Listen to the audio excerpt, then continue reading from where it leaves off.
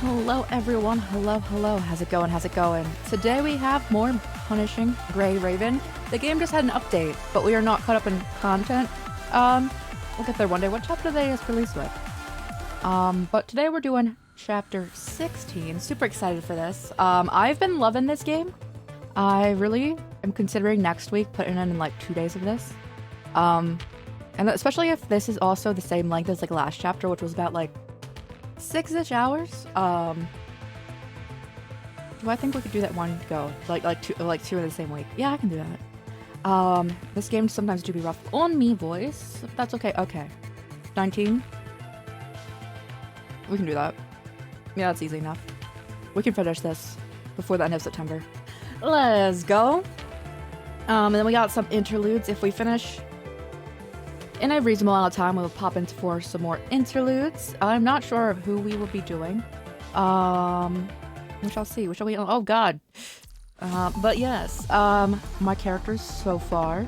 I hope everyone's week has been going well. Today was marginally cooler than yesterday, so I said that's a win. It's a win in my book. Our main team, oh wow. It's usually kind of neat. Oh yeah, I was doing ice. And Wanchi's my only mildly leveled ice character. Alright. But these are our usual main three. I've also been working on Freya here. She's playable. She's playable is all I can say at this point in time. She's a lot of fun. She's really she's like the same kind of thing as like Lee, where they kind of make it so the enemy can't attack for a while. So that's super chill. I also went through all of the all the upcoming characters, and I definitely 100% want the new the Lee that's coming out in December. I don't know if there was a character before then. Pausers. Do we have the Grey Raven's website? Yes, so you get that up here. As if I look at them, I'll see. I look at all their playstyles, since it's kind of rough to get every single character that comes out. Okay, I want the Lee. That's December. Then I want the new Alya that's gonna be coming out. Hanying, Noctis, and Alyssa. Those are like the 5 that I want coming out soon. We're gonna get Noan just because he's super easy to get. When he comes out, he's a Uniframe, and Uniframes... Oh my god, that was so cute. Oh my goodness. Oh wait, is it for our character? It is! We need this. If we had enough for a singular pool right here, I would do that right now. We're almost there with that. But they only take 10 pools, and you're guaranteed when it's on the super rate up thing, I believe, to get Noan. Whenever he does come out, I'm not sure when he's coming out. What type is he? Hold up. Pausers, the website's still open, I think, yes. Lightning. Oh, that's actually really good. I don't think that, other than, I think Chrome, I don't think I have any. I clicked on the wrong thing. I always click on that instead of members.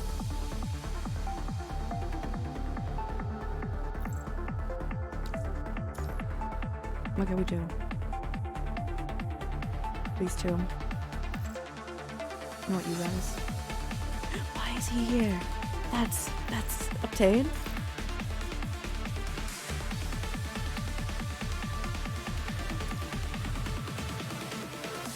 No, it's not. I'm like, what? Soon. The update was like less than 24 hours ago, so it's not unexpected that he's not poolable right now. But yes, our upcoming schedule for the week is. I want to make sure I hit live. Hold on. Okay, I did. I've been all over the place. So tomorrow we have Final Fantasy 14. It's our last day of Final Fantasy 14 for a good bit. We're going to finish out Heaven's Ward. It's been my first time playing. It's been a ton of fun. Super engrossing storyline. I've been loving Alphinaud's character development. That was probably the best highlight, other than Dragons, of that expansion. And then we're going back into Amori on Thursday. We took I think like 2 weeks not streaming that. So we got to get back into that. We had our... Is it a manga in that? Oh no. It's been a bit. It's been a bit. I'm excited to get back into that. I was really enjoying that game. And then Friday we're going back to Nier Automata, and I believe we'll be having this next Monday. Since the update's not happening on Monday my time. And then I think we're gonna start the Pokemon Nuzlocke. My first time Nuzlocke. Next week. Also super excited for that. We got a ton of exciting stuff coming up. Also, 1 year of streaming for us here happens in like 2.5 weeks. September 6th is when we got our first stream. So gotta plan for that. So I gotta get something in. Have some fun times for that. And then my birthday's also next month. It's a lot of stuff is happening. And then my favorite month is October, and we're gonna have another horror month. Last year, we had like horror month all of October. It was super fun. Alright guys, without further delay, what are you glowing?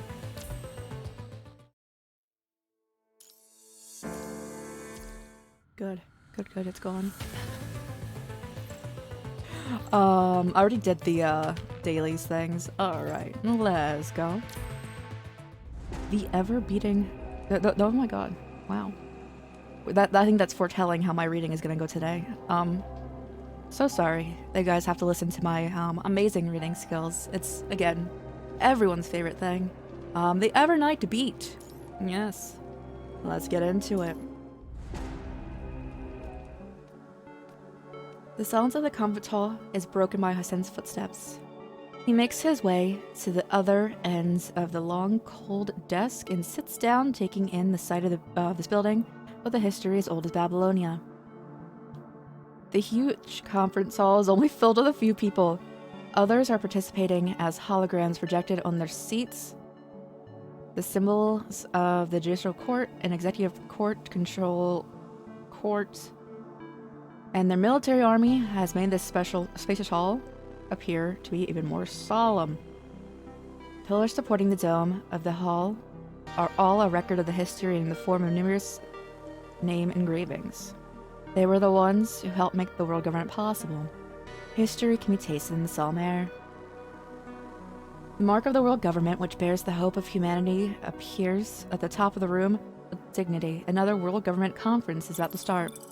The topics for discussion appear as blue data in front of the front seats. From Operation Acadia long ago to the recent battle commands against the Ascendants, they are all included in the discussion topics. The councilmen all understand that the grave topics that appear in the World Government Summit all bear grave importance to Babylonia or humanity. Each topic has had been a crucial point in the history of humanity, a pivotal decision that shapes the future Babylonia. All that sways the boat that is the history of humanity. In comparison to that, topics brought up by the World Government Conference affect the world in a far lesser scale, which is why most participate in the form of a hologram. The lights on the dome flicker off one by one, enshrouding the space in darkness. Wait, there's people that's around the world right now? I thought everyone was dead except for Babel. Alright. It is as if the veil of ink has been deposited on the conference hall, blurring the lines of things.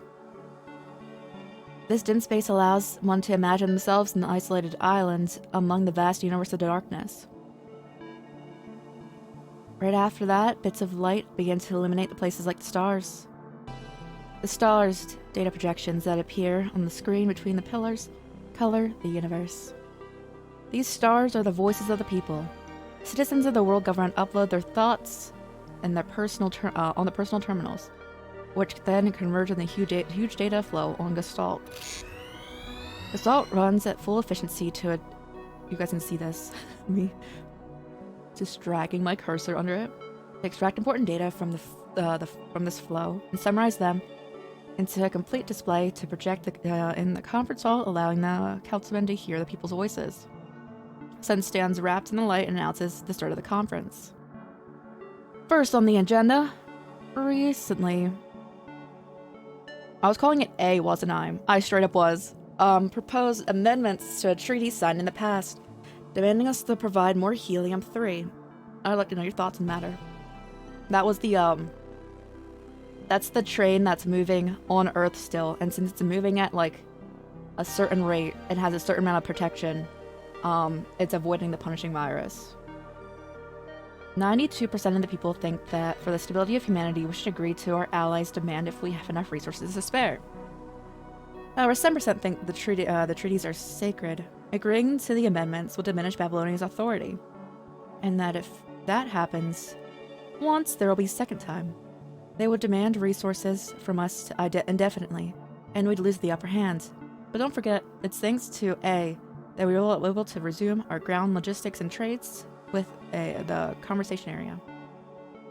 Those blood-sucking merchants are requesting to change their treaty now precisely because they know that. We'll just be walking into their trap.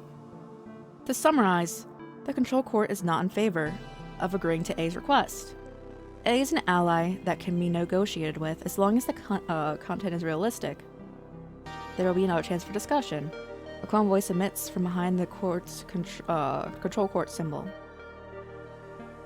The speaker is a gray-haired woman, one of the few who was really actually present in the conference hall. Time has mercilessly decorated her soft, short hair with streaks of white and etched wrinkles into her face, but her eyes remain determined.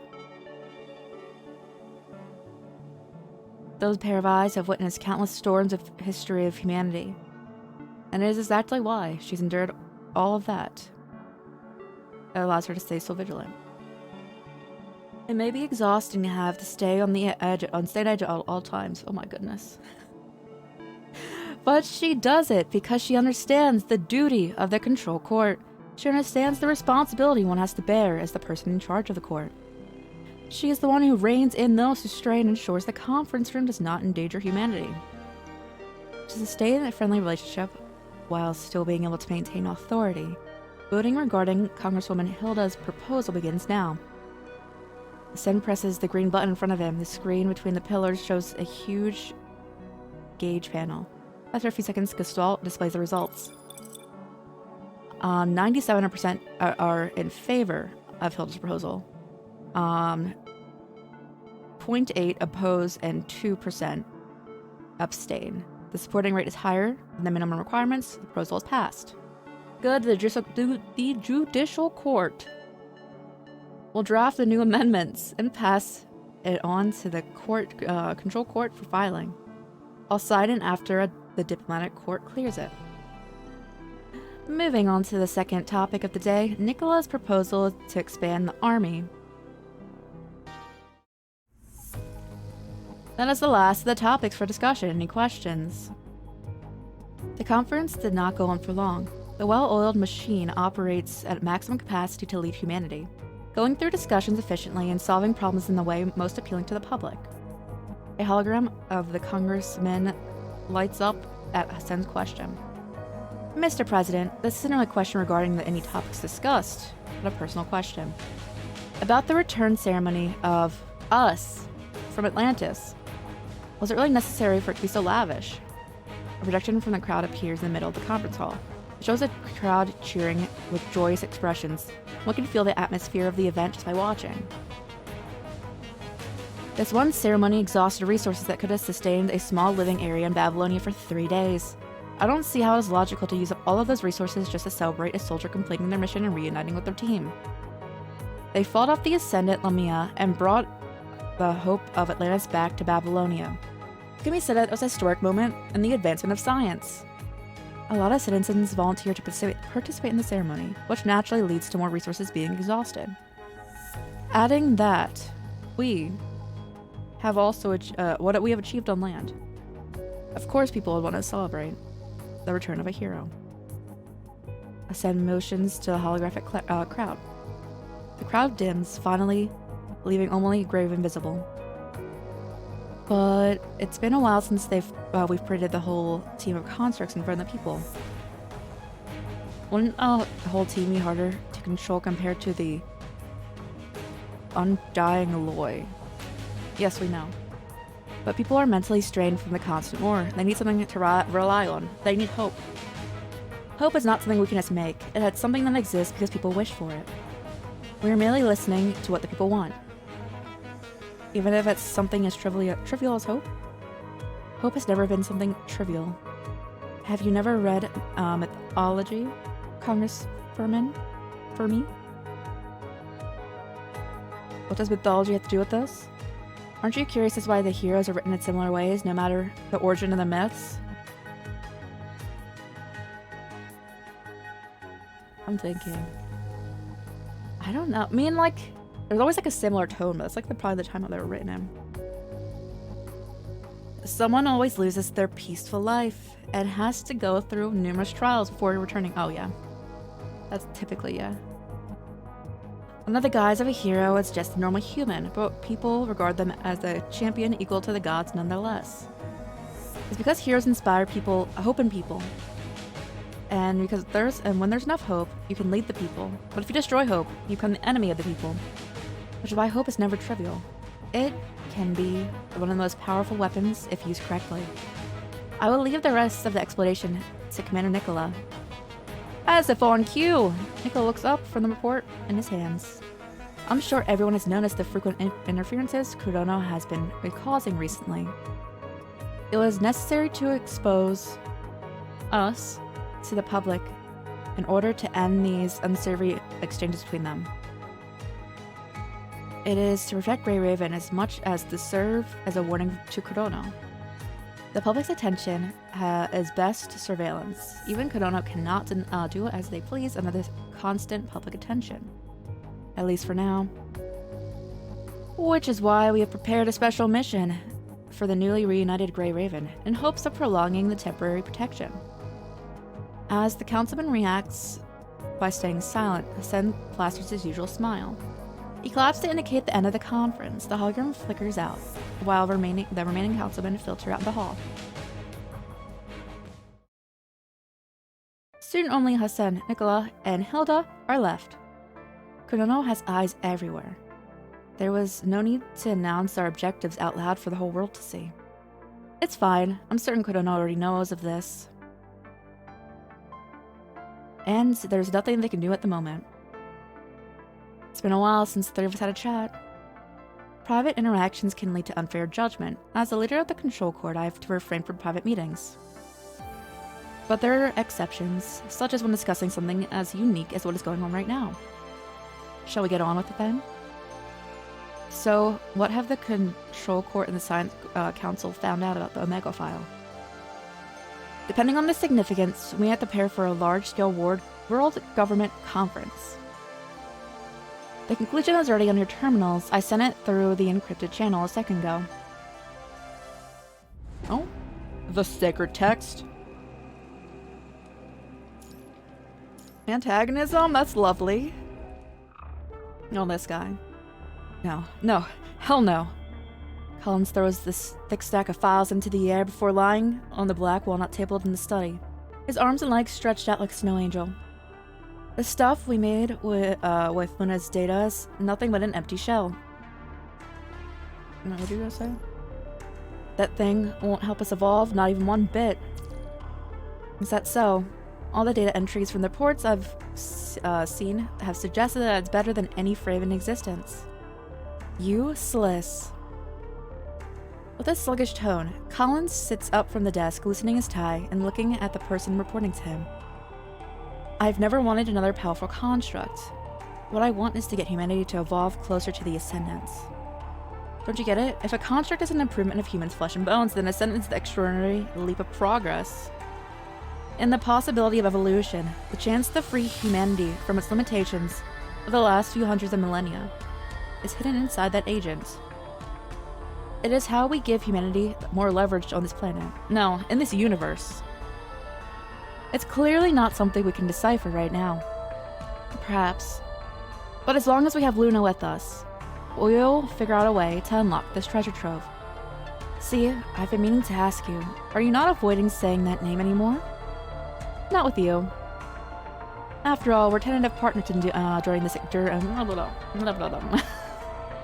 during this exciting journey of opening a treasure trove. Sigh.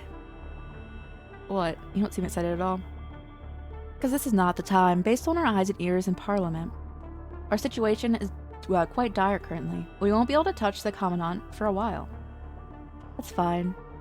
Don't you think the whole ordeal is one of the gifts of the trove as well? That feeling when you have the treasure chest in your hands, but not a single thing you'll do will make it budge? The anxiety, the thrill when you came and find the keyhole. As if ants and insects are crawling and gnawing over your body or being engulfed by fire. Why are you always crying? Yeah, Collins cries a dramatic tear. It glides down his wrinkles and the two hands covering his chest, leaving a wet mark on his dark-colored suit. It's a once-in-a-lifetime experience, I'm telling you. Because you will know that it is worth the wait. You'll know that once you open the chest, you will gain riches that can topple the world. When we lost the only key that could unlock the chest. This key is being protected by Parliament right now. And you don't look distressed at all. Ouch, how can you say that to me? I'm one of those shepherds that care about their herd, after all. One of those that carry a butcher knife, I suppose. Regardless, charging into that herd of sheep and to snatch one is going to cause us trouble. One day, our dear me will find a way back into our sack. I don't.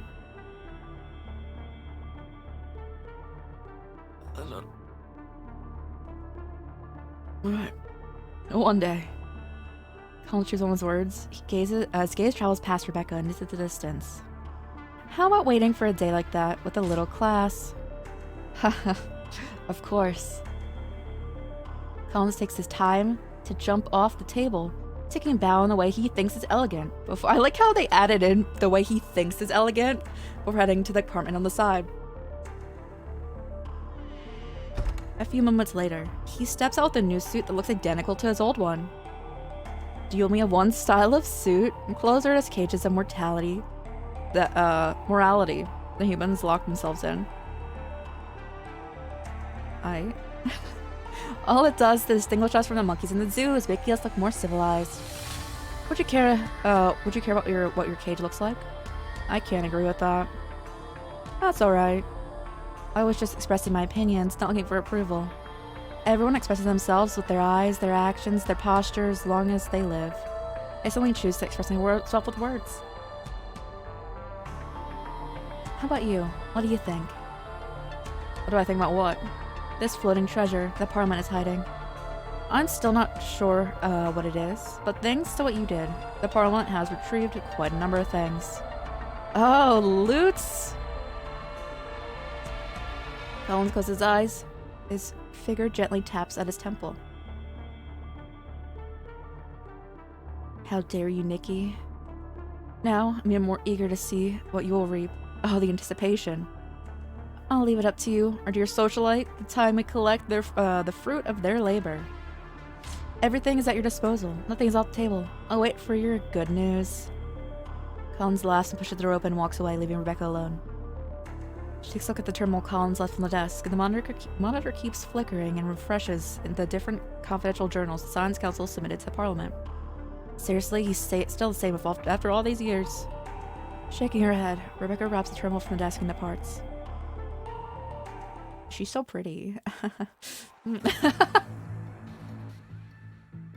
Sin and Nicola have been silent like this for the last 10 minutes as they read through the content. They read it over and over, making sure they had not skipped a single footnote or misinterpreted a single meaning of any line. Due to the clearance level required, we have monitored the entire process of researching the Omega file. During this process, the Science Council has followed the experiment's approach recorded in the Omega file. Combining the research data lustrous and the rest left behind, they were able to make attempts non-stop during the day and night. Eventually, they reproduced the phenomena that Elena's researchers had observed. That means the punishing virus can indeed be absorbed. Sonny can feel his voice shaking as he says it. Everyone in the room understands what that represents. The punishing virus, the bane of humanity's exile from Earth, is something that can be eliminated. This long, drawn-out war has finally seen a hopeful glimpse of victory. Humans finally have a chance to reclaim Earth. And the prices paid in the past have not been in vain. All of those sacrifices can finally See redemptions. Atlantis has passed us a torch of hope, and its flame will light the fire that burns away the punishing virus on our planet. Nicholas expresses a hint of being moved. Slowly closes his eyes, remembering the little things of the past. As he breaks the shock and silence of the parliament room. We know the how, and we can see the finish line. We don't have any reason to waste time here then. Exactly. The Omega File is humanity's treasure. Move the Science Council's resource distribution to the highest level and prioritize their needs. The moment we develop the devices, we can absorb the punishing virus, and humanity will have the strongest weapon to end this war. After Sen issues the commands, Nicholas' expression returns to his usual coldness. Mr. President, don't forget that making a move this big will draw the bloodthirsty sharks lurking underneath. Kurono wants our research, but we also want their data. As long as we put on the proper defenses and take the right steps, we can use this as an opportunity to figure out what Kurono has discovered. So for our upcoming operation, we just have to play along.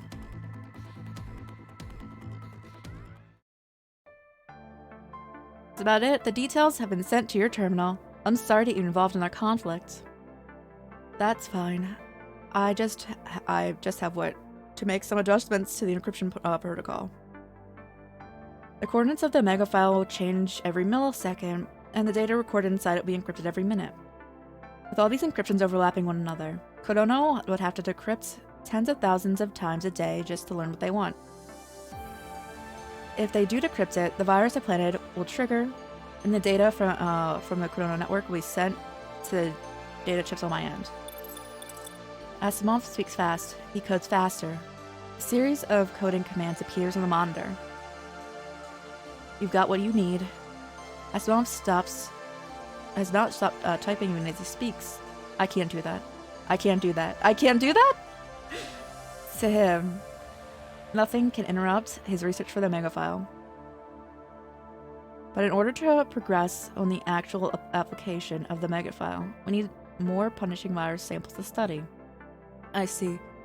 Knowing the enemy is knowing the enemy is that we will make sure we don't miss anything. Apart from the corrupted and ascendants, we also need data from the hetero creatures and the hetero hive mother.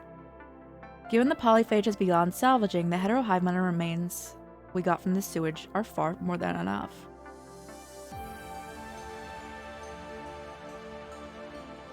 Oh, that was the Wanchi thing, right? Yes. Yeah. And that's when we is that when we got captured? No. Were we even there? That's what made us get, yeah, okay. Those remains have been transferred to the Science Council. I'm afraid we can't give you any more. If we don't have it, well, let's find it. Odo waves the miniature terminal in her hands. This is the terminal that Asimov sent to the control core. Allow me to explain the rest. It records the abnormal data captured from the inner device from Glory. During the investigation, the Science Council determined this abnormal punching virus overload stemmed from the fight between Chrome and the Hive Mother. This was Chrome. Okay, this was Chrome then. Okay. Yo, it's just Vonnegut, right? It's all him. He's the most powerful one now, because we don't have Luna.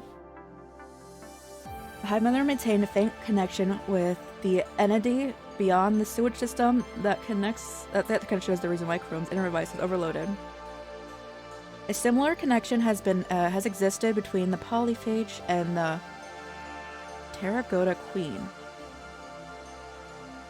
Damaging one's affects the other, and the wounded side would send an alert to the surviving side to accumulate experience like a defensive mechanism a tribe develops for its survival. To do that means the hetero creatures have evolved to a fairly high level of intelligence. The abnormal behavior of Chrome's inner device gives us the data to support that idea. There may be more than one hetero hive mother, or put it frankly, they have multiple bodies being shared. The punching virus emulates Earth's ecosystem to establish its own tree of life. Every branch, every leaf on the tree represents the same hetero creature species at different levels of evolution. The task force has indeed mentioned in their record that Vonnegut said that the hetero hive mother was just a test subject. Then we can deduce that there is a completed or most evolved hetero hive mother out there. I see. We'll send our forces to search for the data on that advanced subject. Sun waves his hand, and the image of Babylonia appears in the middle of Parliament. A massive number of task force have already gathered before the hangar, all prepared to march for Earth before the conversation in Parliament even started. Right now, they are waiting for an order to turn the safety off. That order is in the hands of Parliament, locked and loaded.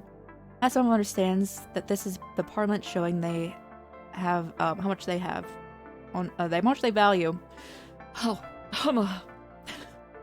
The Omega file. He turns his gaze away from the projection. Only notice that a pink-haired construct is at the scene. She stands on the stage, observing the constructs gathered before the hangar.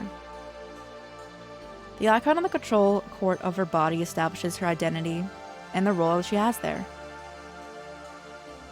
As the scene of the hangar is recorded and projected to the Harlan Hall, a smiling pink-haired construct looks directly at the camera. Who the heck is that? What? I think we've seen that character once. And Asimov feels she's not looking at the camera, instead gazing across the countless tables. The thought bemuses Asimov. By the time he tries to confirm his feelings, the pink-haired construct has already finished her inspection and left the hangar. Shaking his head, Asimov focuses back on the terminal before him. If you're done with what you have to say, I'll go back to work. Asimov is at the hang up when Hill's voice interrupts. Before you go, there's a question I hope you can answer honestly. As the leading researcher in Babylonia, your stance is far more important than every other research personnel. Science is a torch that guides the light for humanity's future, not the winds that fan the flame of the Civil War. That's where I stand. I had to reinstall this game earlier today. I think the text option was faster before. Where is that at?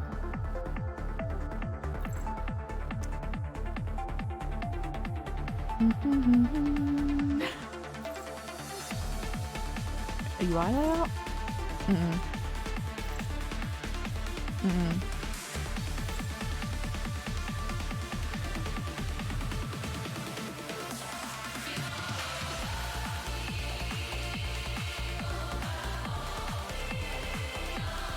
Is there not a way? Was that slow? I just click it. Okay.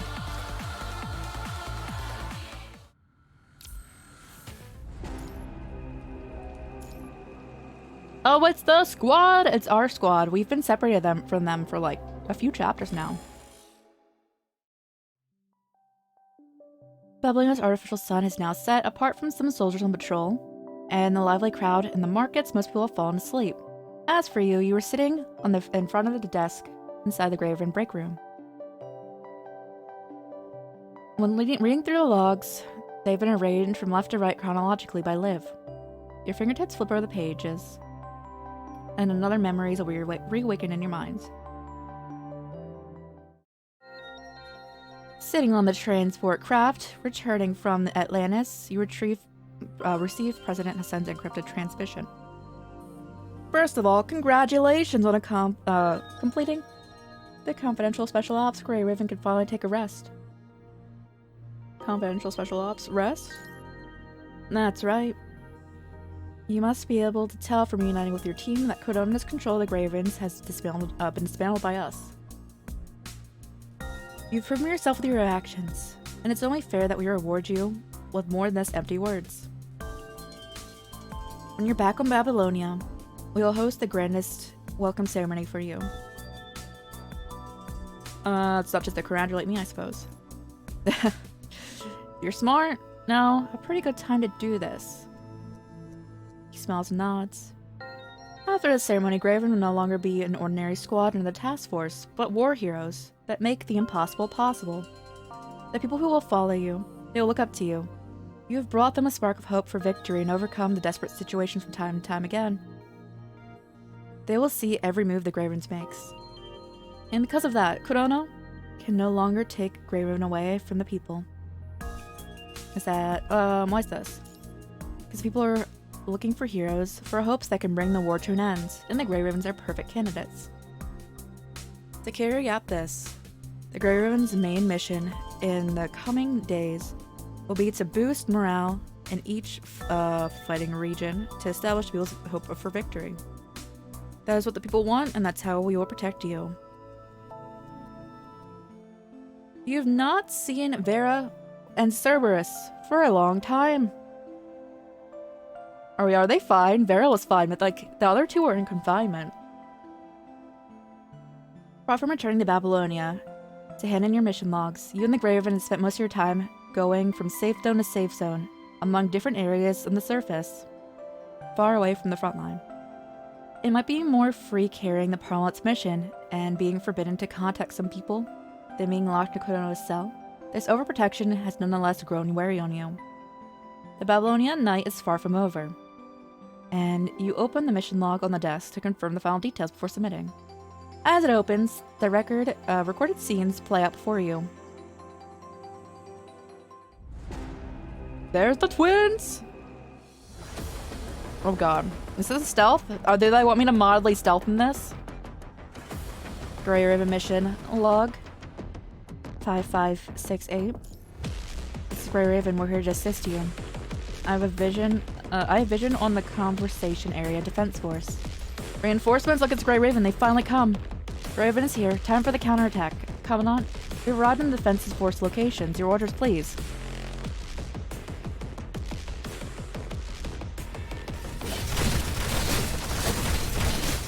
Well, we're gonna try to make so they don't die.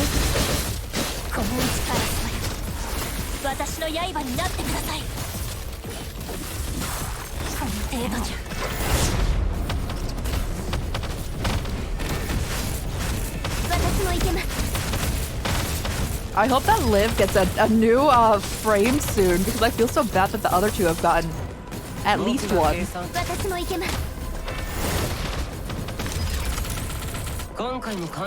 Hey.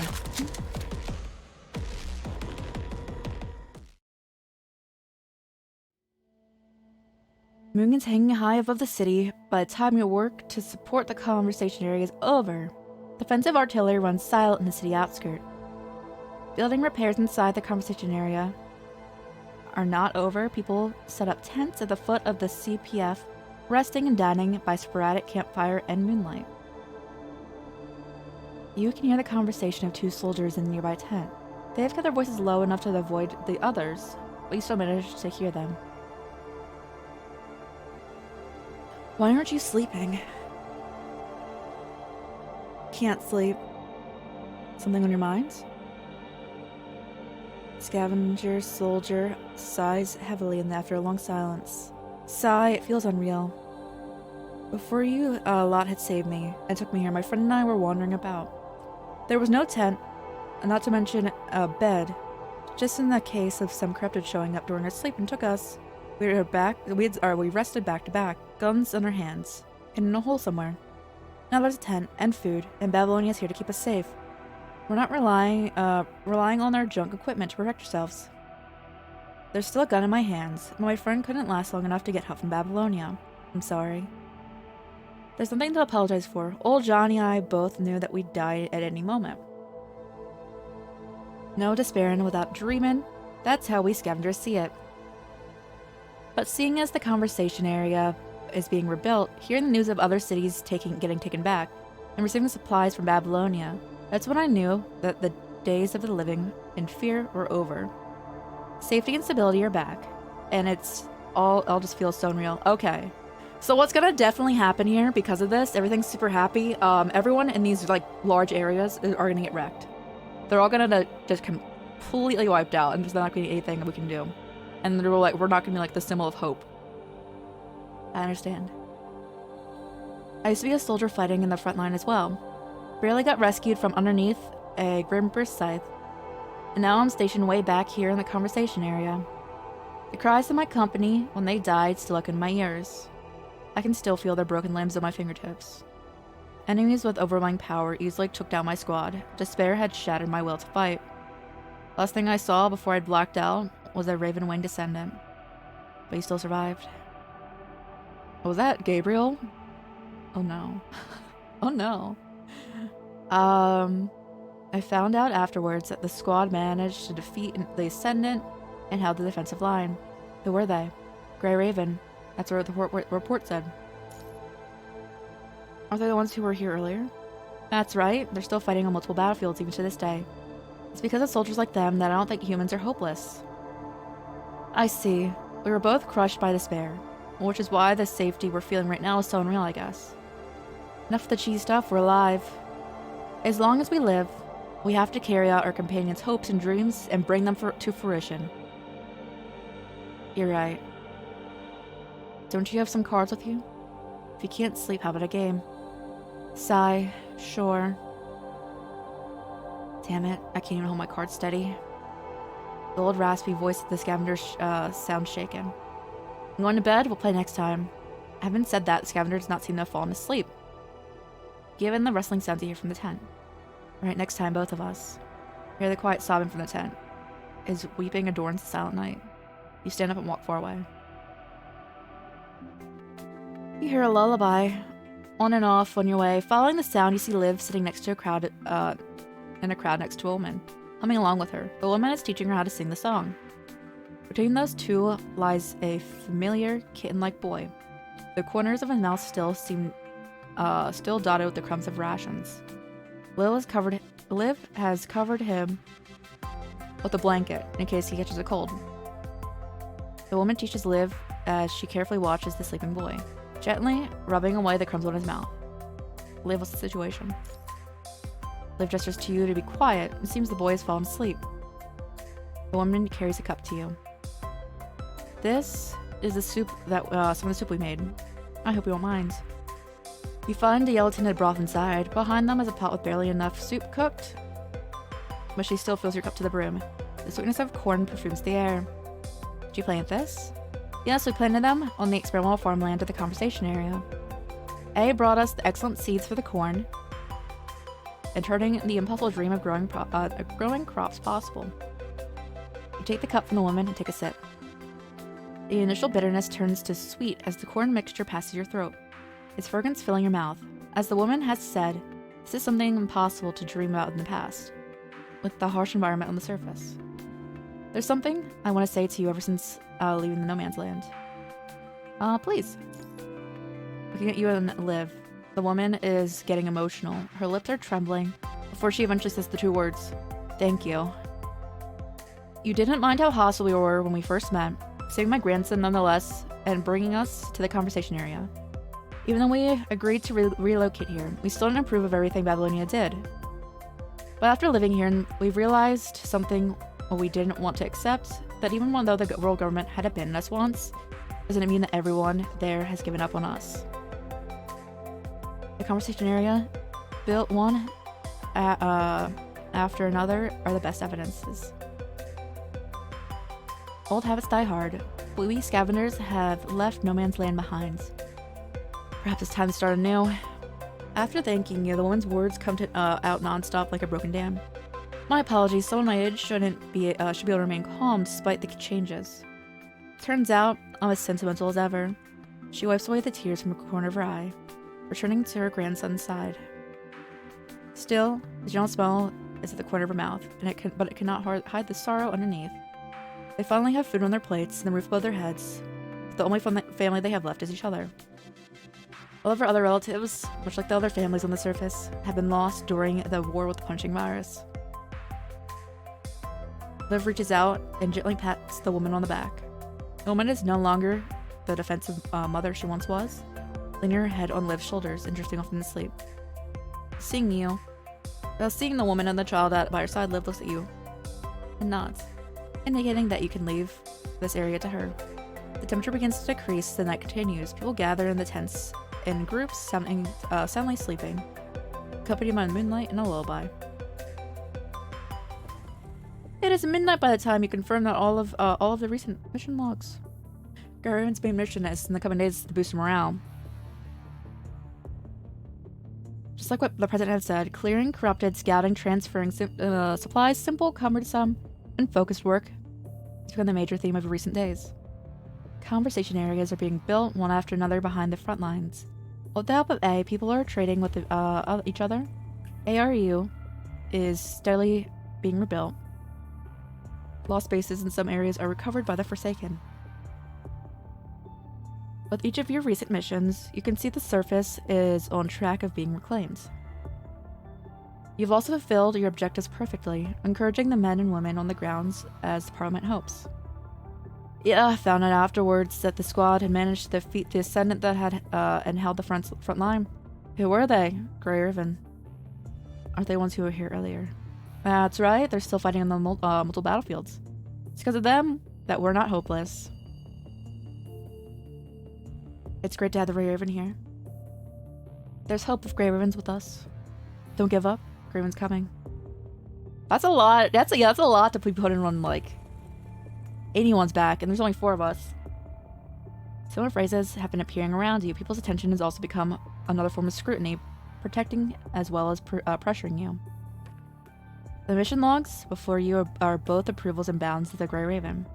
Commandant, you're still awake. Just signing off on the recent logs. Lucia, Liv, and Lee step inside the room one by one, interrupting your spiraling thoughts. Liv walks towards you with a steaming cup of tea. Thank you. Take the cup from her. The warmth casts away your coldness on your fingertips, after having swept through the mission logs. Commandant, the pressure must have been building up inside you. What are you thinking? Talk to us about it. Just duties for soldiers. Lee shakes his head and seeing the logs on the desk. There's so much more to do. So many problems we can solve instead of staying back in the safe and secured area. You're right. The situation isn't officially steady yet. We can't let our guard down from those who took the Covenant away. Kudono. His name has been appearing around you more often lately. If you do anything out of the ordinary during this time, the President can't protect you. Wow. You're so nice. He's so nice. I want to take him out. I'll team up with Kudono just to take him out, like, real quick, you know?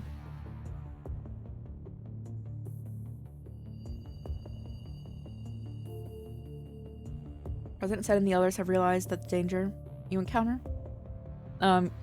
encounter since back then. Kudono's behavior has been quite suspicious when you were connecting to Cerberus. Why they withhold the coordinates of Luna's home from the Cerberus in the first place? Why did they give them the wrong coordinates and task you to locate them? That enrichment was not a mistake. It was a deliberate test. And ignoring the underlying threat Kudono is presenting, hidden beneath the calm surface, you have been discovering dead zones along the railway. You have heard of the stagnant corrupted in multiple areas. All of them point to the fact that something is changing on the surface. A threat is lingering around you with the dots waiting to be connected. It's not over yet. Clearly, the Parliament wants to keep the Grey Raven safe and back in shape. They're keeping the Idols of Hope. Sand down the sharp edges and the Grey Raven will become the tools to comfort the masses. This does not bode well for everyone on the team. The thought of breaking the stalemate is on the edge of all your minds. And then our phone rings as we're getting a lot of black cards. We were definitely here for that. We have so many. After the cheering event, I was on the blue team. I don't know if you get more if you, like, won or lose, like, what team you were on. I won and got a ton of black cards, and I was like, yes. Nice. Got on that winning side. Who did I pick? Oh yeah, it was the girl who I always forget her name. Hold on. Pausers. Oh, she was right there anyway. Selena. Instead of, I guess, the Lucia team, there was like a bunch of other characters on it, but it was like, those were like the figureheads of it. I also don't know what that one is. We won't think about that.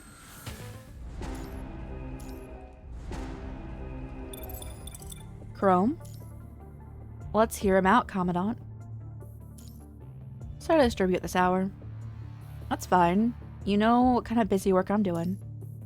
Chrome doesn't respond to that directly. He gives you a slight smile, and you can both understand each other perfectly. Recently, a task force has been searching for clues to the hetero hive mother. Do you remember Vonnegut mentioning a hive mother in the sewers? Yeah. Right.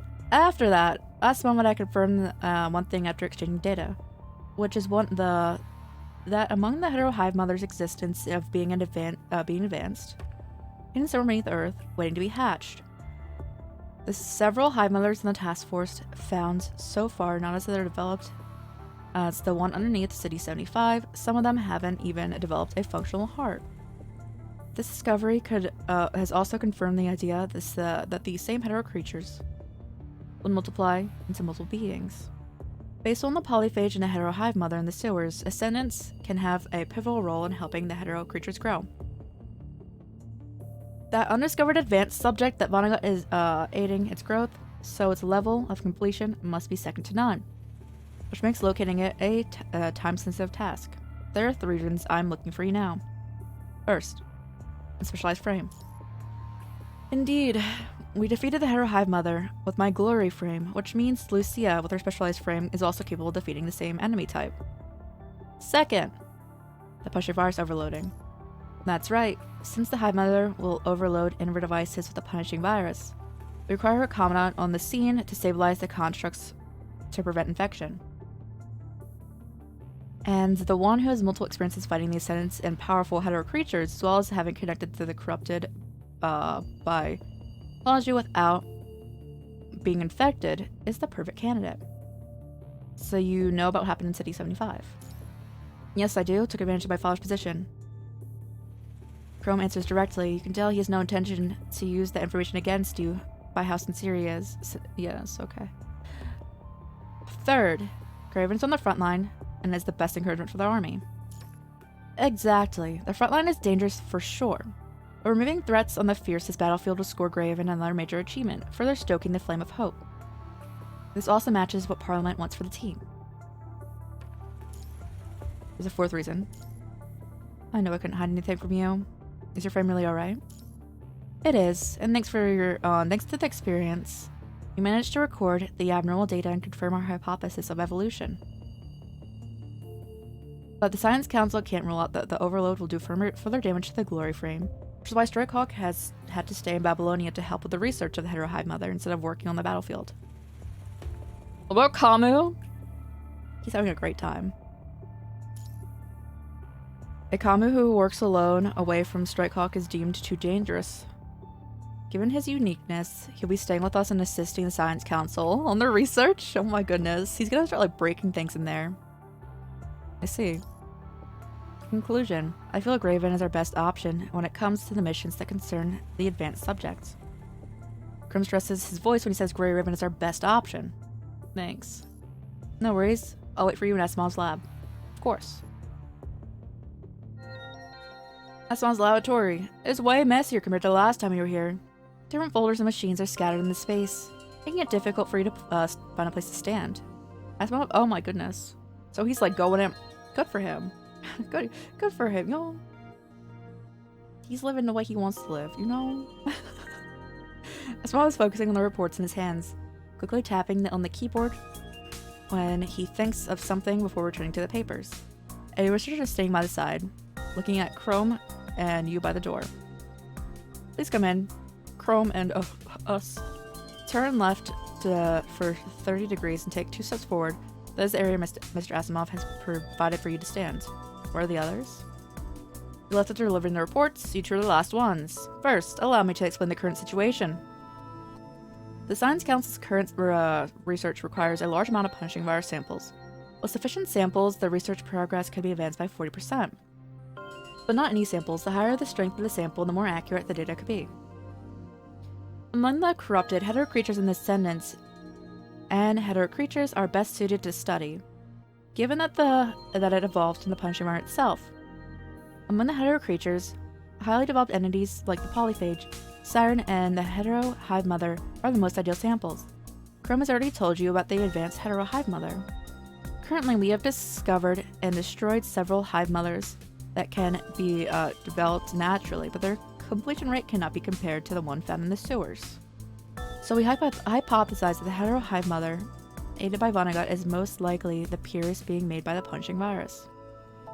Now let us exchange information to locate the advanced subject. The researcher swipes across the air before him and a large projection of Earth appears in the middle of the laboratory. Grim reaches out and touches a spot on the globe. This is where the sewers underneath City 75 are. There were 2 known factors, data of Luna at a prime recorded by the Ouroboros, and the other is the difference between Starkhawk's first retreat from the sewers and our second return there when we ran into Vonnegut. If Vonnegut had moved outside during the time frame, the furthest he could have traveled given these 2 factors would be within this area. Grim draws a circle in the globe. Although we couldn't guarantee he had left for where the event subject was. But if... I'm pausing for a second, hesitating. Yeah. If I were him, I would go to confirm the state of the Hive Mother during this period of time. Although, this was my only subjective estimation, we cannot ignore the faintest possibility. And so Starkhawk began to search for data related to Vonnegut on the surface, and we eventually discovered some of his unique signals. Afterwards, we searched outward with the sewers as its center, before finally we came upon the matches of the signals. The circles on the globe get smaller and turn into a few thin lines displaying the directions Chrome had mentioned. This is based on a hypothesis? That's fair. That's not of it. Oh, it's not without its value. Science, after all, is the process of confirming a hypothesis. Asmo says out of nowhere, his gaze not having moved from the monitor. Here is the intel the Science Council had organized. After analyzing the hetero-hive mother, although we cannot determine the principle in which it was formed, we can confirm that several of its features. Abnormality, energized punishing virus concentration interference on the magnetic field nearby. Not only does that interference affect communication, but it also could even affect the surrounding environment.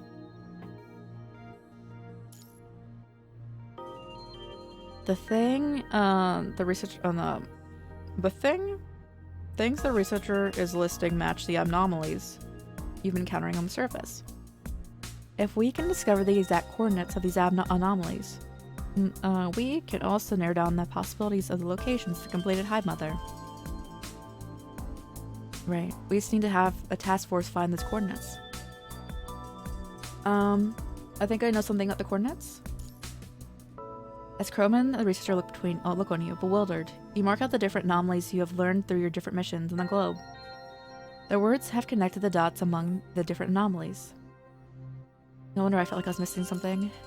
The anomalies that have been happening all across the globe are no accidents. It's a new storm brewing. These coordinates... The researcher nods to Asimov. Asimov takes a look at the dead zones and the anomalies marked. He frees up a hand before tapping on the projection. Multiple formulas and equations appear on the projections, and the variables changing at an incredibly high speed. The time difference, the movement speed, the latitude and longitude differences from the railway, the consumption of helium-3, and the average speed of the eternal engine, and the area of different dead zones can be calculated. Input the coordinates in the areas the anomalies into the function and calculate, then combine the results with the angle where Vonnegut might have been. 41 to 42 degrees. A conclusion not one you can come to alone. Then, with all of you working together, the clues converge on a single point.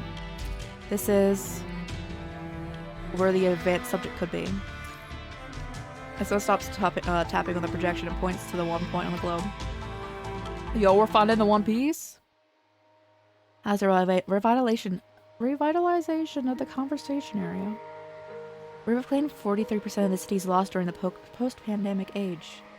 The engineering force has been restoring them in batches recently. 19% of the cities are found freed from the corrupted activities despite not being reclaimed by us. It's believed that the Forsaken has managed to take them. 36 conversation areas have been constructed this month, and the preparation work to receive the nearby scavengers is ongoing. Good. Sun stares at the projection on Earth before him, silent.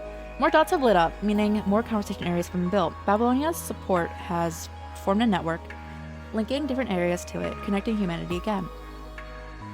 With this network, cities are restored, and bases are reclaimed. Although the war is not over, Hassan believes that With the help of Omega, the turning point is imminent. The door to the bridge opens. Sen takes a look up and looks at his visitor. What is it, Nicola? Grey Raven found the coordinates of the advanced subject. Right. The coordinates point to a ruin in Puglia Forest Park, an area not prioritized for the restoration due to their terrain and resource distribution. Having not been reclaimed, the existence on the advanced subject is possible. No!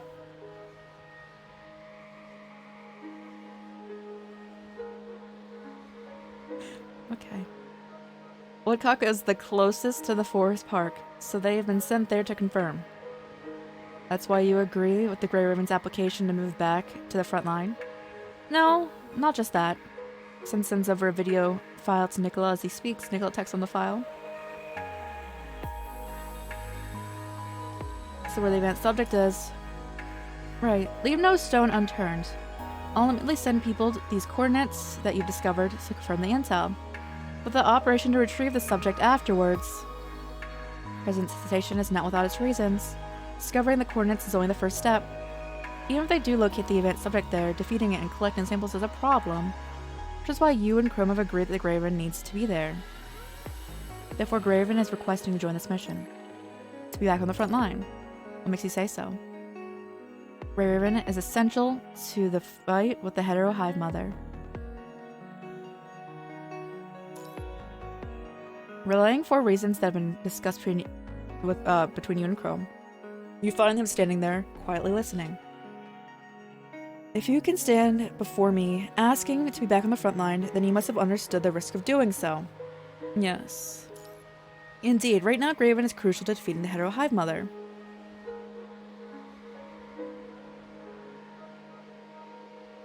Past and future, hopes and duties. The conversation between President Hassan and you jumps from topic to topic, as if the two of you are attempting to talk about everything in a limited time. Your ideas clash on the bridge as your souls resonate in the universe. In that case, I suppose our worries are for naught. The video stops there. Nicola closed it, not saying a word. It's hard to disagree with them, and they took this step willingly. It's good for everyone if they're moved back to the front. The benefits outweigh the risks. Right. As long as we can achieve what we want, doesn't matter how we get there. Exactly. Alright, according to the time, Harley Joe's team should be sending their back their report soon. I hope our effort is not wasted this time. Yo, let's go. It's our new mission. Also, this is a heck of fast mission if we're already...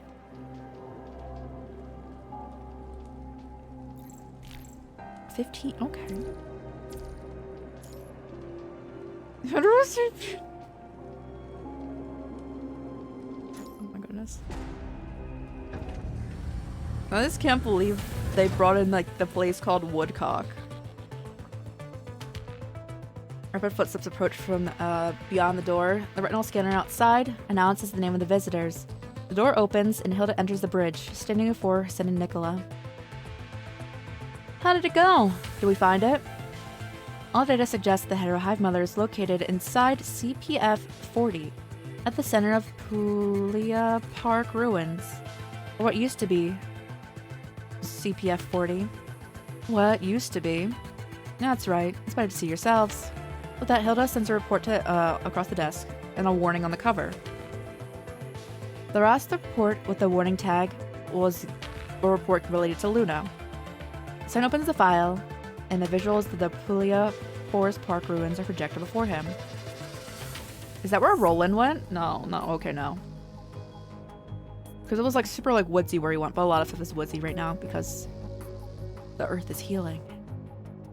Except it's not. It's not healing. It's being plagued. The first thing that enters the vision is a large field that connects the horizon. Beyond the field is a dense forest. Although the existence of such a large area of lush woods is miraculous in its own right, it is not a cause of shock. Everyone's gaze turns to the towering tree in the ruins. Natural greenery interweaves, and with the scarlet punchy briars along the tree, its twisted branches dancing and braiding, it's replaced CPF. The control court immediately sent the video to the Science Council for analysis.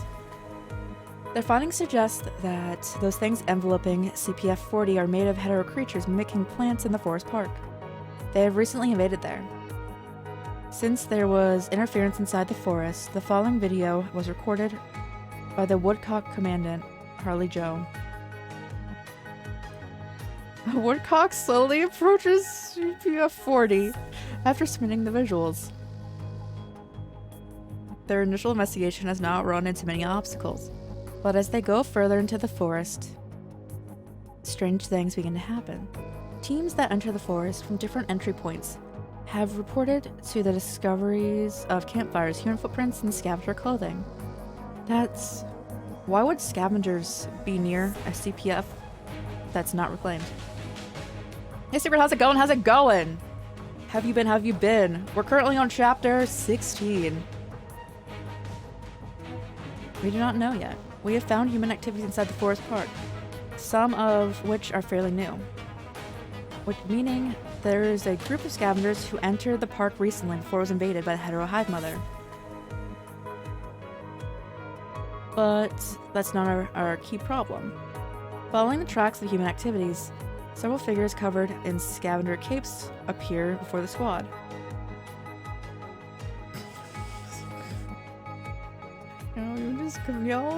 Your name in life is just Woodcock Commandant.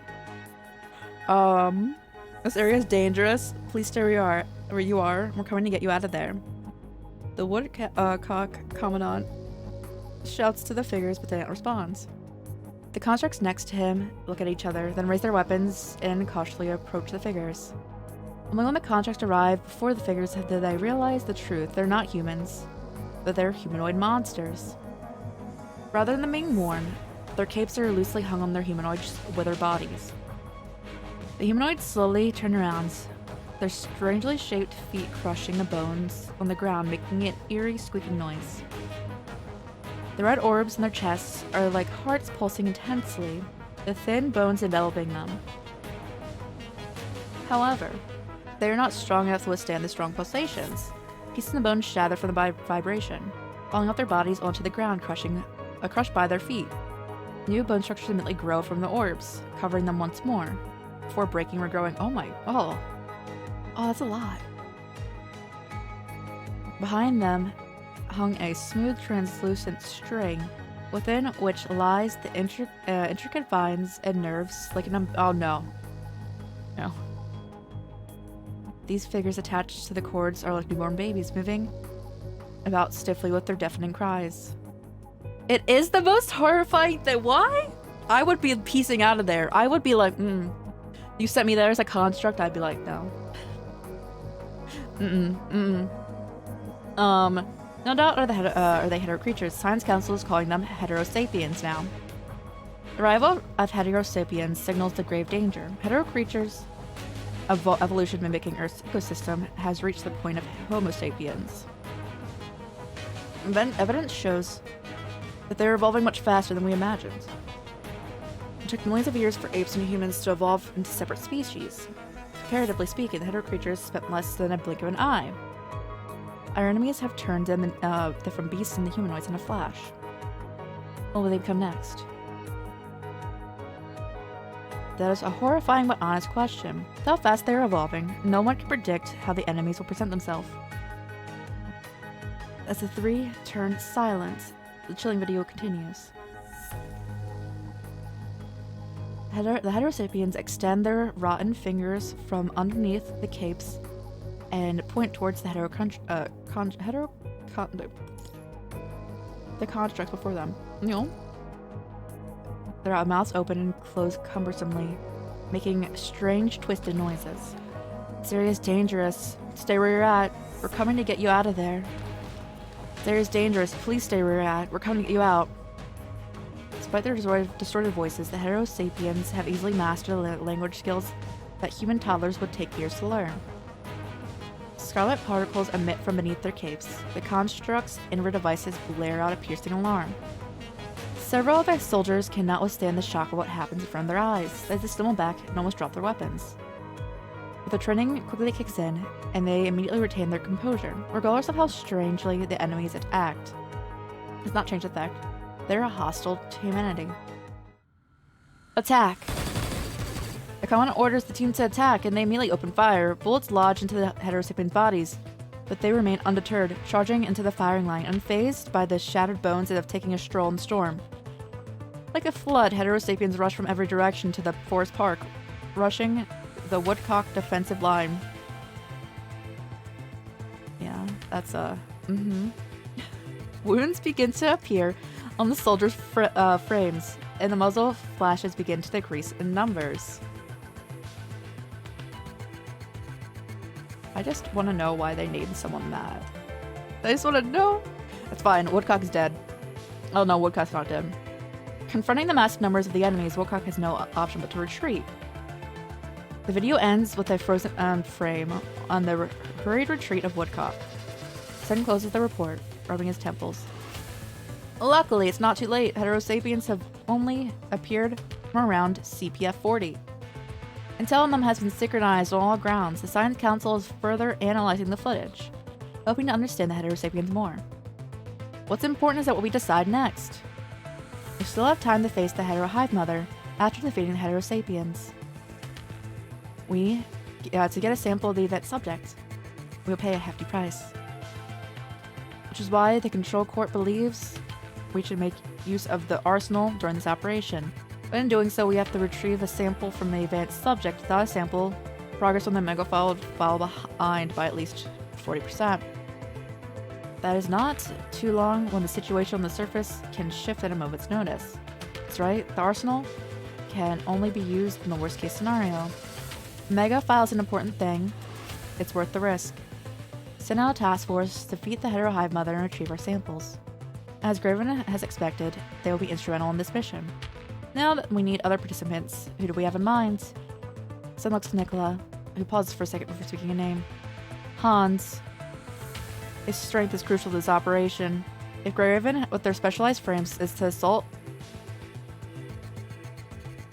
the Hetero Hive Mother, Hans is the best choice to safeguard the vehicle that would drive them in. Since comms with Babylonia are jammed in the forest park, we can't continue to issue commands to the ground troops directly. They require someone with the ability to observe the battlefield and make judgment calls. Whether to use the arsenal and destroy the Hetero Hive Mother, or to order a full force assault to retrieve samples. To save the surviving scavengers, or to extend the hope of the Grey Raven. Each decision is critical. Every choice burdens by this immense pressure. Hans is the only one of the commanders that can do this on the field. Okay, Hans is gonna die out there. Poor Hans. He's kind of a douche, but like it made sense, but also he's kind of a douche. He's been in more wars than any of us since the Golden Age. His experience makes him the best option to guide this mission on the surface. But his health is getting worse. I don't know if he will walk out of the forest park. You just said a megafile is worth the risk. Fine, but I'll talk to him first. Celica, send Hans to the bridge. Hans appears on the bridge, standing straight and tall. His conversation with Hans lasts merely minutes, but it feels like ages. As their conversation comes to an end, everyone in the room falls quiet. Hans salutes and breaks the silence. Whatever it takes. Even your life? A soldier's life is humanity's leverage. To be utilized to my fullest is my ultimate wish. Hans' gaze is resolute, undaunted by Hassan's question. Alright, Babylon's forces are at your disposal. I'll give you some time to come up with a list. You can confirm it with Nicola and Hilda later. What is Graven doing? Is it critical for this operation? Lee and Liv are helping the Science Council analyze the Heterosapien footage from Woodcock. Lucia and we are going over their equipment. We have prepared some special weapons to increase the odds of success. I see. In that case, I'll need the following 3 teams from those standing by. Already? Do you need to think it over? That's not necessary. Understanding the strength of each soldier is the basic requirement of a commander.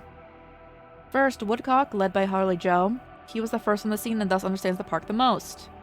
He has also applied to return.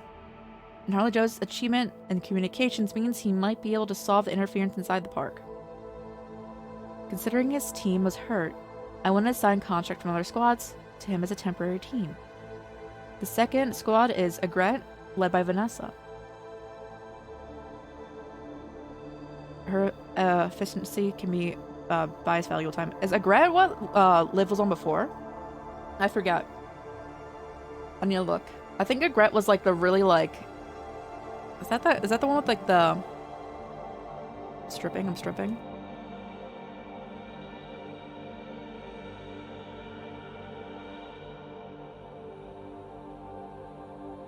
Yeah, okay. It's so the commandant on that squad is like super abusive and doesn't think that constructs deserve like basic human rights. And she calls like her team like her like dolls and like makes them like all pretty, and if they like don't do what she wants immediately, she like threatens to like kill them right away and everything. Given the lack of data on the Heterosapiens, we can rely on Agret's heavy firepower. The third team is led by Simon. Simon's capability is not that great. It'll be hard for him to in the high-octane fights. His physical prowess is concerning, but the strength of his mind beacon is second only to us. Someone like that is able to share the strain with us when stabilizing the contracts near the Hetero Hive Mother. I see that the mobilization order has been issued to their teams. Safe journey. Yes, sir, it will be. Will it be? Will it be? We're gonna die out there. Assemble. Oh, this is the intro card for the chapter. Okay. I did watch a video recently that had Alpha's new form, and it was fighting this. Like, I didn't watch more than like a few seconds, but I just knew who these characters were. Like they like showed them in a intro, like a card here, like the twins here. I wish I had not seen that just recently too. But I know what we're fighting here. The tournament craft drags its light blue flaming tail across the sky. You have finally returned to the front line. Your skin exposed. Uncovered by the exoskeleton, you can feel the moisture in the air, meaning there is sufficient rain in the area, which explains why the Pulia Forest Park ruins could last on the barren earth. I was scared by that. Oh my goodness. Oh no! There is no time to rest in the transport craft.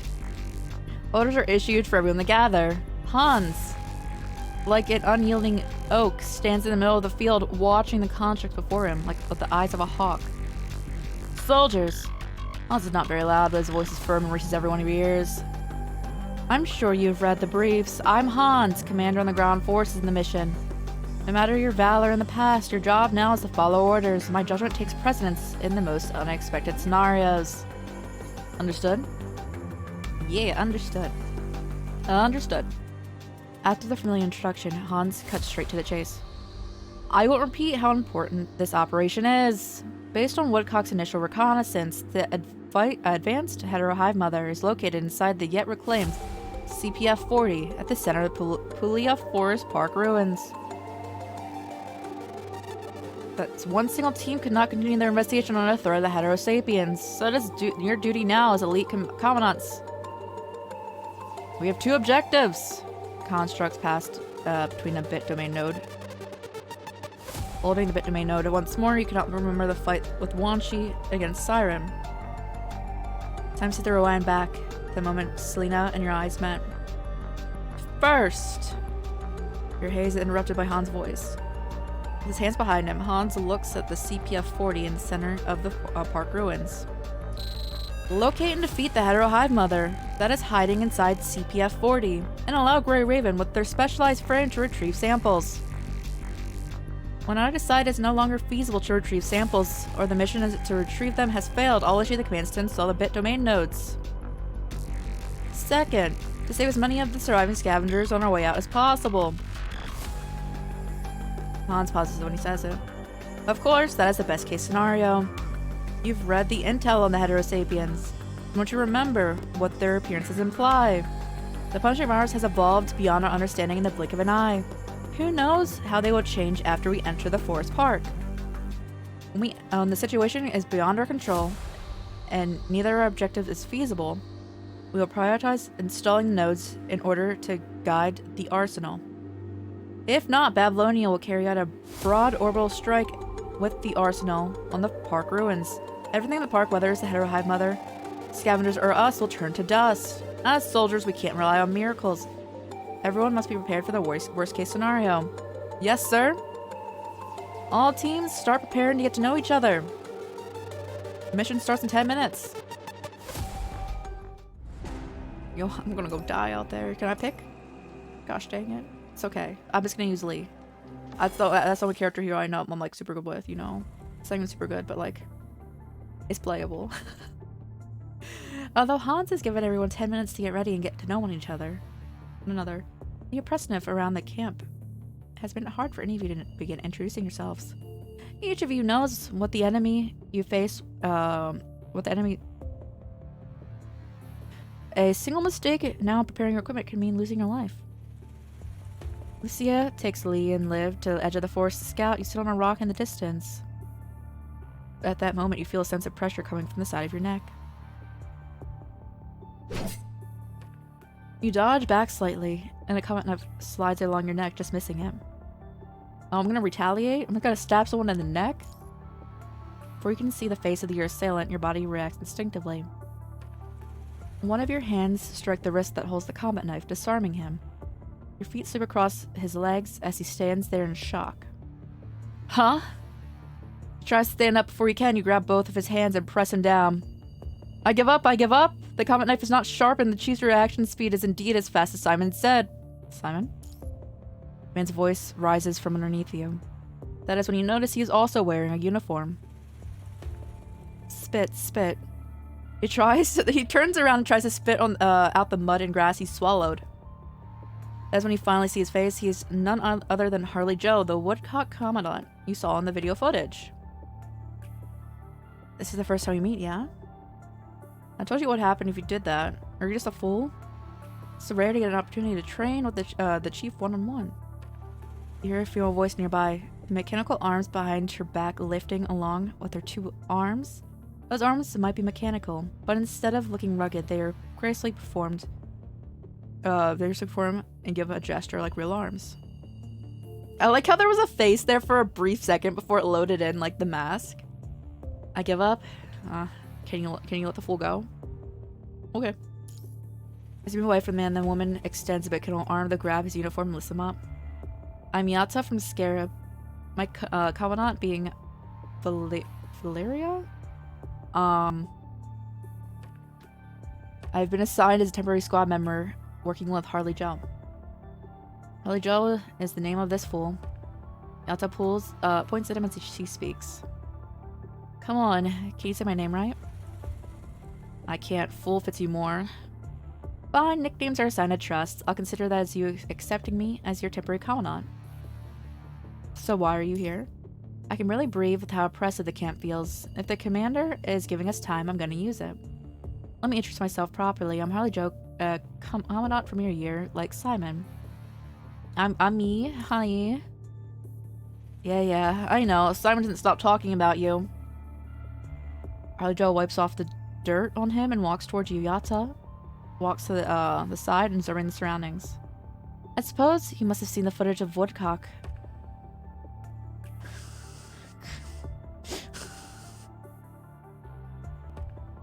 And yeah. Most of my team was hurt during that encounter. We're all getting treated at the nearest conversation area. Aren't you worried about them? Of course I am, but none of them are seriously wounded. That's good. Worry back yourself. Instead of simply worrying my companions by my companion's sides, I'd rather teach the heterosapiens who hurt them a lesson. Which is why I returned here. Being only slightly hurt, that is how I'm temporarily back with the temporary team. Aren't you nervous? Running the heterosapiens, the truth is I'm scared. You can feel it yourself. He grabs your hand and lays it upon his wrist. His intense pulse confirms the story. The whispery tone he takes when he talks to the Heterosapiens suggests the same thing. As a soldier, I thought I'd see my share of powerful enemies. I'd long forgotten what fear feels like. The Heterosapiens don't look scary, and they aren't particularly powerful. The fear they cause stems from how little we know about the punishing virus. I feel that the punishing virus is adapting to the adverse environment more and more. It's evolved from the humanoid Heterosapiens in such a short period of time. What is after next? To replace humans and rule the Earth? It's scary to think about, isn't it? Of course, I have to be back to prevent that from happening. This Earth, if anything should get kicked out, it's the punishing virus.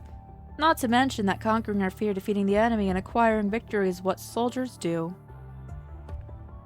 If we don't stay at the front line, who will? Civilians? I don't think I want that to happen. What? Oh, no, forget that. By the way, we don't want to be nervous. A tense bowstring will make a bow snap quicker. I guess that's why the commander was asking us to introduce ourselves. Nope. Therefore, I deem the vibe of the camp extremely unhealthy. I should remedy that. Oh, Yatta, why are you sitting farther and farther away? Both of you were not vigilant enough. You should put some distance between you and since the first time you met.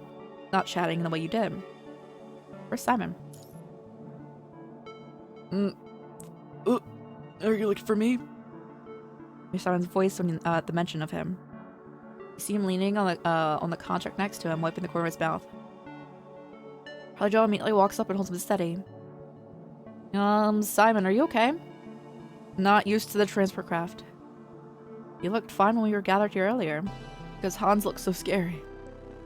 Whoa, repressing your physical discomfort with sheer fear, huh? Commandant, they are... As you talk, Lucy and the others return from the edge of the forest. I'm Harley Joe, and this is my buddy Yatta.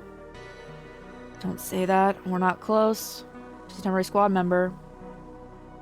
This is Simon, and this is his teammate. Harley Joe completely ignores Yatta's correction and continues to introduce everyone. 10 minutes are over. Gather up. We're heading to the forest park. Yeah. Han's voice shows up near Simon out of nowhere. He jumps dramatically away from Harley Joe. Silence. Before we know more about the Heterosapiens, we roll out loud noises that could attract them. Hans gives Simon a deadly stare before waving his hands, and his teammates immediately spread out, preparing for the attacks of the Heterosapiens. Egret, led by Vanessa, also walks from the side and stands next to you. Found anything during the preparation? I picked up some plants. Analyzing them now. What about the Heterosapiens? Oh, nothing about them. But there's information about this park we didn't record. Woodcock tried to clear out the plants on our way here to approach CPF 40. The red glowing trees spilled out some strange liquid and raised the punishing virus concentration by 2%. Undamaged plants didn't do anything similar, so it be related to hetero plants adhering to their surfaces. And I named the plants with characteristics of the hetero creatures hetero plants. Clearing the plants without damaging the red matter is quite difficult. So my educated guess is the mass destruction of the hetero plants will result in the irreversible damage of the forest park. To avoid unnecessary rise in infection rate, I feel like it's best to report this to you. How annoying. I was expecting something more useful. Vanessa groans, no longer looking at Harley Joe. Oh, what is this hostility? It's okay, she's just horrible. Don't worry about her. It's Egret's progress. We tried the sky, it didn't work. Short distance flights across the trees were immediately met with surface-to-air attacks. Isn't this a forest? What surface-to-air weapons are there? That wouldn't be a human defense system. Those attacks had to be from hetero creatures. That's what it was. They turned themselves into cannons, hovering midair, and then they attacked us. They launched themselves at extremely high speeds from the suicide attack. Have the hetero creatures developed these kind of tactics already? Not a good sign. Not at all. And they were smart. They only attacked targets in the air that approached the giant tree. The closer we were, the more frequent the attacks were. That might be why our transport craft wasn't attacked, having landed on the outskirts. I see. In that case, the less encumbered Harley Joe and Yatta will flank. Everyone else take the line of formation and watch the backs of others. Grey Raven, stay in the middle and reserve your strength, alerting the others of incoming attacks. Fire freely when you encounter Heterosapiens. Continue advancing. Don't break formation. Do I get like a little pew pew ship? How not? The contamination level is spreading. Take caution.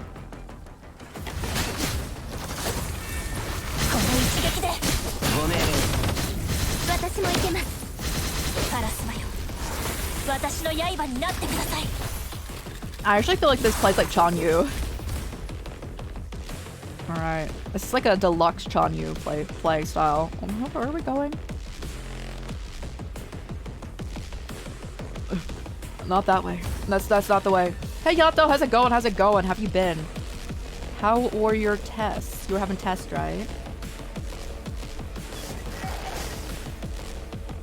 Yato and I flanked periodic comms interference to detect him. I went the wrong way then? Okay. Or maybe we're just going through this.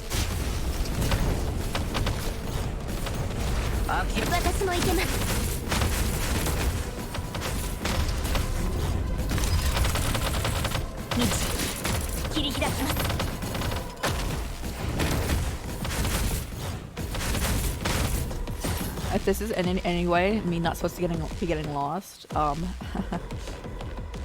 It was good, yo, let's go. Hey Prestige, how's it going? How's it going? How's everyone doing? I'm so confused. And just the general direction they want me to go. I would imply this way, right? Okay. Can we walk around a different way? Okay, oh, no. No. Find out where they're coming from. There's nothing I can click to be doing that, huh? Oh, okay. There. We found it. We had to walk close enough to it. Much nearer to the source. But I'm glad it went well. Let's go. You did great. My favorite part of like schooling was always tests. Because I didn't have to answer anything in most cases out loud or in front of anyone. I was always like, God, yes, exam day? Yes, please. No working in groups? Sign me up. What's that mod called? Silly mod. What's that silly mod have in it? Here we go. Kiwami 2 is so much fun. Again, it's like my second favorite. Let me read Pulia guide. I'll say, do you want to pop in more recently? There's a character named Woodcock. And it's making I can't compose myself. Navy exam? Was there any part that was written? Killing the Heterosapiens is in real life is much more intense than seeing them in videos. Their bones are fractured by Gret's firepower, their fragments hitting your exoskeletons with a dull thud. Their bodies turn cold as they lie on the ground among the remains, motionless. Check your wounds. We'll continue moving in 2 minutes. You'll begin to carry out inspection repairs as you receive your orders. First, let's go! Nice, nice, nice. Your head slowly recovers from the spike of adrenaline, but you can still hear the voices of the Heterosapiens from all corners of the park. Returning a warning you to not let your guard down. The cyclic comms interference happens to stop now. And receive a transmission at the same time. Attention, all ground forces, important message from Babylonia. I repeat, attention. To avoid the comm interference cutting a message short, we are sending the recorded message from the terminals repeatedly offline. Please download the attachment once you are in a safe position. Hans opens the attachment after hearing the message. Above the red tide are static corrupted frozen in place. Scarlet liquid spewing out from their gaps in their body. This liquid flows to the ground along their bodies, forming multiple small pools of the red tide.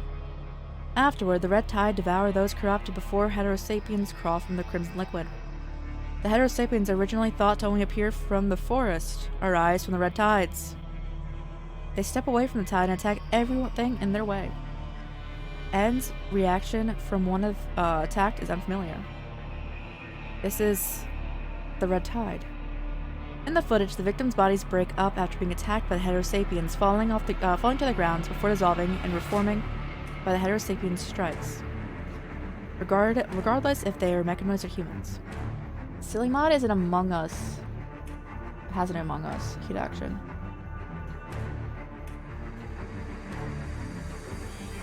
You can dance in the dancing. Oh, I miss the break style so much. Ugh. Which is more. Oh no, I don't know about the cute everything except for maybe the quick time events. You know, I don't need more. That sounds so cool though. Let's go. The manifestation is being devoured by the red tide. Ascends shows up in the end of the projection. His expression is solemn and explains what is happening on the Earth. As you can see, the new heterosapiens are showing up everywhere around the globe. Hetero creatures, as a product of punishing virus, are rising from mechanoids that have been infected. They form small-scale red tides everywhere, with corrupted activities breaking down machines and attacking humans, rapidly raising the virus concentration in the area and turning more and more areas into dead zones. Based on our observations, the global punching virus concentration is rising exponentially. How did that happen? Didn't we clear out the red tide in a previous mission? There's a broken version where Kiryu transforms into a red crewmate, the drip, with the drip. I'm so confused. Wait, like the gangs? I never understand how the red tide appeared. We only knew that it'd show up near a powerful hetero creature, which is why Babylonia could tackle the red tide problem by taking on the polyphage and siren. The red tides are now different from the one in City 75. They appear within the corrupted and spread with the help of heterosapiens. They move faster, hit harder, and mobilize more freely. It's a new threat to humanity. Babylonia is actively preparing a response for it. All task force members, remember your duties as soldiers, hold your positions to protect civilians, and wait for our notice. May humanity endure. Unlike the red tide projections, in the past, the red tide now comes with more threatening physical forms. This is a warning to humanity, telling us not let our guard down because of momentary victories. Humanity has been reclaiming lands, rescuing people, and re-establishing bases. Meanwhile, the punishing virus has been growing, testing humanity with fiercer forms. The enemy won't stop. To exist, it's to evolve. That's why we cannot stop. Like the president said, our duties come first. What should we do now? What we should do now is hold our positions. Have we finished analyzing the data we got from the actual combat? Several constructs, including Liv, have stepped forward to present their analysis. It's done! We have synced the data from everyone's terminal. The construct named Eleanor speaks first. Her tone is soft. Oh, oops, I did not do that. And calms the tension around you. Some of our discoveries might help the situation out there. This chapter is, I feel like, faster than the previous chapters. You're already 50% done, the base part of it. I said 47, but you know. There's two versions of the mod. The new one and the broken one. Broken one has transformed into a red crewmate with the drip. It was hilarious. I don't know what the red crewmate is. Oh no. Is it the color gangs? Given the oh, Amogus. What would that even look like? Is it like that? Is that modding going like Left 4 Dead 2 like levels? So that sounds insane. You need to get the Teletubbies up in there. The Teletubbies horrify me. Given the physical feedback we've gotten in the fight with heterosapiens, we once believed they didn't consist of sensory organs for pain. Well, we've got completely opposite conclusions from our analysis. Their sensory receptors are incredibly active. Liv points to the heterosapien diagram before her. Extremely potent electric signals spread in their nervous system after they're hurt. Unlike humans, however, the signal does not end in their brains, but in their umbilical cords. Oh. Ugh.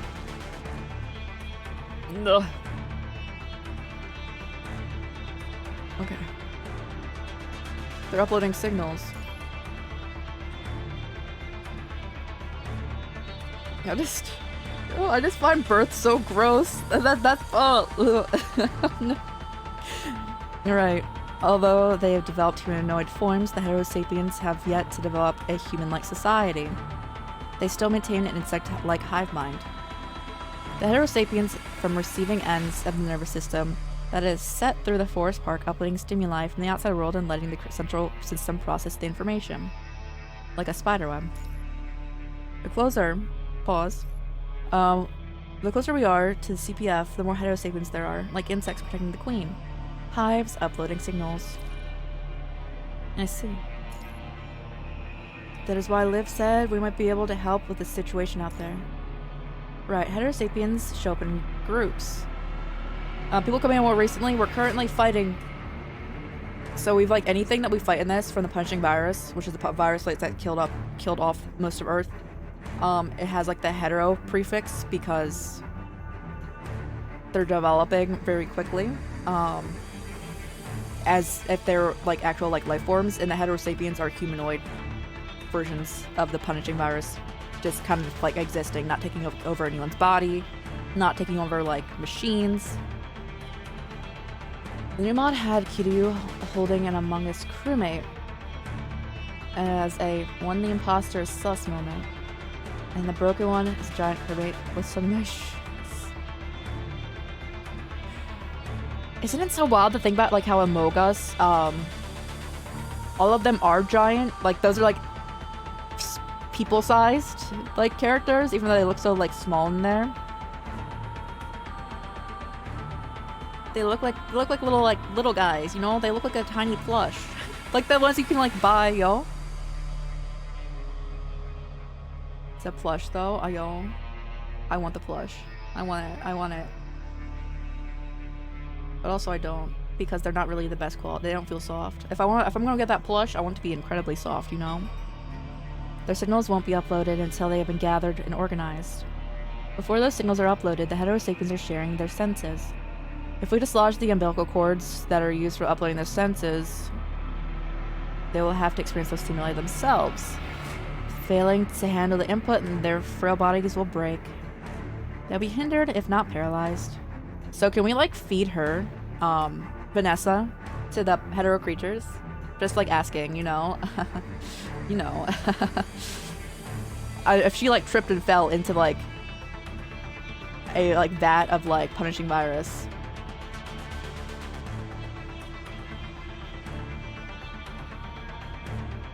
Wait, what? No, did I miss a previous message? As we...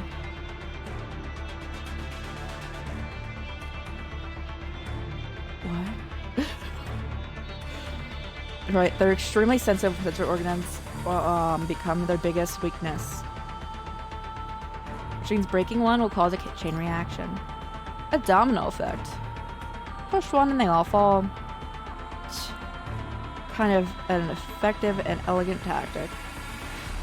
I think that she should just, like, you know, again, if she just happened, like, trip and fall with no protection, like, no suit on it at all, into a, like, vat of a punishing virus, you know, like the red tide, and instantly might have perished, I don't think it would be a bad thing. Lots of nods after hearing the report. This intel will help gather the other ground forces tremendously. The question now is how we send it back. A buzz echoes in the forest, signaling another wave. Do we have to wait for interference to end before reporting in? Time is of the essence when we're fighting on the surface. I don't think it's a good idea to waste our time here. Harley Joe, farther from the forest now than Woodcock was when we were first here. Have you finished calibrating your algorithm? Yes, Commander, just in time. Hojo takes out the mechanical device from his backpack as you watch, and he places it on the ground, tinkering with it. This is, yep, exactly what you think. Hojo stops the motion, leaving the machine on the ground. Now everyone try communicating without using your voice or your audio module. Why bother? The results are the same. So you got it. It's a comms amplifier. That's right, I modified it myself. We couldn't use it since I wasn't done calibrating it, but the last few cycles of interference I've calculated it using the optimal amplifying level. Best take a step back, distance yourself. Sure, but this effective range isn't ideal. Why don't you have the mask on anymore? We can fix it if fix that if we adjust the way it's wired, I think. Oh, look how proficient you are. Not my choice. Short haul made me learn it. Mechanical arms pick up the device on the ground like tentacles, navigating inside smoothly and deftly rewiring. I see. This will increase the effective range of a single unit. Those are some impressive skills. Hold on, you say a single unit. You heard me. That's what we're gonna do next. Harley Joe flips over his backpack, pours out a pile of devices, and stacks them up into a small hill by his feet. I'll be calibrating them and Yacht will be deploying them. As long as they aren't destroyed, we'll be able to contact Babylonia when these network amplifiers reach a certain scale. Sounds like a lot of work. Someone has to do it. Fine, you're my temporary commandant, so I'll listen. Criticism can wait till it's over. Alright, break is over. All teams will advance in wedge formation. Regret, take the lead. Nice. Nice. It'd be a shame if anything, again, directly happened to her. Vanessa. A shame. And, like, we had to, like, you know, take in her constructs and give them a good life. Unlike how abusive she is to them, because, again, she feels that they're less than humans entirely and will, like, kill them at a moment's notice if they don't immediately listen. Harley Joe and Yato will stay behind the team and take care of whatever enemy remains and employ the comms amplifiers. Simon's team will cover them during the setup. Hans gives everyone your orders, turning the teams into tightly connected gears. Each of you in your most suitable position. This is very hype music for this. He winds up the war machine. That is you all and the elites of Babylonia, and you march towards CPF 40. Oh, combat time? Little fight? Oh no. Oh no. Alright. The comms interference is solved with the help of the comms amplifiers from Harley Joe. You continue your journey towards CPF 40 after Hans reported your discoveries. As the waves of sapiens in your sight are defeated one by one, your field of view begins to broaden. The central purification filter that was the basis of humanity's life on the surface against the punching virus is now penetrated by the crimson plants. Carry identical genes from our parents, the hetero creatures, zygotes, and all my different genes, providing this game is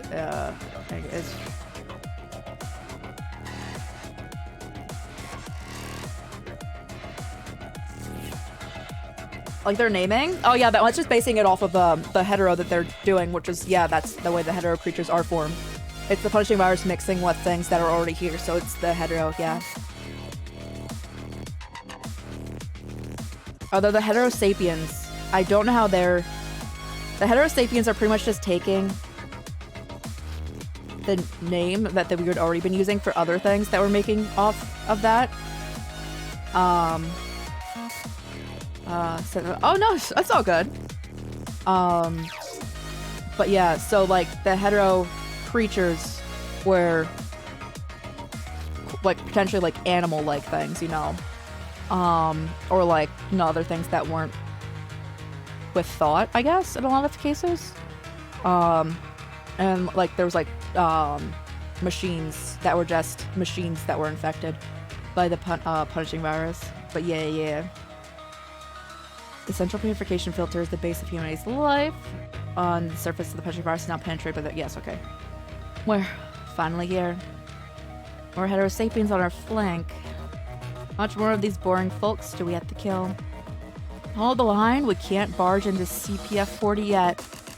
You already look for cover. You all look for cover, standing in the ways of heterosapien attacks.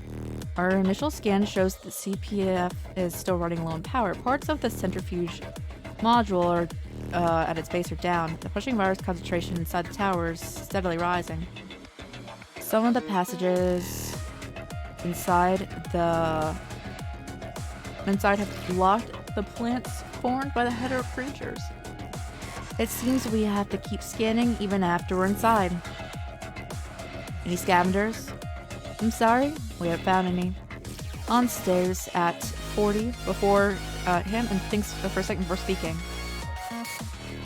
We're adjusting our plans. Vanessa, your tactics are better suited for fighting on the surface. Take a Gret and station outside the tower. Guard the entrance. Roger, anything goes? Anything goes as long as you take out the heterosapiens are turning into the tower from the forest. Okay, okay. Early Joe, see the gap at the top of the CPF. Roger narrows his eyes and looks towards where Hans is pointing. Let me see, found it? Based on the light and the shining through, there does seem to be an opening underneath the branch at 11 o'clock. Alright, Yatsa, you can climb up CPF along the plants and open up the gap from outside, creating a second path to retreat. Roger. My team will lead inside CPF and Simons will take the rear. Grayraven stays in the middle. We'll escort them to the closest point from the hetero hive mother, making sure they aren't worn down before the fight. Afterward, my team will deploy the bit domain nodes around the hive mother. Simon, you help us stabilize the constructs inside the tower. Your mind beacons will be everything that stops the constructs from being infected. Hey Bellamy, how's it going? How's it going? How have you been? Roger. Everyone, raise your defense level to the maximum. We still know nothing about the situation inside the tower, so stay alert. With that, Hans signals his team to breach the main entrance. You're good? Let's go. Happy to hear it. We're gonna fight these two soon. But doing good, doing good. This game's so much fun. Even you guys have to, I'm so sorry. You guys have to listen to my amazing reading skills, you know? Get blasted? No, we blasted open the door. Support constructs, scan the route forward. Everyone else, stay together.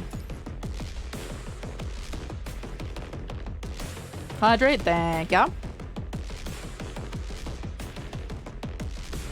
Scan it complete. The switch circuit here is connected to the filtration fan.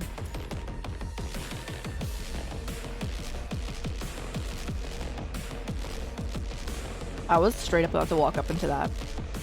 Drinking water. I'm drinking non-caffeinated tea, so it technically hydrates. Ow. I never drink water though.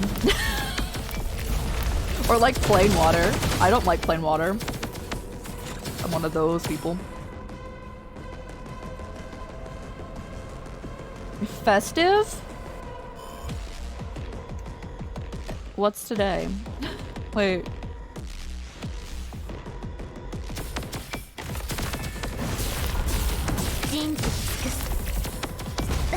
Ow. Where did you come from?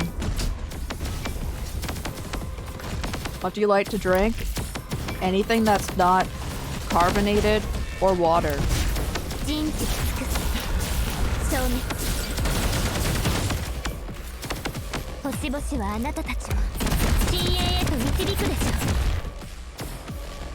Alright, let's go.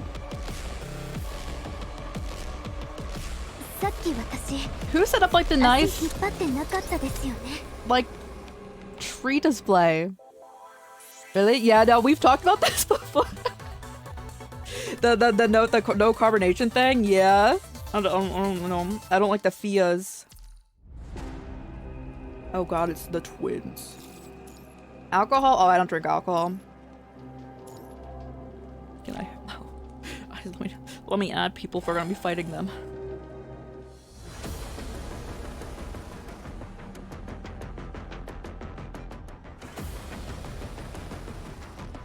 There you go. What? What?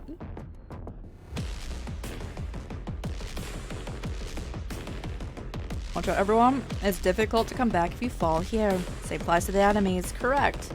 Easiest ways we can make use of the fans. Is that not this?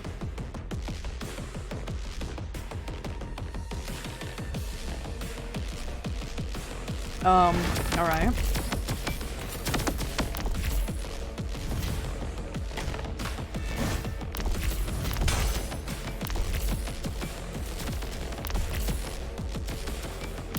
Could you define festive? In what case? In like what context? In festive beverages? Oh god. Whatever's stereotypically applied to that. And thank you for the hydrate, thank you.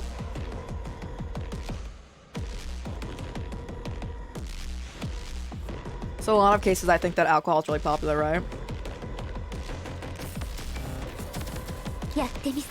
Like Crimbus be drinking like eggnog. I want you to find it. In beverages? Like what I drink on a festive occasion? Nothing different than I would normally drink. I don't do anything for holidays typically. Did I just turn that on? Let me turn that off. Not that one. Okay, hold up.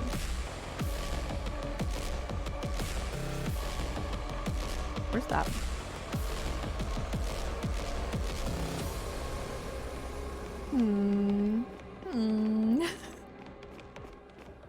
Liv, you're gonna get yeeted again? Nothing against you, like, whatsoever.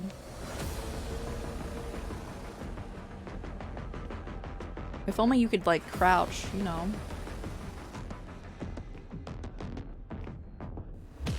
I was trying to do that, bro!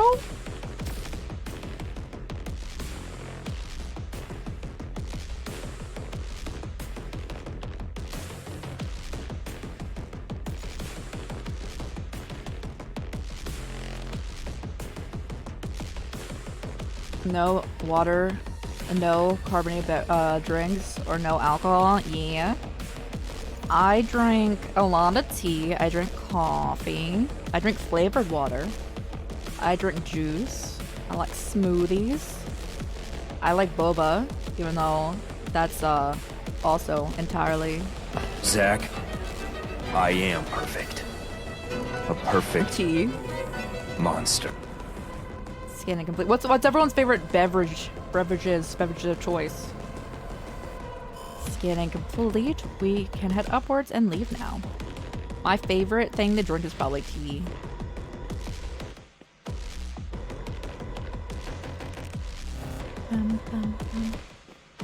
Smoothies are festive, are they?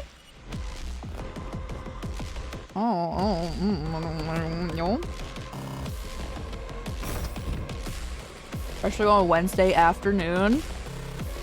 I need a smoothie tomorrow. Where do we go? Do we go? Is this a different level? No, it's still the same level.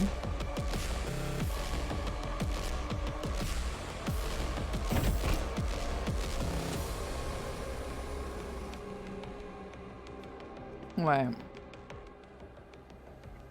Oh, there we go. Okay.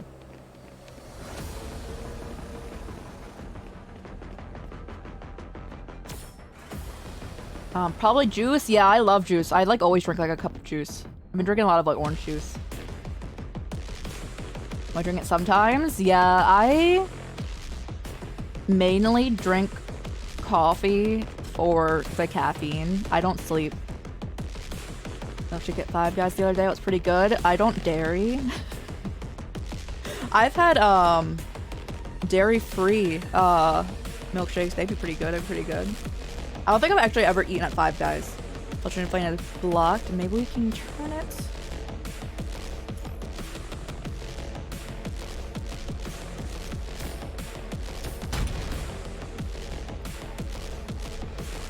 What's your favorite kind of coffee then? Even though you drink it like rarely. Ooh. Chief Commander, all new areas have been scanned. The results have been sent to the commandants. Good. Stick to the plan and finish your tasks. Yeah, I'm lactose intolerant, but I'm one of those people who is lactose intolerant who like doesn't touch dairy ever. Another gate inside CPF was blown apart. Before the dust settles, the constructs in their protective goggles breach the broken door. Weapons firing, and the smoke clears and reveal Han's team standing there. Not even cheese? Oh, I don't like cheese. But no, I had a... years and years ago, I also have IBS, which is irritable bowel syndrome. And I had so much, like, pain in, like, stuff with, like, anything that I was, like, eating. And I would... TMI. I would throw up, like, as I ate. And was getting super dehydrated. I had to be, like, rushed to the ER. So I don't eat anything that's even mildly tough on my stomach. I just don't do that. Constructs in their protective goggles, yes. Heterosapiens on the left, down. Flammable canisters on the right, secured. Area secured. We spotted bullet holes in the shotgun rounds and signs of explosions on the walls. These marks are accompanied by the fallen heterosapiens more often than not. Sorry to hear that. It's fine. Do you remember what it was? It was just in general food. It's not us. We couldn't have been scavengers. Record it all and confirm the data. Roger. How's Simon's team doing? Simon's team is inside trying to secure the location inside the tower, and that connects to all inside teams. Whichever construct shows the signs of infection can immediately connect and stabilize them with the Commandant. It's called their medications to take that make it not terrible on the stomach. Lactose? Literally, lactate does not work for me. I think it's probably a milk allergy as opposed to being lactose intolerant. It literally didn't work. Yeah, I went to the ER because of my, so basically, after, having like a lot of symptoms for, probably like a month, and like, I could not like keep any food down. I had to like rush to the ER, in which I was like very dehydrated for obvious reasons. Oh, it was a prolonged thing. It was a prolonged thing.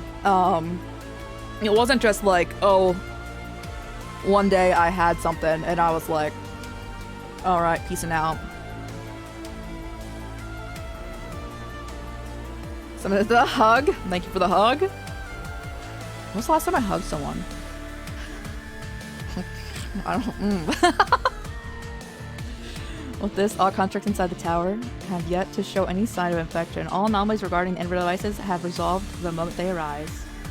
He's playing the role of an emergency firefighter pretty well. Right. Hans nods, setting the bit domain node as he turns on the in the room he is in. And the third bit domain node has been deployed. The triangulated coordinates are located not far below Hans' team. Based on the previous exploration, you've all confirmed that it is where the advanced Hetero-Hive Mother is hiding. Hans grips the trigger of the arsenal in his hand. He looks at the floor beneath his feet and his gaze penetrates the heavy platform. The dire situation on the surface and the threat inside the forest park have shown Hans that the advanced Hetero-Hive Mother cannot leave this area. If Greyraven cannot defeat it by the end of the fight, he must pull this trigger and annihilate the enemies inside the forest. Hans puts the trigger back inside his coat and leads his team out of the room. Instead of waiting for Greyraven's results, there are other missions only he can complete as the chief commander of the situation. Care package, thank you! Oh, my back. Oh. Oh. Ugh.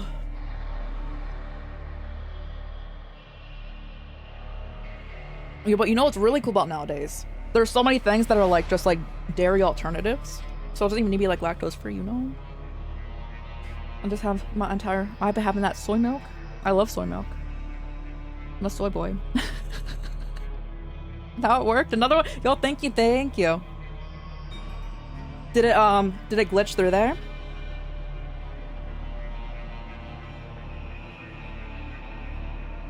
Cause I can redeem, so here's the package. Thank you, much appreciated. I can, if it like accidentally went through twice, I can, I believe I can.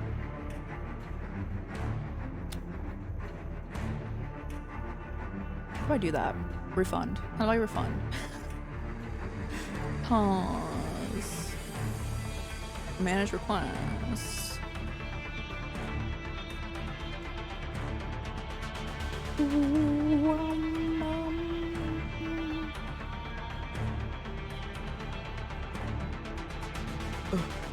Oh dear God, I haven't cleared this thing out in 5. Oh my. Spam, spam. Go through, go through. It's clicking marathon. Can I even, wait, how do I refund this? How do I theoretically refund this? Don't worry, no, I want to figure it out. I want a technology better. Spam, oh my God, guys, I need to mark this as complete. I don't do this. Okay.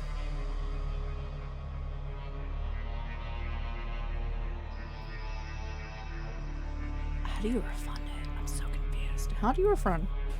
How do you... Pause. Intermission. Refund. Points on Twitch, yes.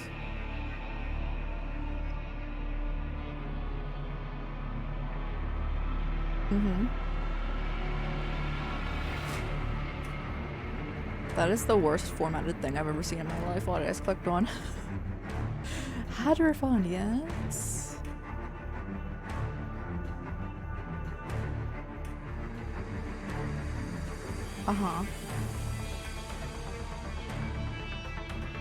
Oh, I have to reject it. Okay. Got you. I didn't want to like flag anything. That makes sense though. Or reject that one. That should potentially let me know. Let me know if that did it. We're learning, guys. We're learning. I'm so bad at technology. As you lead the Graven inside the vast space ahead, you find the Hydra Hive Mother. Yes. It is even bigger and more complete than the test subject you saw before. The terminals keep warning you that this is the target of your mission. The advanced Hetero Hive Mother. Crimson umbilical cords. Are those umbilical cords? Those are not nearly as disgusting as umbilical cords. This is the queen of the hive, the central processor of the data received outside. Commandant, the enemy is making a huge impact on our inver devices. Understood. But it hasn't exceeded our calculations yet. Stick to the plan. Roger. You step forward and fire at the Hive Mother. The bullets graze its tough exterior, leaving no marks but a crisp echo. But your action has awoken the previous dormant Hive Mother. You can hear the curses coming out of its body. It cannot harm, cannot. The Hive Mother is mumbling gibberish like the one in the sewers, which confirms the connection between that one and the one before you, the Ascendant's aid. Immediately his tentacle, oh god. Now the umbilical cords are tentacles? Okay. Time to do a flip? Oh, yeah, let's go. That's a good flip. Now, copy. Lucia rushes before you. Her red katana unsheathed, severing the tentacle rushing before you. The thruster behind her buzzes, and the exoskeleton and its temperature regulator. You can still feel the temperature dropping around you. The freezing breeze amidst Lucia's thruster. Oh, your legs broke? I'm so sorry. I'm so sorry. What's going on today? We're playing through some Punishing Grey Raven. Essentially, all of humanity has been forced off of Earth, save for a few people, due to a punishing virus which initially infected robots, and the robots killed humans, but it has been evolving. And that's what we're fighting right now, the hetero creatures, which are life forms, and we're also just now finding out about hetero sapiens, which are humanoid forms of just like congealed punishing virus concentration. And we're fighting the hetero hive mother because all of those beings are kind of connected to this. Still super chill game. I recommend it entirely. That state only lasts for a second as Lucia raises her blade and thrusts at the gape in the hetero hive mother's shell. It bursts with immense strength and dodges, putting some distance between them. Liv? The evading hetero hive mother suddenly freezes midair. Multiple pink electromagnetic walls holding it firmly in place. Enemy pinned down. Fire. You fire again at the hetero hive mother. This time does not pay your bullets no attention like the first time. Instead shifts his body toward where they're about to hit. It's the first time, however. The bullet hits its shell and ricochets to the side, leaving a mark on the wall. Commandant, I'm ready. Activate it. Roger. With your command, Lee pushes down a button and then push the button nearby the machines. Ever since you fired your first bullet, Lee's been sneaking to the side, while the rest of you have tried to draw the hetero hive mode's attention, buying him time. The mechanical devices buzz. Oh, okay. Bunch of virus concentration in the area begins to decrease. The rhythmic contraction of the hetero hive mother changes. Every push inward stresses the exterior immensely. But this is not the phenomenon you know about regarding the hetero hive mother when the punishing virus concentration lowers. The virus evolved in simple life form, and now more yeah, evolution's happening. Yeah. I'm gonna fire again.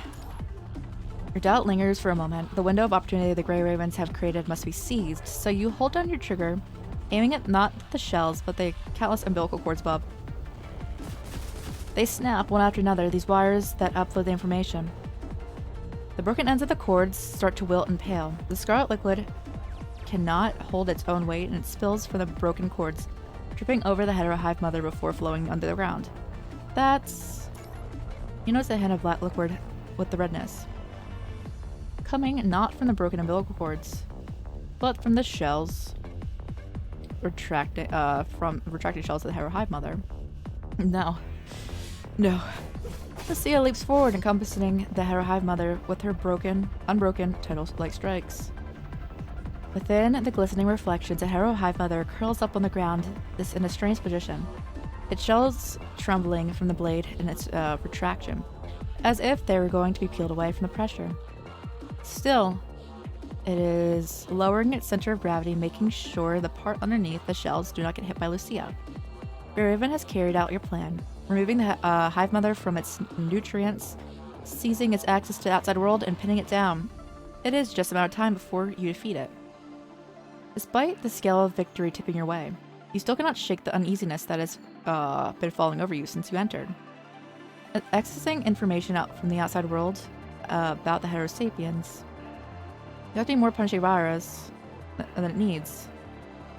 Rhythmic retraction of the strange liquid, and its posture, seemingly protecting something underneath. All the dissonance that you have been feeling weighs together through the hive mother. The hive mother is not the only enemy here. By the time you realize that, it's too late. The hetero hive mother's body soars up, pulling the remaining umbilical cords still attached. Lucia strikes still leave a few frightening scars on its shell. They retract and push continuously, revealing a strange red structure underneath. Black liquid keeps dripping down at the red structure. The seizure is getting more and more intense, but the hetero hive mother no longer cares about the pain it's feeling. The revealed red structure bulges out from the pressure. Oh no.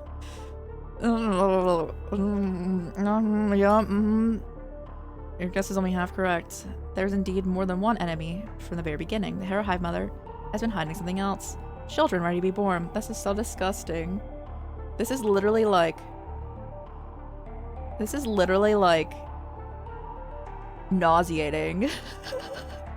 If hetero creatures have the concept of childbirth, that is. Two figures break through the edge of the red structure, black wood spilling around them. Pay attention to the audio.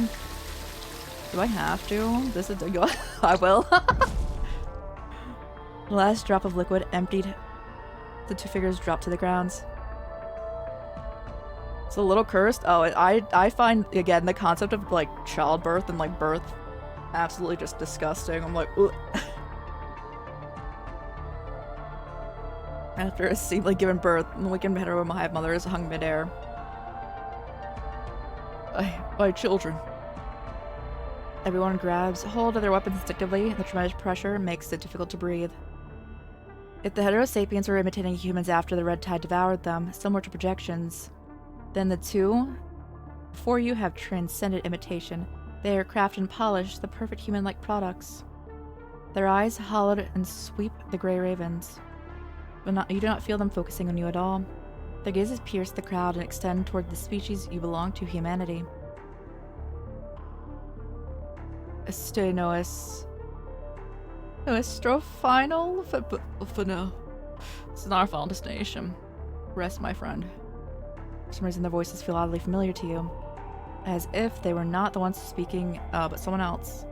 Man and woman's speech are far removed from the stuttering the Hetero sapiens, and it is clear they have gathered knowledge. Spanish? One day.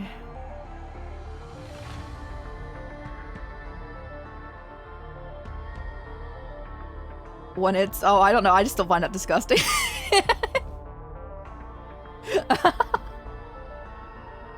I'm like, ugh.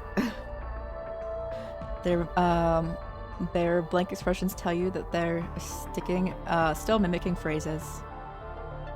The urgent situation makes it difficult to think about what they're mimicking. Imagine being born fluent in a language. Yeah, imagine being fluent in a language, you know? I don't know. Yo. The enemies raise their hands in a strange gush of wind blows past you. Other creatures seem to be evolved from a new height at that moment.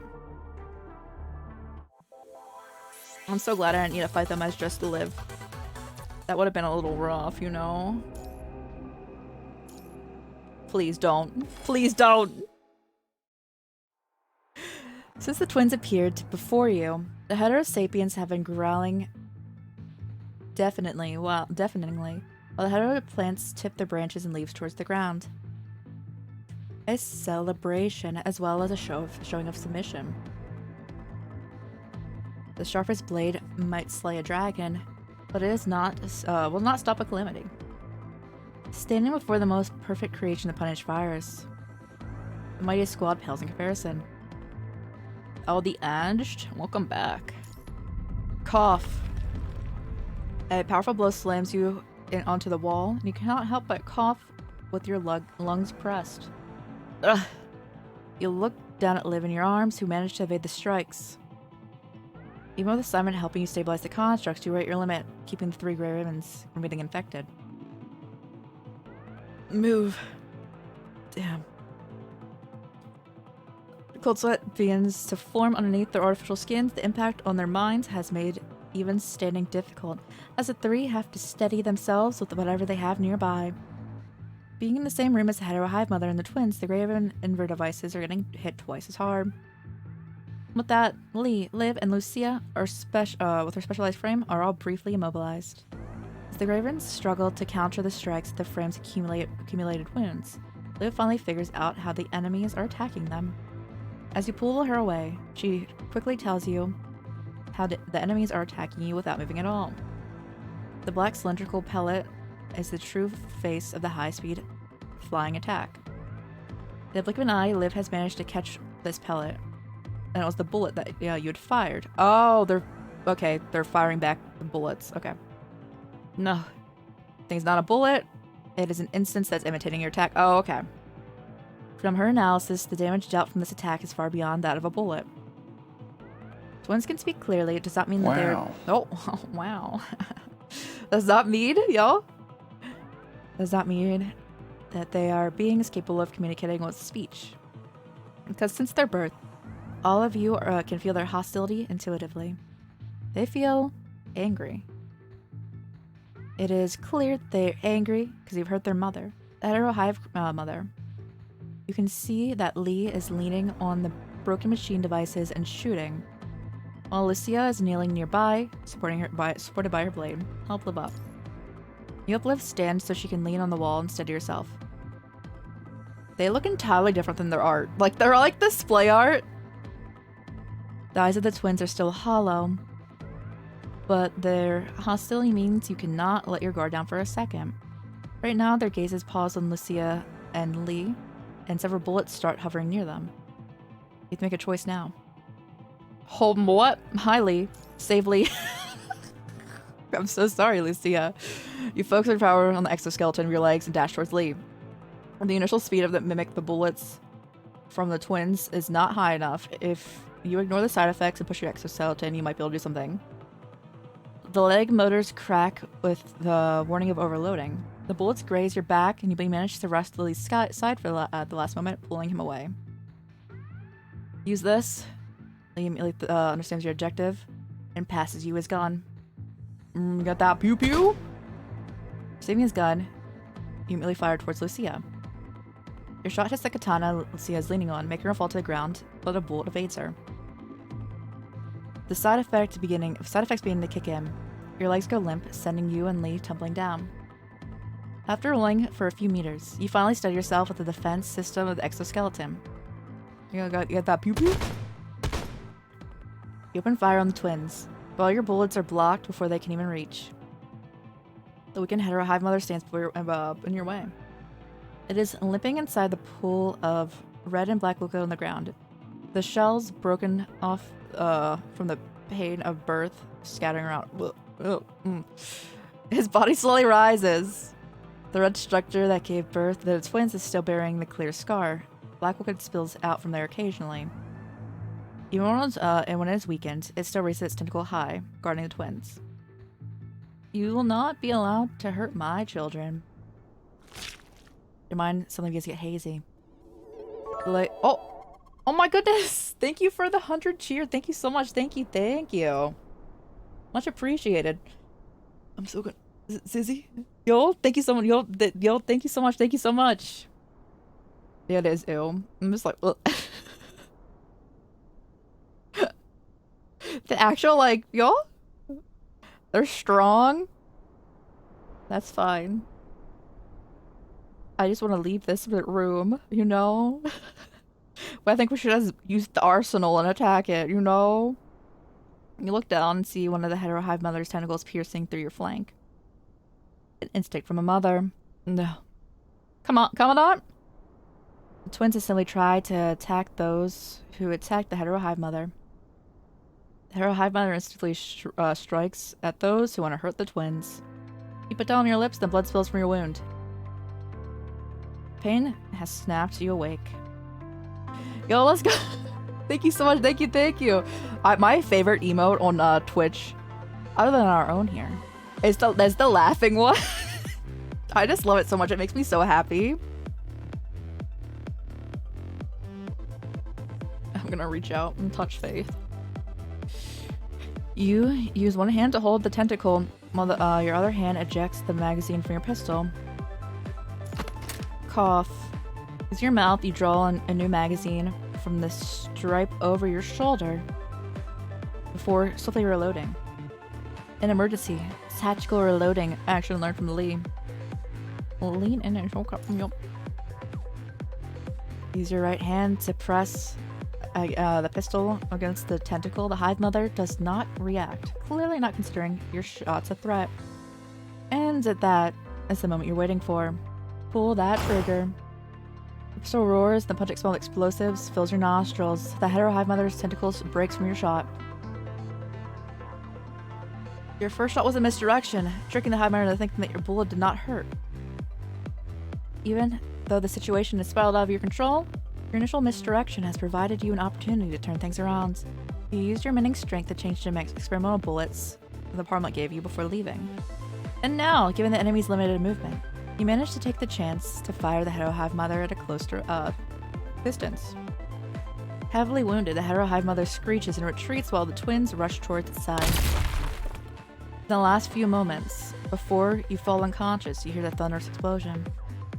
The platform before you begins to crumble, and the gray ravens and you fall with the broken platform to a lower level. After a brief moment of free falling, and a construct catches you, darkness spreads across your field of view. Last thing you see is familiar. It was Simon caught a dog. That'd be so funny. Simon's like arms just break as we fall, because like from my understanding of this characters, they're like very like mentally strong, but not physically strong. So if my character just like plummeted into their arm. Chief Commander, the low platform is cut from the explosion. We can't retreat the way we entered like planned. Start moving up. We'll depart with the exit that Harley Joe made at top. Hearing the contrast reports, Hans immediately orders the team to switch direction or retreat. The enhancement has become a burden to the Commandant. I'm adjusting the energy output of the exoskeleton and using them to keep the Commandant alive. C and the others have finally shaken the effects of the interference, and they immediately rush to your side. Chief Commander, the Commandant informed us before passing out that the Hive Mother has left the broken tentacle of the wounds of the abdomen. Although we cannot defeat the Hero Hive Mother, Graven has successfully retrieved the sample. Hearing Lucio's reports, Hans walks to your side. Have Liv perform first aid. Retrieve the tentacle first in the case of another infection. With Liv, Eleanor, and the other contracts working together, the tentacle on your flank has been extracted. When it says in my flank, like is it? Let's imagine it's in my butt. All right, nice. Eleanor swiftly wipes off the sweat on your head while injecting you with the serum. But given your poor environment, your blood still pours from underneath the bandages.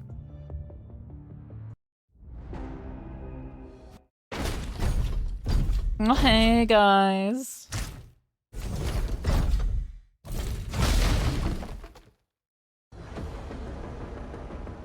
Kids, I did a quick maintenance for you, but you still need to watch out.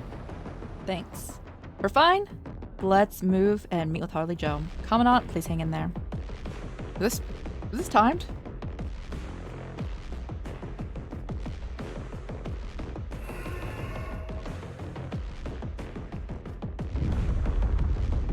Ugh. Oh, I see. Okay. We just did this with Kamu's mission. It's so funny. Oh my god!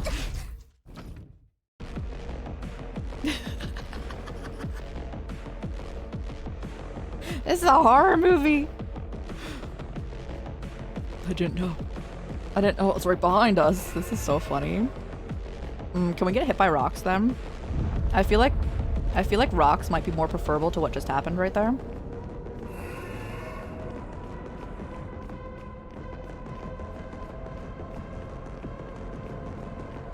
Guys, I'm never gonna leave this place. We're gonna be here for a long, long time. Do we get like mini checkpoints? Because again, I need them. Oh god. No, just keep going. Everything's shaking. You're fine, Liv. Oh, that's very convenient. Thank you. Please.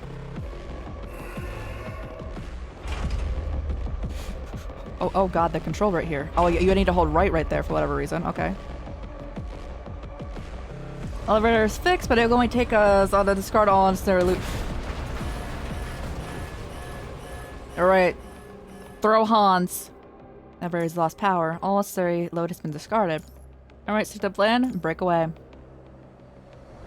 This doesn't help either. That was so funny when it grabbed us.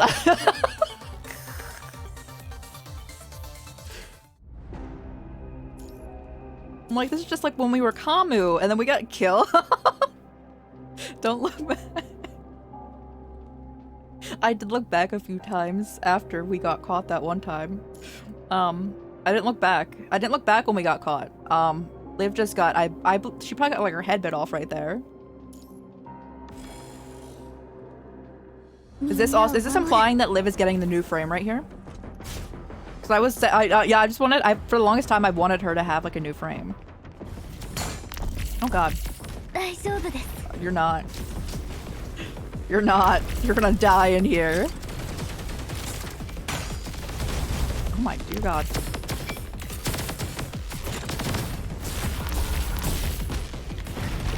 I need to learn how to read their attacks. There we go. That one's a little better.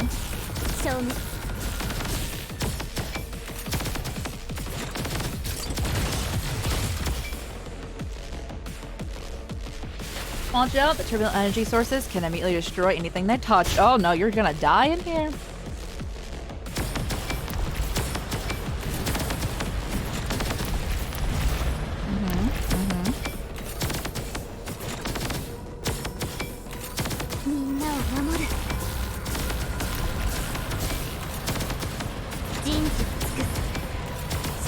Is nothing else trying to attack us? Do we need to get over there? Okay, hold up.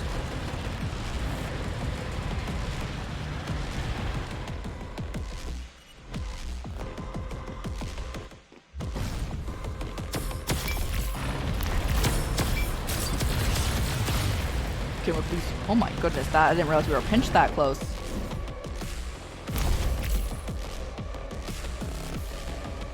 What did I touch? Did I not touch the outside? I thought I couldn't touch the fan. Okay. Restart.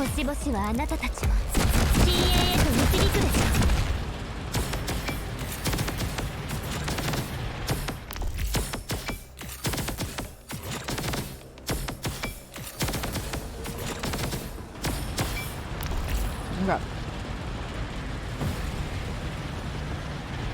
Okay, it's the outside. Oh, okay.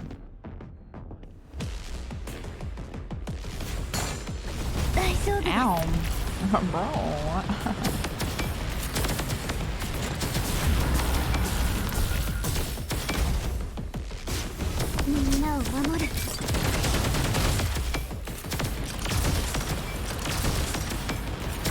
Oh, this is where we die. This is where we die?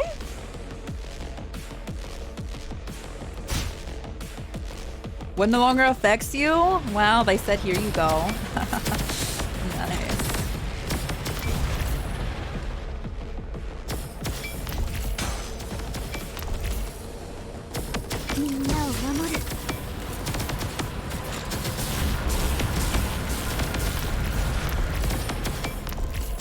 I love my plot armor going on.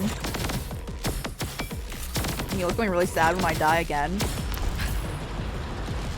There'd be like no excuse whatsoever.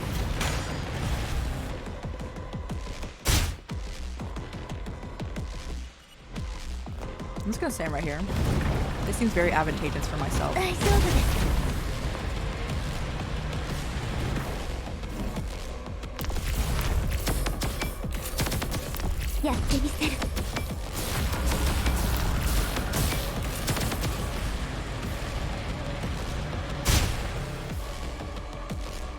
Yeah.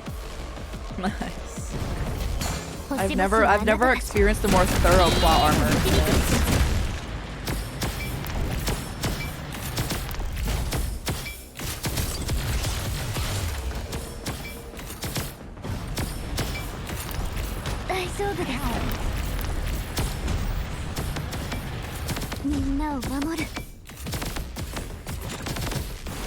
This way? Thank you.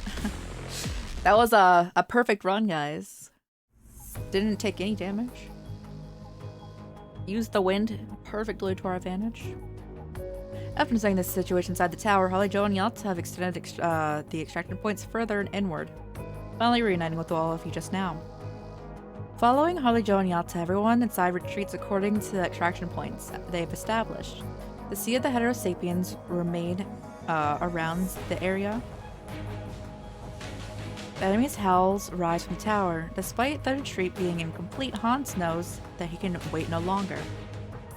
Pulls the trigger from the arsenal. In a few minutes, the most powerful weapon of humankind has invented will bring judgment from the sky. And yet the signal from the trigger has not been sent. There can be two possible reasons. Either the bit domain nodes were destroyed or the nodes have malfunctioned. Looking at his terminal, Hans can see the nodes securely planted, meaning that they have not been destroyed. Instead, they're not working. They've been malfunctioned from the effect of the hive mother of the twins. There's only one way to solve this. Someone has to return the nodes and calibrate them manually. Realizing that, Hans puts the trigger back in his coat and looks at Simon and Harley Joe. Harley Joe, Yatza, you're the highest mobility. You two are in charge of bringing the sample back to Babylonia. Roger. Oh my goodness, you're not doing well? Once we're outside the range of the park's surface to air artillery. We will we'll deliver the sample immediately. Vanessa will be instrumental in helping you guys retreat. Once you're on the ground, regroup and follow her orders. Understood. I'll let her know. Protect Simon on your way out. I'm dying, so Simon is the only one who can protect the construct from being infected. It depends on him whether the constructs get out of the place. Oh, the One Piece? One Piece is Rio? Nice. Taking on responsibility as the sole person to stabilize the constructs. Simon leans on the construct next to him, wiping off the nosebleed from being fatigued. Simon, copy. What about you, Chief Commander? There's something wrong with the bit domain nodes. They require manual calibration. I'll stay behind to finish my mission, making sure the arsenal hits the hetero hive mother and ends the reign inside this forest. No, Commander, it's too dangerous for you to go along. I'll come with you. Enough. Hans skulls the construct next to him. None of the commandants here can protect the constructs from being infected, with the hive mother and the twins present apart from Simon and us. Going back all the way will make you a burden. Hans stresses the words when he says burden, ensuring everyone present understands what he says. There's no but. I've fought more wars since the Golden Age than the miles of you've walked. Are you questioning your superior? Question my ability to return? Still. If you feel the weight of your duty as a soldier, then you will finish your mission. I'll finish mine and initiate the arsenal, and you will finish yours and escort the sample. That's how we don't fail this uniform. Chief Commander? I'll be back, trust me. Then we have to, like, fight his, punishing virus-infected corpse. With that, Hans walks past everyone and heads in the opposite direction.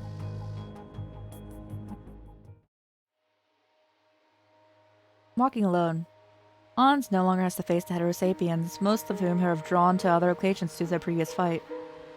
Now he is facing the purest malice of the punishing virus infection. The virus concentration inside the tower is growing exponentially. The protective suit Hans is wearing has reached its limit long ago. He removes the earpiece so the repeated warnings do not interrupt his thoughts. Right now, his mind is sharper and more active than it's ever been. Move forward. He walks straight towards the bit domain node that requires his manual calibration. That is his mission, his duty, his unwavering belief as a soldier. Capillaries underneath his skin begin to burst. Hans starts to sweat blood soaking the protective suit from within. Oh, wait. I want to see what that looks like. Wait. Can it do one of like those really like cool art pieces with that? Hold up. Sweat blood. Is that a thing that can happen? Pause. I need to look. I need to see something for science.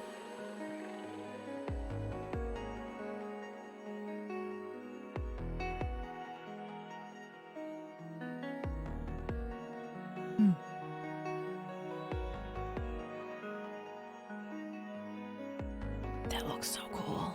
Like, obviously it's horrible. Well, that looks so cool. He died? He's dying. I think he's gonna hit the button. His organs have gone through multiple enhancement surgeries over the years, starting to show signs of worrying symptoms a few months ago.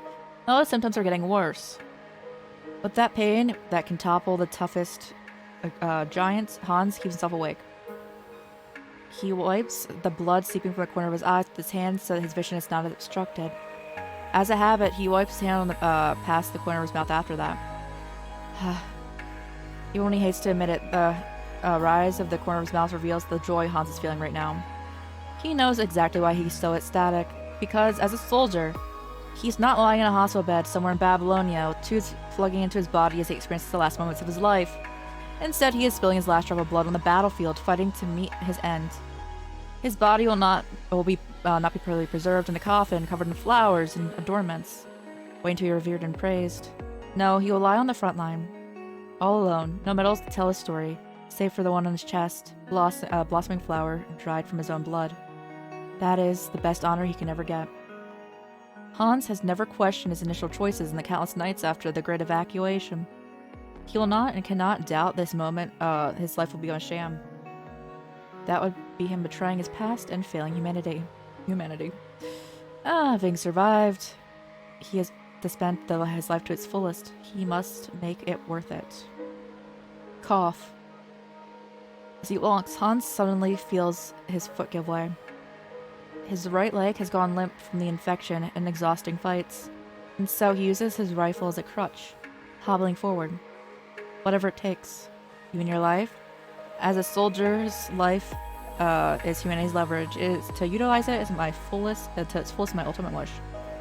Both Hans and Sen know that the battle at this park will be the last fight Hans can participate in. 10 meters. He's glad that he has not betrayed his vow. His right hand can no longer hold onto his rifle and Hans falls to the ground. He cannot wipe away the blood coming from his eyes anymore, using his still mobile left hand. Hans crawls forward, undeterred from his target. Move forward until the end. From an opening of the tower, Hans sees the starry night. The last time I saw something like this was before the great evacuation, wasn't it? Since then, he has no longer smelled the grass from the field or admired the stars. Nowadays, Hans is closer to the stars, a ghost haunting the space beyond Earth, a tombstone of the Golden Age. He no longer has to look at the starry night. At this moment, what he wanted to see most was more of his home. He's not forgotten the glory of being a soldier. He has sworn to put it all out all fires that threaten humanity. Hans has not stopped at treacherous friends, ravage and corrupt him, deadly natural disasters, and he's not stopping now. He's a great soldier and a role model of the army, so he suppresses all of his feelings and buries them deep inside. He is, as he always has been, fulfilling his duty as a soldier, paving the road for humanity's victory with his own flesh and blood. I'll be back, trust me. I'll be back. Well, I never left.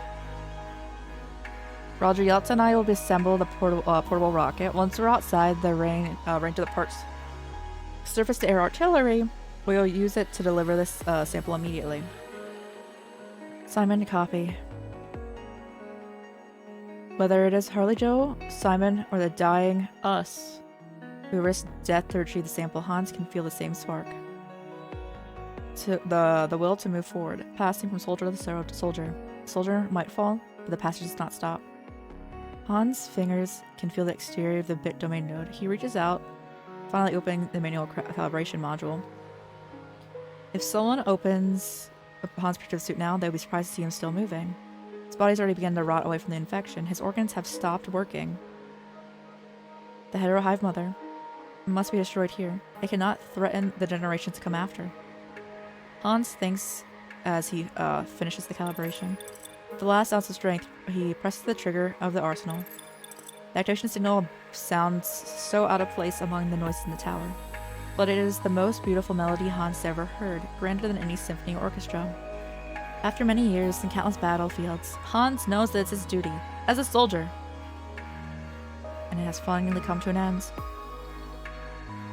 The tombstone that has spanned ages breaks, and from the crack grows the strongest, fairest white flower. Oh god, also a flashbang, what the Arnold, I'm coming back. Was Arnold the character that we met as Wanshi? Or is that someone else? I'm looking. I think it is.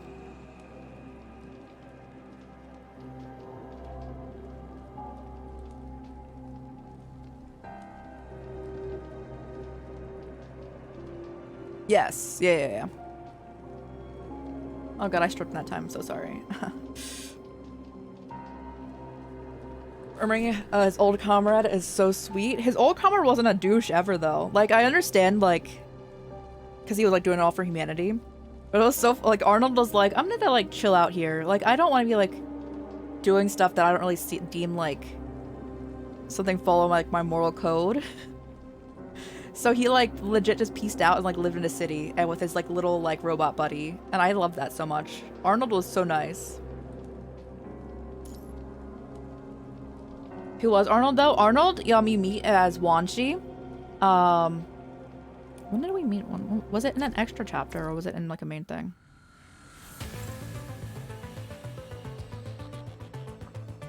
Is that in here? No, it's not. Okay, it was a main thing. It was a main chapter. When you're playing as Wanshi, he gets, like, compromised. And he has to run away and hide in a shelter. And Arnold helps him. And then they're coming to attack Wanshi still, and he sacrifices himself for Wanshi. And then the can that I think it was Kamui was like opening, and it was like, why do you have this disgusting thing of food here? It was from Arnold. And Wanshi like kept it with him.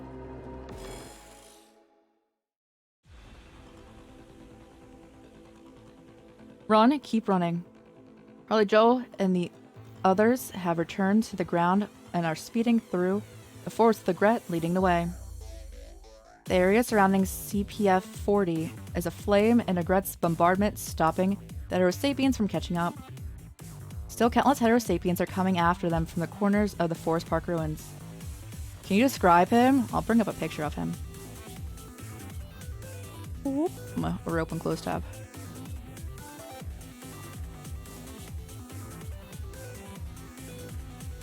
Download image. That's a web file? Gosh dang it. The worst kind of file. Open edge of a new tab. Sniping tool.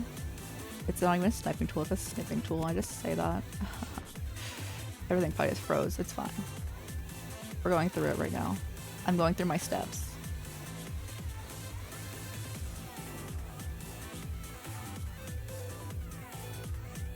Alright, let's get them up on the screen.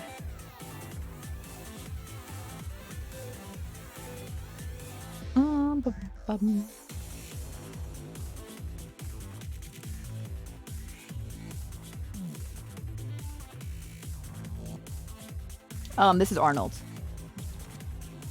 It was a quick little screenshot, but he was with Wanshi in this room. But yeah, this be Arnold. We saw him. He was already kind of dying.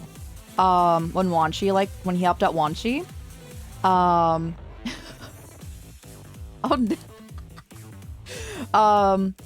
But like, since they were coming after Wanshi, Arnold was saying how like constructs were like one of the most beautiful things that could ever be made. And he like trusted like humanity kind of, and like his like life with the constructs. It was super sad. It was super sad. But yeah, that's Arnold. Still, countless Heterosapiens are coming after them from all corners of the Forest Park ruins. Lucia Lee, Liv, Harley Joe, and everyone. They have all forgotten how many Heterosapiens they have taken down on the way. Now I remember? Yeah, I loved him. He was so good. He was so good. We met him after we met Hans. And I'm like, yo, you're so nice. They only have one objective in mind: break through, then send the sample back. This is a race with extremely simple rules, racing its time against the punishing virus. 10 meters, 5 meters, 1 meter. The almost infinite forest has finally come to an end. The expansive field has declared them the race over. The soldiers have taken over Hans' baton and have completed their duties. Alejandro loses his strength with the sudden change of scenery, tumbling to the ground and rolling forward. He immediately gets up and sets up the portable rocket system, activating it. After loading the sample, sending this spark of hope back to Babylonia. Vanessa fires a flare, its green flame lighting up the sky, signaling that Hans has completed, signaling Hans that they've completed their mission. What are you doing over there? Trying to mock our hasty retreat? No. I'm here thanks to the Agrats. As the chief commander said, we wouldn't have gotten out of that forest without you. You're hurt from the fight. Let's take a break before the enemies catch up. That's when I will try to contact the other areas. Commandant Harley Joe, there's been a transmission from Babylonia. Now of all times, put it through. We just received intel from near the forest park not long ago. While you were deep inside the forest, a small transport craft from the outskirts picked up 2 scavengers who claimed to have escaped the ruins. The reserve serum from this CPF-40 on them corroborated the stories. And they're the last. I think they're the twins, right? I think the twins got out by faking. Despite we urgently need to dispatch transport craft to retreat, please hold. After Babylonia's message ends, Harley Joe passes the message to the group that has escaped. The mood immediately relaxes a little. It is one of the few good news that they can get. Simon, we got gone out with our inner devices more or less intact. None of us constructs are infected. I'm glad I can help. It's good that I can share the burden. Right, I can't believe you did it all by yourself. Simon! The construct's tone starts to get nervous as he sees the blood dripping from the uniform. Blood is dripping down Simon's eyes, nose, ears, mouth, dyeing his uniform a bright red. Simon cannot respond. As strong as his mind beacon is, the stress that should have carried by 2 can easily crush one's healthy brain within seconds. Within the stress on his mind, Simon held on for minutes until everyone retreated from the park ruins. For the enemy's effect of the infra devices. Yeah. Medic? No, wait. Who knows? First aid on humans. Simon is... With this cry, everyone gathers around Simon. Harley Joe lays him down on the ground with the construct's shoulders. And the support-type constructs begin to check on him. Simon, sir. Support-type construct is getting anxious from the extended fight. And the constant hits. Eleanor crouches next to her, gently gripping her hands tightly. Don't get frustrated. It's timely retreat. This will not be the end for Simon or us. Right. The support-type construct finally regains control of the trembling body. She's about to say something, but when she saw what lies ahead, she stopped. Before her, 2 figures approached the horizon. The grass underneath their feet are obfuscated by the red glow appearing. Oh, scavengers actually got out then? That's so weird to, like, coincidentally 2 people. I mean, the twins are coming up on us right now, though, right? Alright. They walk towards the makeshift campsite. They walk faster and faster, and the size of the mutating grounds also expands. The distance between them and the camp shortens in a brief moment. They are no longer the unmoving newborns, now panthers on the hunt. Their shapes become clear as they appear before the camp. They are none other than twins born from the advanced hetero hive mother. Right now, they have grown to be stronger and are faster than any known living thing. Oh my, that'd be so scary. You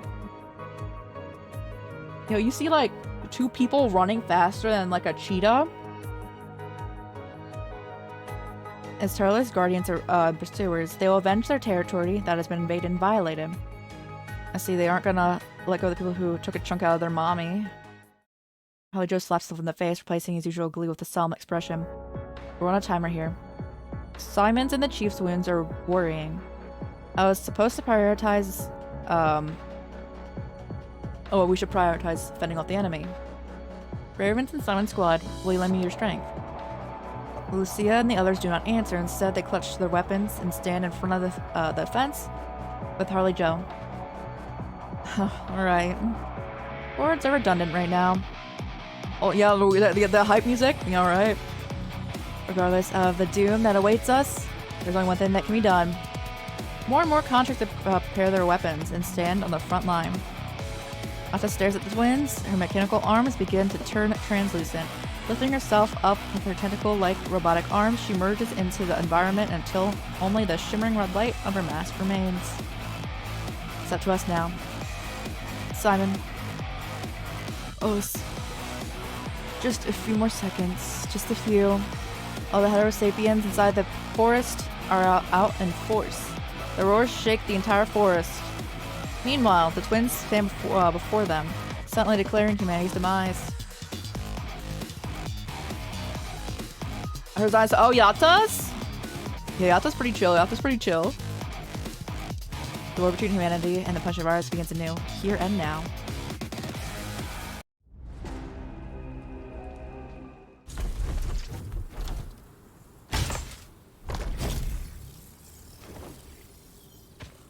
I'm gonna die, but it's a plot fight, right? I can't die. Nice.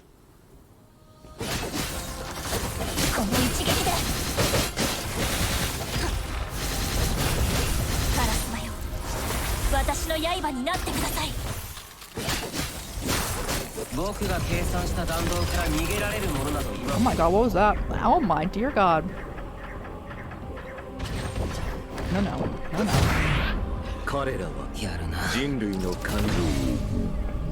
What is that voice? What?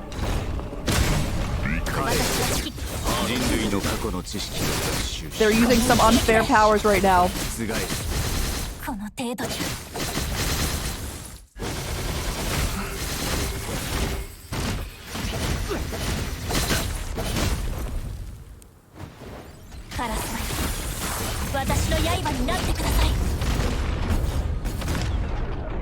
Dear God.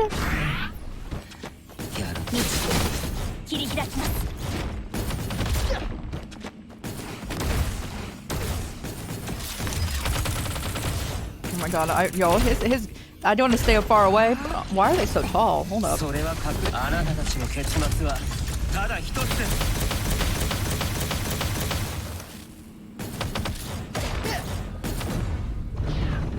Oh my god, Lee's dead. Lee's dead.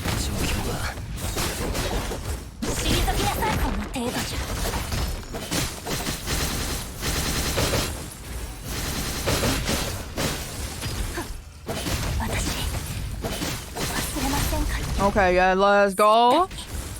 We can die. I love that so much.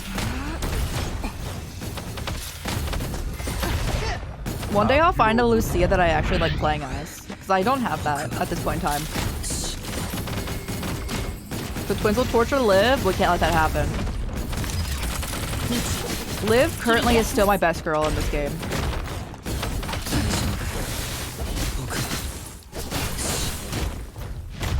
Oh no. I didn't do anything to you.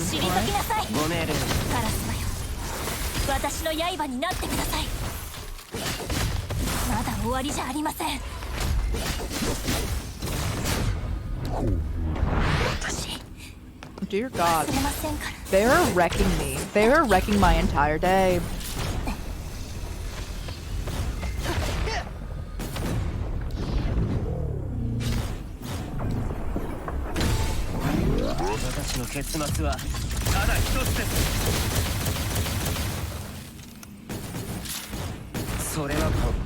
We'll not be able to start in 1 minute.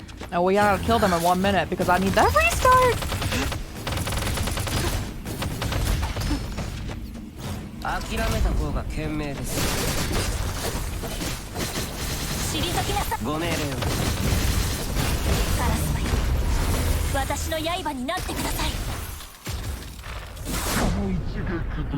Oh my goodness.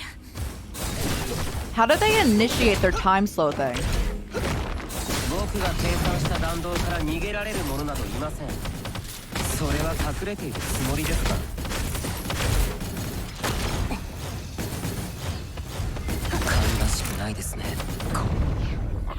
I need you to kill Lee right now so he has a full reset. There we go.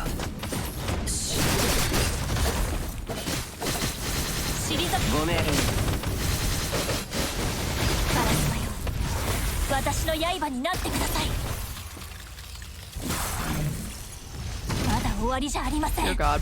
Oh no. Oh, you trigger their matrix. That will trigger their. They will trigger theirs.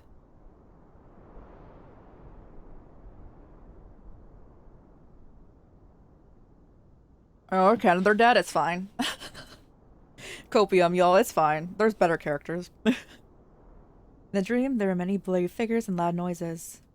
Singular blackness replaced the red light of the unending flame. A loud noise exploded in your ears, almost shattering your eardrum. The next moment, all the voices disappear. The space is so quiet that you almost cannot hear your own breaths and heartbeats. So basically, if they dodge, they trigger it. Like the same thing I would do. Okay. The blood figures start to clear up.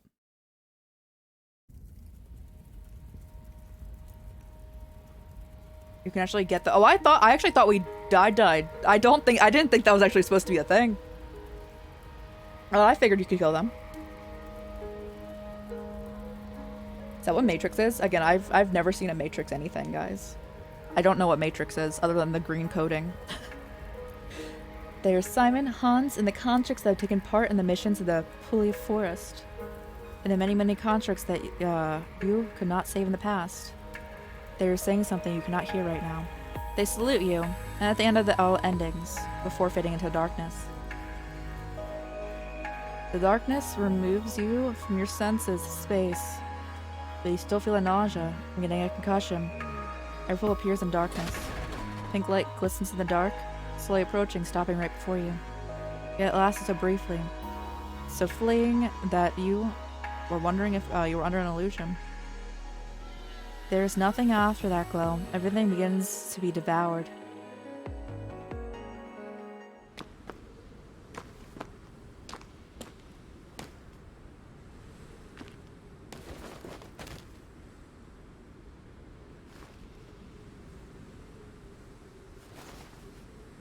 Oh, I know what the Matrix is in this application. I know what this is. I bet like I never see like a Matrix movie. I'm like, is that actually what the Matrix is?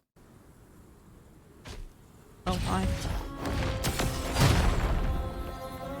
You know, she can't dodge. That's gonna make you die faster.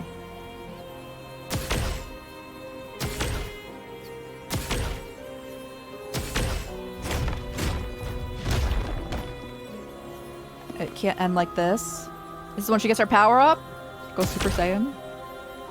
That makes sense. This is when the motifs that go on with Freya. Oh, it makes sense if that's right now. Come on, everyone. We promised. Enderman. I don't play Minecraft. And what is Enderman? Is that like an insta-kill thing? Rest in peace. So nice. Oh my dear god, that's a lot of damage.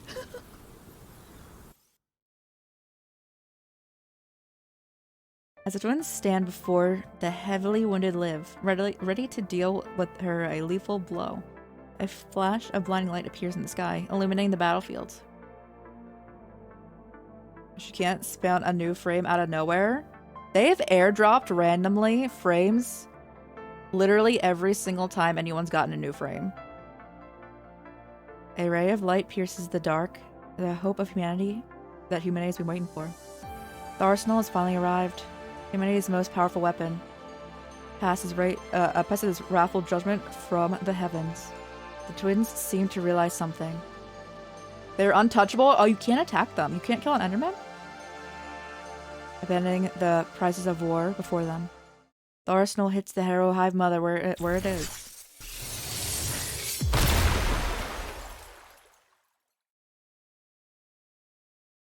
Following that, a burning white light covers the twins and the Heterosapiens that are approaching the tower.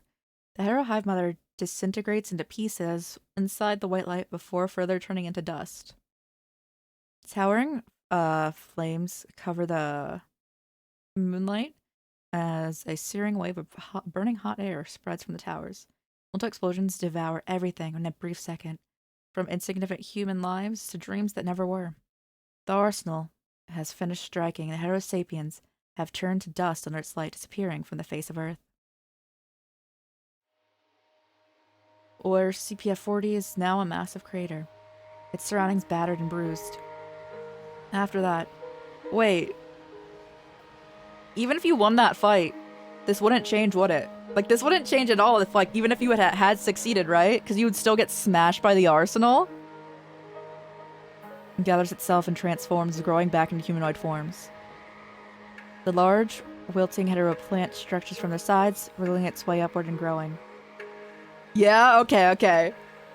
Twins look at the hetero plant, lost flailing. I was actually gonna do it again, so we could try it again. What if it's the same outcome? Except for, like, I'm assuming the live fight again, but...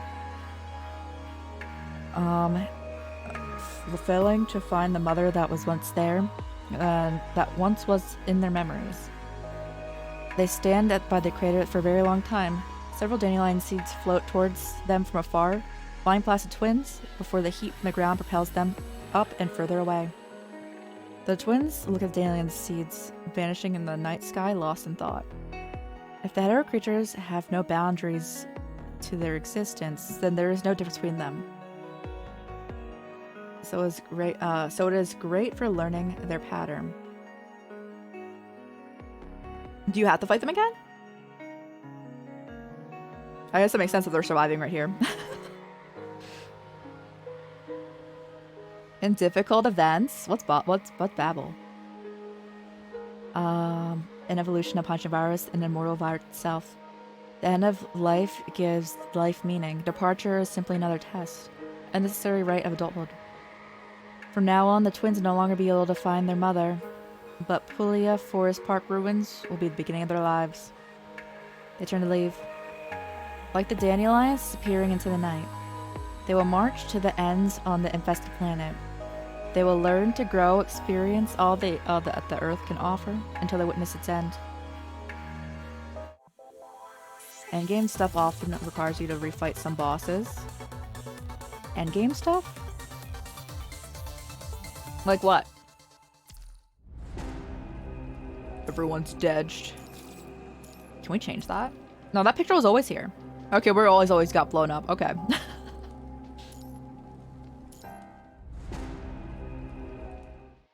It's been several hours since the twins left the main battlefield. The large transport craft mentioned in the transmission finally appears in the form of the burning carcass of the plane, crash landing before the teams that has retrieved the sample of the heterohive mother. Eventually, different teams could only manage to save the pilot, and they began to retreat on foot. But they see the same thing regardless of where they go: a crumbling CPF tower, the farms burned down, and the lingering stench of the air that smells like white phosphorus. Babel Tower and limited events. What's Babel Tower? These disasters from the punching virus have never left Earth. More and more people join the retreating forces. They will abandon the well-constructed defense lines in the conservation areas, moving back to the front line. To live, people are giving up on the rebuilt houses and unwieldy weapons and the stored rations. Everything they built is now... Is our team dead now? Is our team just dead? If that always just happens? Everything they built is now given this up for survival. Alright guys, new squad. It's not even punching Grey Raven anymore. It's punishing whoever squad we're with next. All they can do now is search for survivors. Numb, Liv drags an injured survivor forward. Even though her frame is almost entirely spent from the previous fight, Liv is still pushing herself forward. Every step she is taking stresses her frame. The feeling of pain spreads from her feet to her entire body. It does not stop her from moving forward. How many has there been? After settling us and the rest, Liv returns to the front of the rescue line. Mine is too foggy to know how many times she's performed first aid and moved the wounded. I need water. Sarah makes it clear his voice is weak, but resolute in his last request. Hearing that, Liv immediately takes him to one of the last few water supplies. But the water at the supply point is already murky and stained. Survivor on their shoulders, never got to take a sip from the water. They were talking a second ago, but now they're a life apart.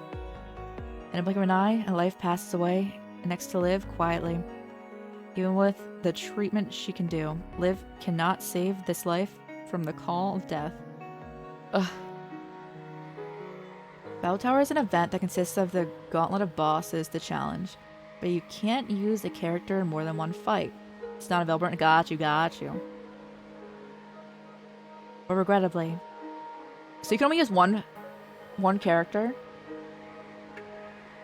Oh, wait, so wait, so you can still have a full team, you just can't use them in another fight? Is that what it is? The face of Liv cannot become accustomed to it. What? Thank you for the follow. Pause. Thank you for a follow. Win John Larison. Thank you. Much appreciated. Welcome on in. At least she will not miss the next one. I must move forward. Liv knows that as long as the punishing virus is ravaging the earth, no one can afford to stop to grieve. Is the eternal solitude of death the only cure for this depressing reality? Oh god. Sharp machine parts that are sanding down Liv's artificial skin, revealing the mechanical skeleton underneath. The constant act of moving the wounded has her hands sparking. Not more than just her hands are sparking right now. Another crumbled wall has moved. Liv wipes the dust covering the face of the injured beneath. Buried underneath. Oh. Finding a small construct. Her short, white hair darkened from the fire, stained with vital fluid and blood. I want to go home. It's alright. Don't be afraid. I'm taking you home. Seeing the girl's face, Liv remembers a past memory. In that memory, Liv was lowering her voice to comfort the girl before her. As Liv was facing the last one facing a massive corrupted that destroyed the city. Stay quiet, count to 3, and you run to the hill, okay? The girl looked at Liv and nodded. In the distant past, an army was also retreating like they are now, giving up on the districts one after another. During that retreat, Liv saved a little girl that was similar to age when Liv was enlisted, because Liv's father and in-laws, not in-laws, but like the stepmother's family was absolute trash. It was literally just all Cinderella going on, and then the father just didn't do anything about it. He didn't pay attention. She says the girl who got turned into a construct and got injured on battlefield despair. Liv begins to feel a sense of familiarity. The question rises in her mind. Did I really save her? The last time she saw the girl, she was alive, dark under expressions in fear. This time, she is another chilling construct like her. Having trekked through the countless battlefields, having saved her from the hopeless battlefields, Liv has delivered her to countless wars to confront death. Oh my goodness, yo, Liv is having an existential crisis right now. Will she want to go home like she once did? If death is inevitable, should they not suffer as little as possible? Oh my god, straight up, Liv is like, everyone should just die. Life is suffering. Can I really save everyone? Does anything I do really mean anything? Is that the salvation in this, is that really salvation in this ocean of pain? It's not just her. Hans, Simon, Lucia, Lee, and us. Everyone has fulfilled their duties as a soldier to their dying breath. But now, so much is lost. A breeze blows past the battlefield. Oh, so we died? We straight up died. Nice. Nice. What flower will blossom? What fruit will they bear when the seeds are planted? No one knows. The farmers are gone. The farmers are lost. That bag is damaged by the fire of war. A seed soaked in blood and fuel. Liv looks to the hills of the rains before her. She knows the scene exists not only here. The cities and the fence lines lost all look the same. Humanity is once again connected. A, the forsaken, ARU, The countless scavengers, not only by hope, but by the desperation the punishing virus has brought. Can really fix this now? There's a higher mountain after this one. Another battlefield after this war is over. As long as the punishing virus exists, nothing will be fixed.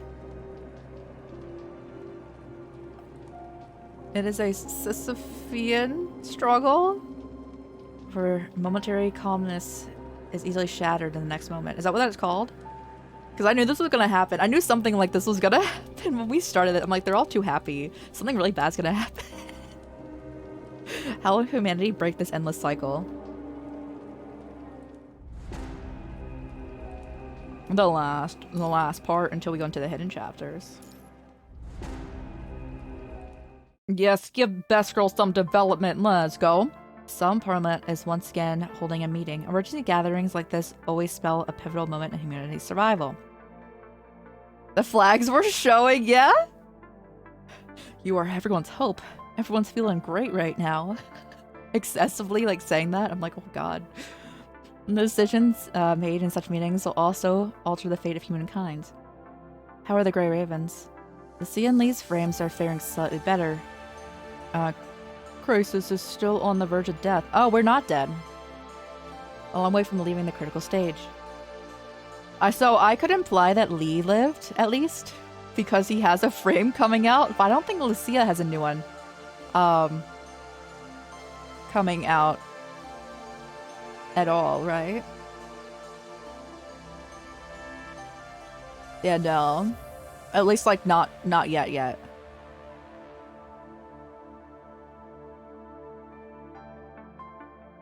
Changes on the surface have made our contact with the ground forces more difficult. What I have reported happened hours ago. Our plane has clearly failed. 63% of the... You're right, yo, let's go! Yeah, I looked through all of the... So I, like, watched all the videos of all the upcoming characters and, like, all of their, like, play styles and, like, their abilities and everything. And I was, like... I picked out, like, 5 that I, like, really wanted to try to get. Which is... I was saying earlier when we like first started, but the Lee, Hyperreal, Alya, Kaleido, Hanying, Zitherwoe, Noctis, and Alyssa. I want those. Alya is free? Yo, let's go! She looks so much fun. Given that they can see the way the problems, saw the problems on the surface, their attitude is pessimistic. Alyssa too? God, yes. I love my freebie characters.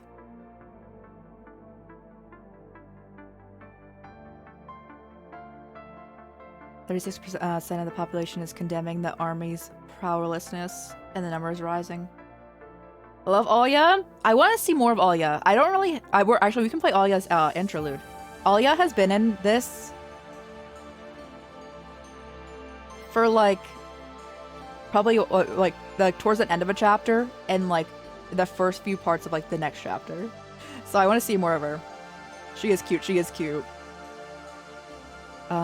We should be glad the army has retrieved the sample of the hetero hive mother and is greatly advancing the Science Council's research. Had it not been for the army on the surface, more conservation areas and bases would have been lost. Even if that is true, we are still losing people's trust. How's transport between the surface and here? Barely keeping up. We're seeing reports of the winged hetero creatures that are being spotted in more places outside the forest park ruins. Their flight altitude is climbing, and some even gather in packs, greatly disrupting surface-to-air transportation. Mr. President, 98% of the population thinks that the old experience is no longer suitable for our current situation. We're required to think outside of the box. 95% of the population agrees and stresses that humanity's future must be preserved at no matter the cost. So what do the other 5% think? What about the other 5? But they're like, just like, I guess, you know, I guess I'm here. Seeing the number that represents the mass's voice, everyone in the parliament looks gravely serious.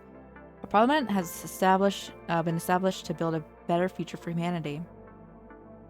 Humans will fail, but throughout history, humankind has risen time and time again. This won't be the last challenge we face. But that doesn't mean the situation won't get any better. The punishing virus has locked us in a cage of desperation. But the key of hope that can unlock it have been in our hands all along. And then he physically uses us, like our body, as a key. Hidden chapter time. Do we get all the thingy things from here? God, yes. Ooh. You know how I parse on this? I'm just curious. No. Wait, I can just go over there? I can straight up just start 17 without doing the hidden part. Is that really? Really? Okay.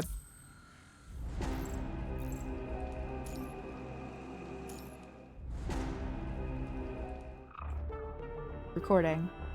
The Chrysuscoris shard has been recovered 5 kilometers away from the Aslam docking platform. Compared to the previously recovered shards, this shard shows stronger activity that has the ability to integrate other shards. After killing Babylonia's 4th team to clear the Chrysuscoris, I recovered considerable numbers of shards. Only about— oh! You mean the best boy? Nice. I look forward to seeing him again then. Most surprising was that they show the unique characteristics after integration. The properties get confused and learn very little. I mean, we don't really know anything about the Vonnegut, right? I think you're supposed to be confused until like a big reveal. The properties of the crimson liquid are extracted at the same as that found near the Chrysuscoris. The cells devour one another and evolve. The Chrysuscoris is constantly deforming and disintegrating in this slow. I'm sensing something different from the ordinary corruptum. I cannot put my finger on it, but I understand that this kind of agitation is similar to what I saw when I was on the verge of disintegration. I see the future of Asnet is in this crimson mire. After my analysis, I've decided to contribute my efforts into further research. A week before the Battle of the Forest Park, a wanderer walks in the ruins of the city. Oh, I have no brain cells, so I'm probably gonna be right there. In front of them is a city that has long fallen into the hands of another ruler. Hetero creatures are here seen in the ruins, twitching and hissing from time to time. Desolate and disorderly. This is what the planet looks like today. Row after row of lofty buildings deteriorated into dead trees made of steel and cement. Now living creatures fight for the survival of this dark jungle. With the muffled thud, the hetero creatures that have followed the footsteps and arrived are torn apart. Wow, I wonder whose hair that is. Who has a little ponytail that's just chilling over their shoulder at all times? So the detective product that Gabriel has made it this far. Of Gabriel. Oh, Gabriel's alive still? Alright, he's chilling. The wanderer leisurely puts away his chain blade and looks at the shadows cast in the distant buildings. Okay, they literally also said chain blade. There's no reason to hide his face, at all. In the distant shadows, a few figures are huddled around the campfire, cooking with food with simple cooking utensils. Looks like our actor has arrived on set. Let's get ready. It's time for the last performance. Again, welcome aboard, Roland. Save the pleasantries. Feeling the changes in his body, Roland clutches his fist and grins a slightly mocking smile. Aided by some mysterious power, the power bestowed upon him by that pure white agent, he can still sense Luna's existence. Even though it's no more than a delicate strand of silk, she is somewhere in this world. The mysterious, merciful one hadn't erased his weak connection from Luna after reconfiguring his body, but the unpredictable agent in front of him seems to have mind. Is that enough? That's why I said earlier it's very obvious. Oh, that was to him? You must have known that I rarely give others the privilege to become an ascendant. After all, even though our goals are the same, my selection process is slightly different from Luna's. However, this does not mean I'll be stingy and share my power with you. Since this is a generous offer, I thought you would make best use of it, rather than take a sip before setting it down. You're very generous, but it's good enough for me. I'm not going rust yet, and I still need it most of the time. Yes, this is enough. He doesn't want to risk wielding such a strong power to come back and bite him one day. As long as he maintains a weak connection, he'll have the possibility to achieve his ultimate goal. He just needs to lie dormant and wait for the right time. He is already quite adept in doing so. I understand. I love how he's just using this dude. I appreciate.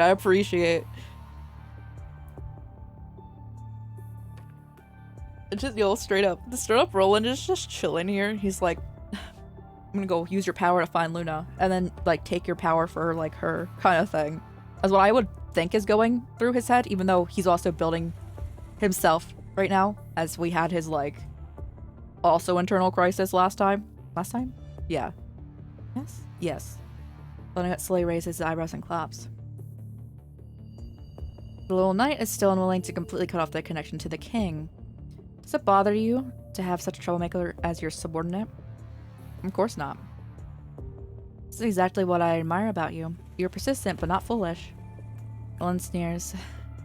So much for the flattering. Let's cut to the chase. That's a genius, yo. He's sitting here like, how can I use you? Like, it's just... Which is also very valid, because everyone in his entire... Like, literally everyone he knew before he was a construct, and also after he was initially made into a construct, was just using him for that cash.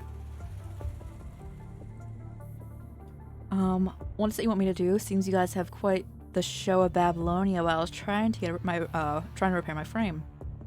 Too bad I wasn't there. I didn't deliberately hide the location of the test subject, but I didn't expect Babylonia to find it so quickly. I had no desire to draw their attention. It appears Babylonia is smarter than I expected. That being said, I found a seed that shows potential. As if thinking of something pleasant, Vonnegut's eyes show a clear smile. Compared to this discovery, the test subject was an acceptable loss. First time I've ever heard someone phrase the enemy outplayed us so casually. Some of Babylonia's teams are more troublesome than others. Alas, opposition is not eternal. Conversely, neither is allegiance. Both you and I are focused on a net gain, are we not? So long as everything is within my grasp, I can turn anything into an opportunity. What are you punishing the Grey Ravens? Oh, yo, are you showing up now? They just got, like, super, like, they got space laser just now. They're going through some pain. They, like, legit had to get new bodies. So, hey, how's it going? After all, I can provide what they need the most. Sooner or later, they'll definitely consider my proposal. So that test subject was destroyed, and you're making even more powerful test subject number 2, right? I seem to have seen the same tactic used by the former companion. It's a pity that he failed in the end. Indeed, the truly vital mother isn't stored here. Cinderella has gone to investigate its condition. Gabriel is well deserving of praise for his efforts in pioneering the gestation of hetero creatures. We need only take over his unfinished research to continue to explore more possibilities. The emergence of the red tide in hetero creatures is undoubtedly an important step in the evolution of Asnet. Unfortunately, the polyphage has demonstrated the limit of evolution based on hetero course. These creatures only have instinct to survive. They show no signs of intelligence or reason. What's the difference between such a thing of those defective products that lose cognition due to corruption? No matter how destructive they are only fit to be called puppets. How can we walk with such creatures into a new world? A large part of Gabriel's failure was due to his blind pursuit of power, his eagerness for success, and his neglect of the punishing virus's will. As for Mother, its appearance served as a guidance for Gabriel's massively misguided path. I can feel that Mother's the condensation of the punishing virus's will. She will possess fascinating possibilities. I have high hopes for the future. So, even you don't know what Mother will hatch? Even though I thought people like you always wanted to have everything under control. It seems that we still need a mutual understanding. All we can do now is witness the gestation of Mother and welcome the real accumulation of the punishing virus's will. We just need to give her a little push. A push? Before that, I think you should see something. You haven't seen Mother in her entirety, have you?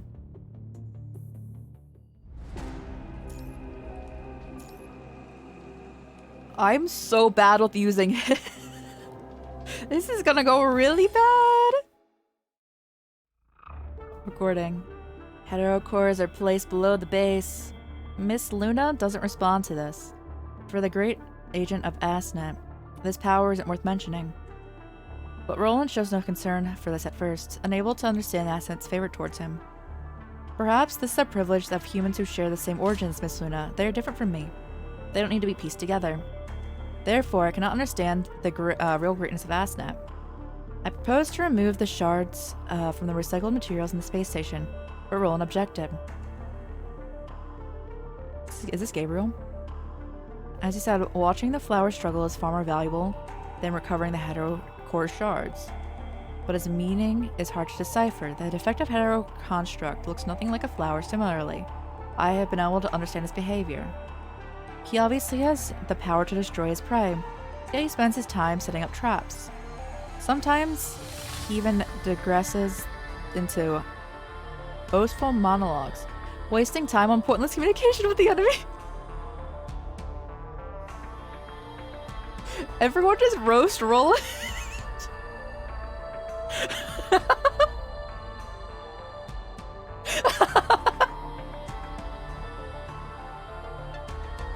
Sometimes he even just like starts talking like, but it's really just like wasting everyone's time. I don't understand why he does it. I am skeptical of his inefficient practices, but as long as he's completing the Asnet's missions, I have no need to speak up. The bigger problem I face right now is the nightmare, humanity's nightmare is being brought to life. But the generation who should lead us forward doesn't care. After reaching this conclusion, I have detected a mood fluctuation similar to disappointment in my memory circuit. No one seems to pay any mind to this earth-shattering power, but I am sure that this power is the gospel brought to me by the Asnet. As such, I am even more deserving of wielding this power. No one is watching, nearby.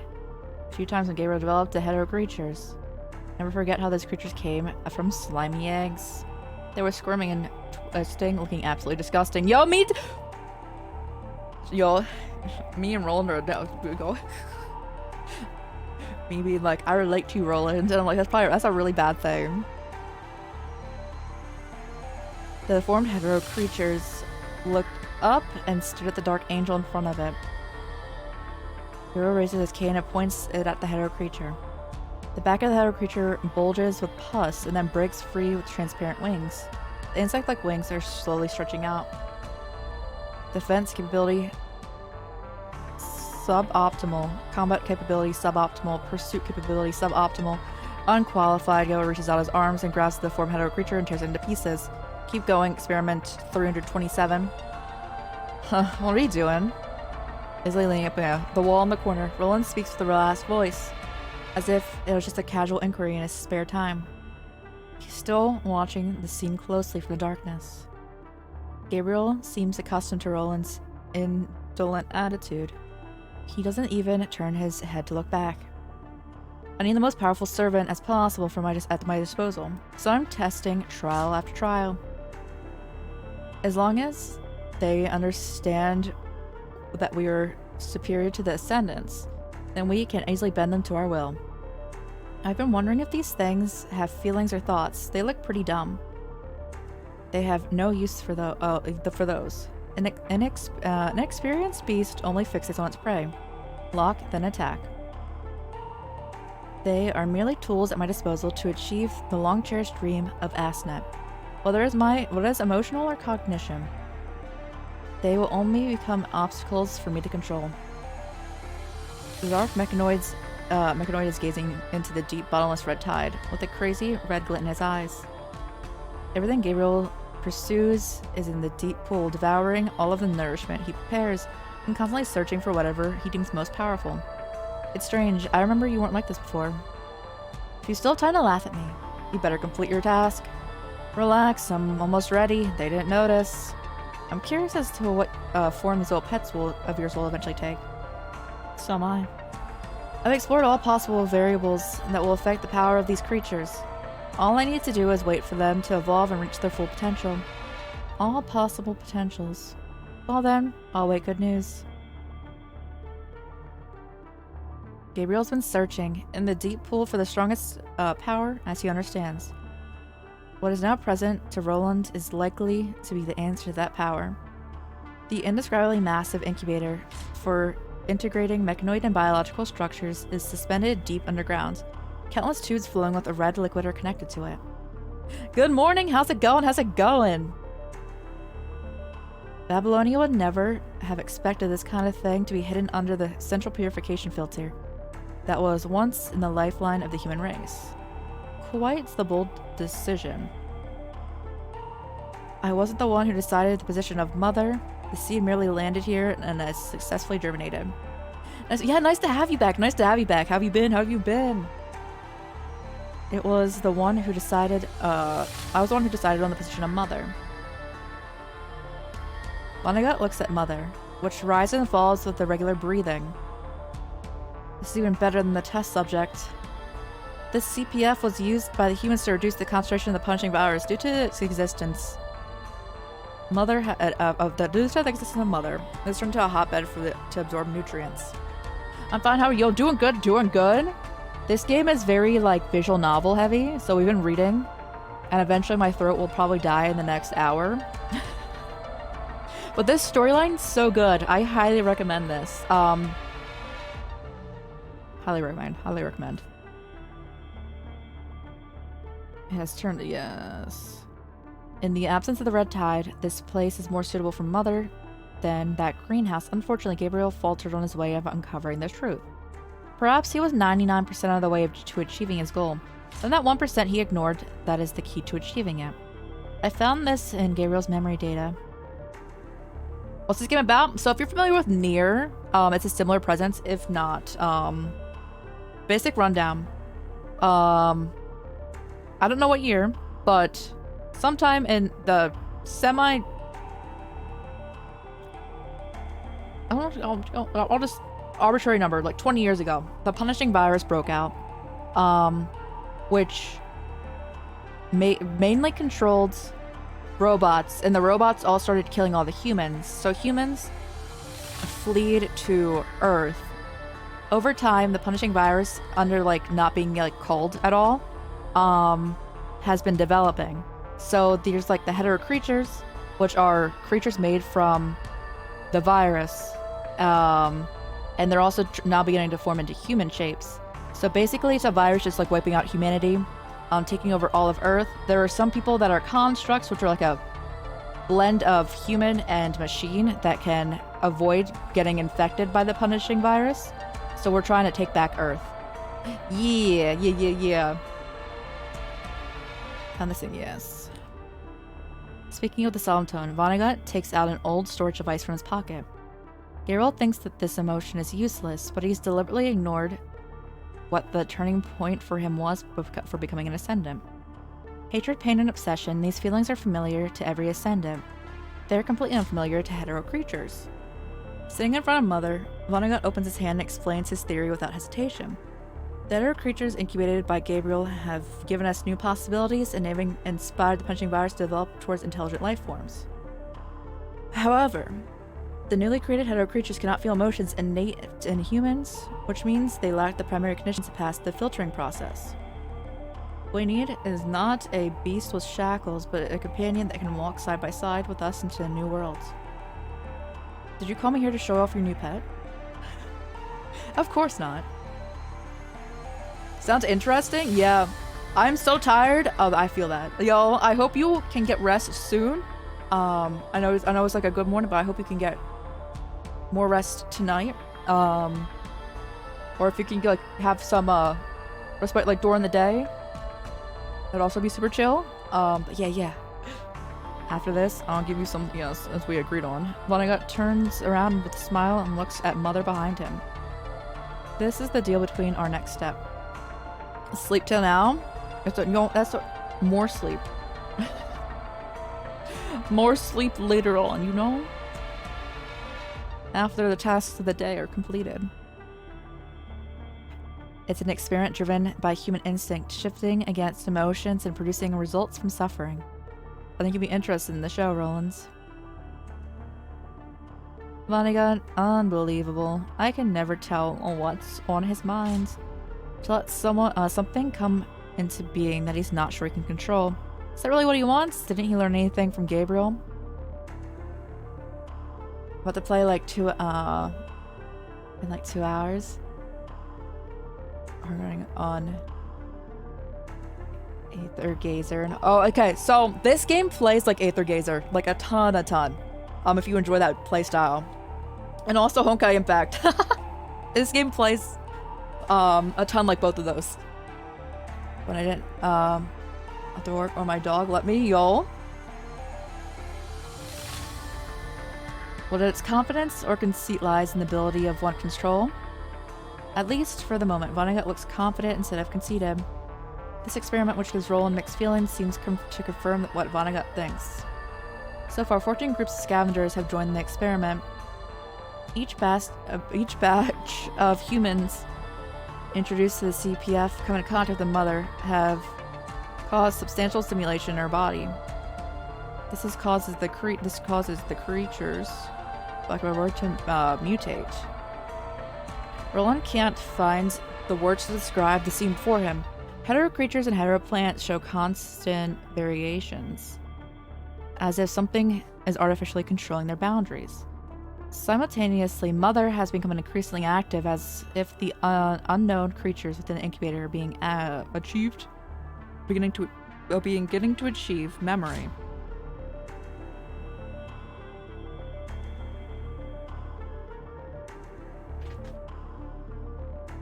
They even seem to unconsciously respond to external stimuli.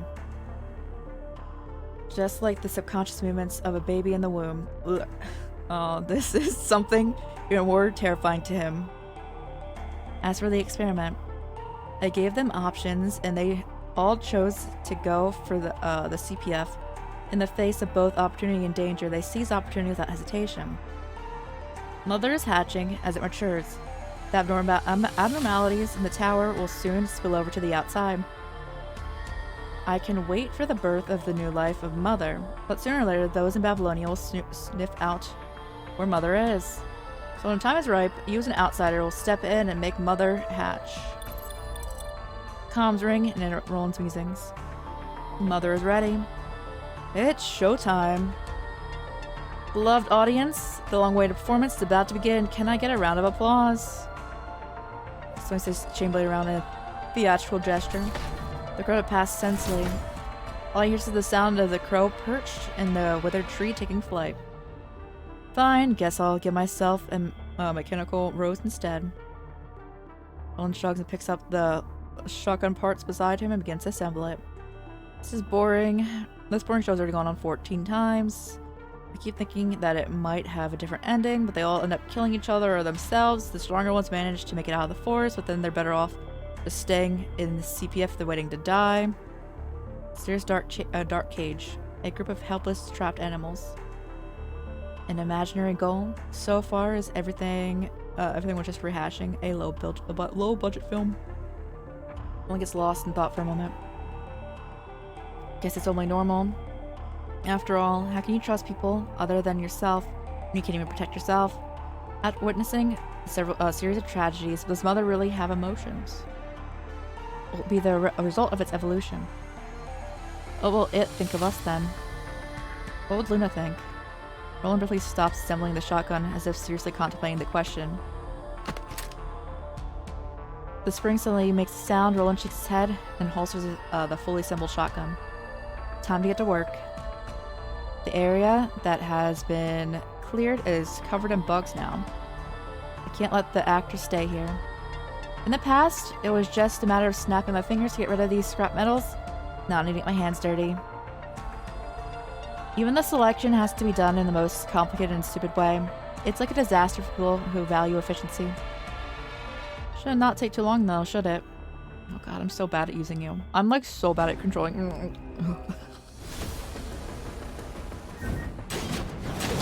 Yeah, just keep doing that by yourself. It's a good opportunity to try out my new power and weapon. Uh-huh. Keep in mind, guys, I have entirely, like, done his tutorial. Good, they come in handy.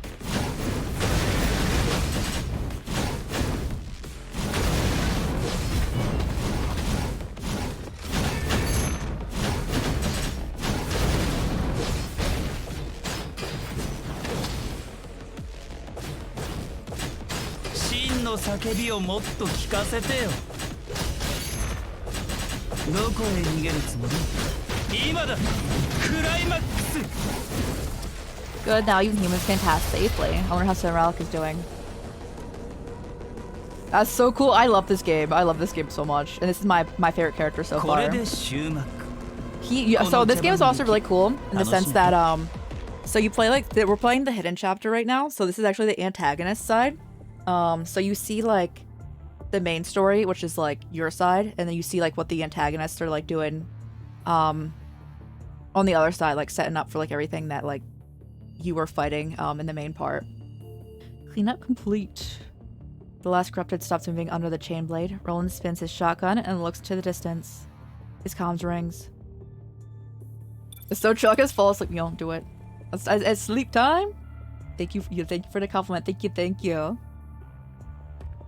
Target lured into the designated location. Looks like those little pets Cinderella brought have led the scavengers right to me. Very good. I always take every performance seriously. Let the show begin. Do I need to fight them now? Alright, let's kill some people. Oh, okay. The ability of the hetero creatures to imitate fighting skills is incredible. The regeneration speed has also reached an unexpected standard. The punching red tide is spreading on the surface and capturing food as plans. Everything is developing steadily. The punishing virus's own will is growing in this deep pool. After witnessing the generation and extinction of innumerable hetero creatures, this thought spontaneously crossed my neural circuit. Oh my goodness. It seems I can advance to the next step of the plan. Before that, I need to create powerful tools. A powerful tool needs a terminal that can control it. Roland showed interest in the hetero creatures. After testing his loyalty, I have acquiesced him participating in the experiment under my supervision. However, he doesn't seem to have understood anything regarding the experiments. Instead, he seems more concerned about the nature of the ASNet. Fool. That isn't our concern. Our mission is to pass the will of the ASNet. Surely enough, I can't expect him to understand the ambitions of ASNet. And my character's saying, give me 2 higher expectations. Yo, that's chill, yo.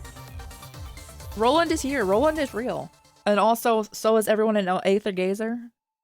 Honkai Impact.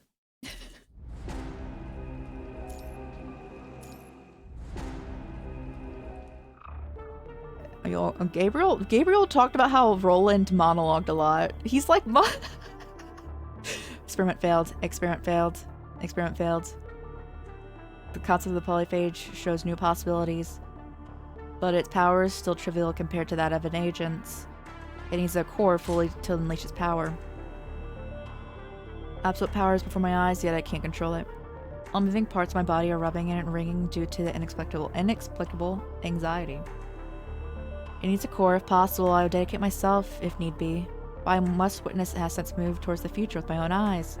Lamia's no good. Roland has value. Under his guidance, Alpha hasn't questioned her plan. Alpha. Its ability to sway the will of the agents is valuable in and of itself. If they are real, Kiana is on the moon. Yeah.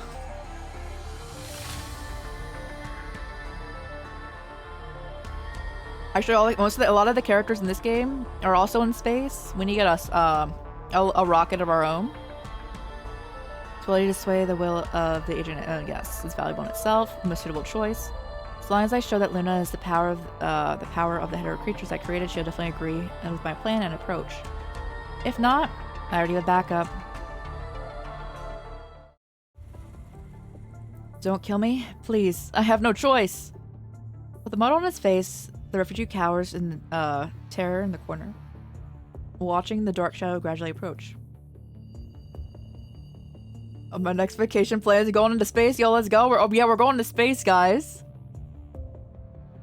3 armed scavengers stand in a circle and point their weapons at him. Who would have thought? What makes you think he can steal from the likes of us? Watch out. Look at his bandages. He's probably showing signs of corruption. Come on. See what else we can find from this guy. Gotta run. We're at least 4 or 5 days a walk from the nearest conservation area. It would be very difficult to travel during the night. I can't afford to waste your time here. Wait, I have stuff to give you. Don't kill me. Escaping the hand of the scavenger, who's about to tear his cloak, the raggedly dressed refugee trembles as he empties the contents of his backpack. The things in his bag drop one after another. A few tins, hardtacks fall next to the scavenger's feet. There's also a small unused bandage roll. Well, looks like you still got a lot in there. Beardy kicks the frame away and, after checking them, puts the food and bandages into his backpack. Zack nods and hits the refugee's arm, which is holding the bag tightly, hard with the butt of his gun. The refugee cries in pain and lets go of the bag. Beardy immediately picks up the bag that falls to his feet. It's a heavy bag. He sneers and drops the bag onto the ground. Inside the bag is an iron box wrapped tightly in cloth. Ugh. Seeing them notice that he was trying to hide something, the refugee trembles and lowers his head even more. Come on, fella, still holding out? What's this? Come over here and open it yourself. No funny business. The refugee immediately crawls over, reaching out to open the seal on the edge of the iron box. Do you watch anime? I have watched anime. I haven't watched anything recent, but I've watched a ton of anime. What's everyone's favorite anime? His hands are wrapped in the soiled bandages, and his fingertips keep sliding from the edge of the box. Seeing the refugee's hesitant, and clumsy appearance, Zack gives an impatient grunt. Sorry, I hurt my hands. I'll open it right away. Death Note? I really enjoy Death Note. I definitely enjoyed like the first roughly half of Death Note. Like a 10 out of 10. 10 out of 10. And then I would probably, like, I still love it, but like, I really love like the beginning, you know, until like a certain event happens. But y'all, it's so good, it's so good. Good taste, good taste. Iron box opens with a click, revealing its contents. After the white fog formed and the cold air dissipates, scavengers see 3 complete doses of serum lying in the grooves of the iron box. It comes with a syringe. Spy X Family? I've not watched that. I've heard good things about it though. On which the logo of the world government is clearly visible. Zackpot? Look what we got here. That's serum. Shut up. And not just any serum, the world government symbol, it's special military serum, which is more effective. It's so good! Who's your favorite character in it? It's also rare, and we don't have any access to it. Such a nice little treasure you got there. You're trying to steal our supplies? Is it true that people die for money and birdies die for food? Despite accidentally ridiculing everyone present, Beardy is unaware of it. He just sighs and pulls the serum into his own bag. Zack ignores his mentally incompetent companion, squats down next to the trembling refugee, and speaks quietly. Tell us, where'd you get it? It's got a fluffy dog. I know about the doggo, yeah? CPF? Refugee vigorously nods and slowly tries to move to the side. There's a fourth park nearby. There's the CPF. No one's there. There's a ton of supplies there. There's a lot more in a giant crate. It has the world government logo, but it's too heavy. I couldn't carry it. The refugees' words are telling the group of travelers wandering the desert of a nearby oasis. Too coincidental, yet too alluring. Someone speaks up after a while. What do you guys think? Something's fishy. A well-supplied place that would have been raided. But if there really is a lot of supplies, like you said, it's worth checking. Are you sure? Even if the supplies do exist, can we really get to them? Is it a trap? Oh, it certainly is. It certainly is a trap! Let's stuff the dog. Tell what's going on. Oh, that's so cool. Let's go. If you insist, let's go check it out. What happened when we got there? Well, nothing about that damn red tide and crazy idiots who jumped into it. We're done, man. Zach is still alive, and because we passed through Sydney 75 on the way out, we got the news of the refugee transfer.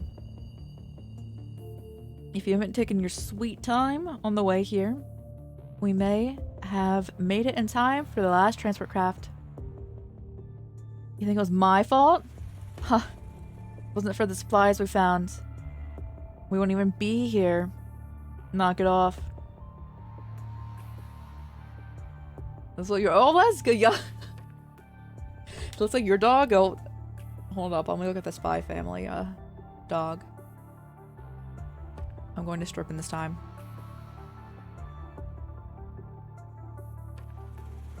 Oh my god, that's a huge dog. Oh my dear god. That's a sizable dog. Knock it off. Irritated. Zach commands them to stop. Beardy is just about to muster up a retort, shuts his mouth upon seeing Zach's suppression. He grips the handle of his knife hanging down at his side even more tightly. Zach pulls a map and spreads it out on the floor. Where exactly is CPF? Go northwest from here, down the road, and you'll find it soon. I swear I'm not lying. Zach's fingers cross the map in the direction the refugee is pointing. Then he stops, and then a place marked Pulia Forest Park. Central purification filter 40, depending on our travel speed and the road conditions. Should take us about 3 or 4 days to get there. Isn't lying with the location. You're seriously not thinking of going. Anyway, I have a lot of cats in there. I think I definitely see a lot of both, I feel. I feel like it's a pretty equal balance. Yo, love huge dogs, let's go.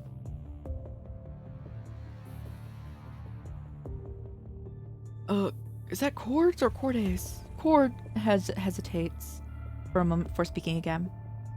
We used our last vial of serum yesterday. Recently, we've been taking too many detours to avoid high concentration. We've used too much of our supplies this week. Even if there's no supplies in the CPF, we can cross the park in this direction and continue north. From the moment we left base, there was no turning back. I puts the map into his bag, stands up, and aims his gun at the refugee. You lead the way. Seeing the dark muzzle aimed right at him, the refugee instantly puts his hands up as if being struck by lightning. After hearing Zach, he shows obvious hesitation. What's wrong? Think we got all day? Move. There, over there. They're monsters and corrupted. That's dangerous. The refugee shivers and points in the distance, where there's a faint green line beyond the city. That park has a lot of corrupted in it. That's the case. How'd you get in? What a wimp. We've taken all of his supplies. I don't think he'll survive on his own. Shall we rub him out here? He already spins the knife. Don't kill me. I know how to get there. I've been there several times. I'm the one who knows the safe route. Any funny games, and you know what will happen. Clean up and prepare to move out. My dog is a mix of Pyrenean, Mountain Dog, Golden Retriever, and Husky. Oh, let's go. Nice, nice, nice, nice. Also take out the supplies. Don't think I can... I didn't see that. Okay. He takes out the ammo and medical supplies from his bag and then hands them to Zach and Cordis. Is that a different character? Okay. Then shows Zach the contents in his bag. That's all. I'm in charge of the food. Don't say I'm being selfish. There's the big white floof. Let's go. Does your doggo shed a lot? Zach furrows his eyebrows. What's your name? Huh? So what's your name? Who cares about the name of a dirty thief? No one ever seems to ever ask him this question, catching him off guard. Gonna go lurk. Thank you for the lurk. Much appreciated. Like attempting to swallow a dry mouth, the refugee answers with some difficulty. Romo. My name is Romo. Oh, yes. Amazing. All right, Romo, take the lead. Try to escape and we'll see which is faster. Your bullets or your legs or my bullet? Sure does. Oh, no. Forced to take the lead, the refugee hunches forward with his back to the scavengers. The timid look on his face disappears without a trace. His dichromatic eyes. Is that also like... Hold up. But I've known a bit for a 6-month-old? Oh, your dog goes at six months old?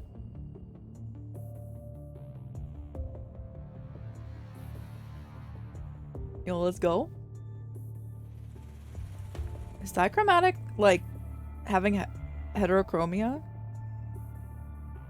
Is that what that means? Probably. Only scavengers act in a group. Their supplies. Oh, he's barely through. Oh, okay. Let's go.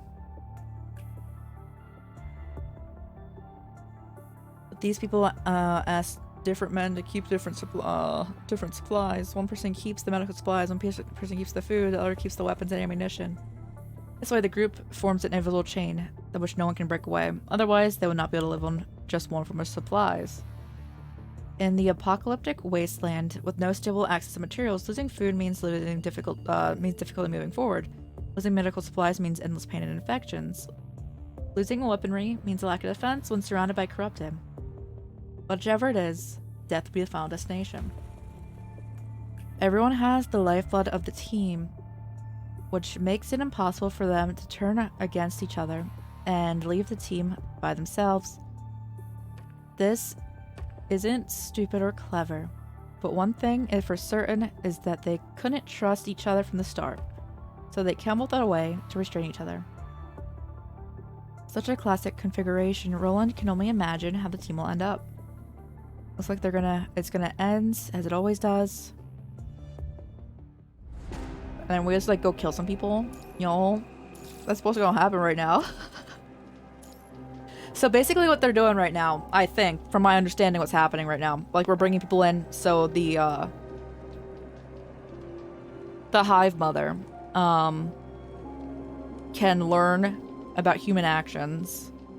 We would save anyone that would be like chilling in Vonnegut's plan. But for the most part, most people wouldn't be doing that. So they're just all dying, but we're getting a bunch of like different behaviors going on. We get to see how other people react. Oh my god, Gabriel's oh my goodness, Gabriel. I love the middle pipe sound. Not enough. Not enough at all. Gabriel just be monologuing in here. Not compared to the power of an agent. The Terracotta Queen, the polyphage, neither could scratch the surface. I realize that an imitation is ultimately futile. What they really lack is the ability to learn. Fortunately, I met an agent with the same view as me. The gentleman repaired my body and gave me an invitation. He affirmed my knowledge and gave me more strength. Thinking of all the possibilities after that, I could feel my hands tremble. This feeling was unprecedented. Based on what I've read in books, this feeling is akin to the shaking with excitement. This instant, uncontrollable glitch made my cane fall into the red tide. Useless emotions only bring trouble. How long will it take until mankind completely disappears from the face of the earth? I'm questioning that too. I'm questioning that too. Is it Roland thinking that? Me and him are on the same page here. Barely getting a heart attack?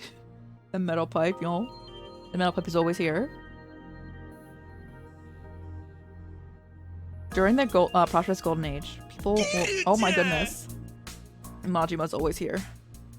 People who keep progressing forward were no longer satisfied with the dazzling new things and cutting-edge technology, while many were fascinated by reaching the stars.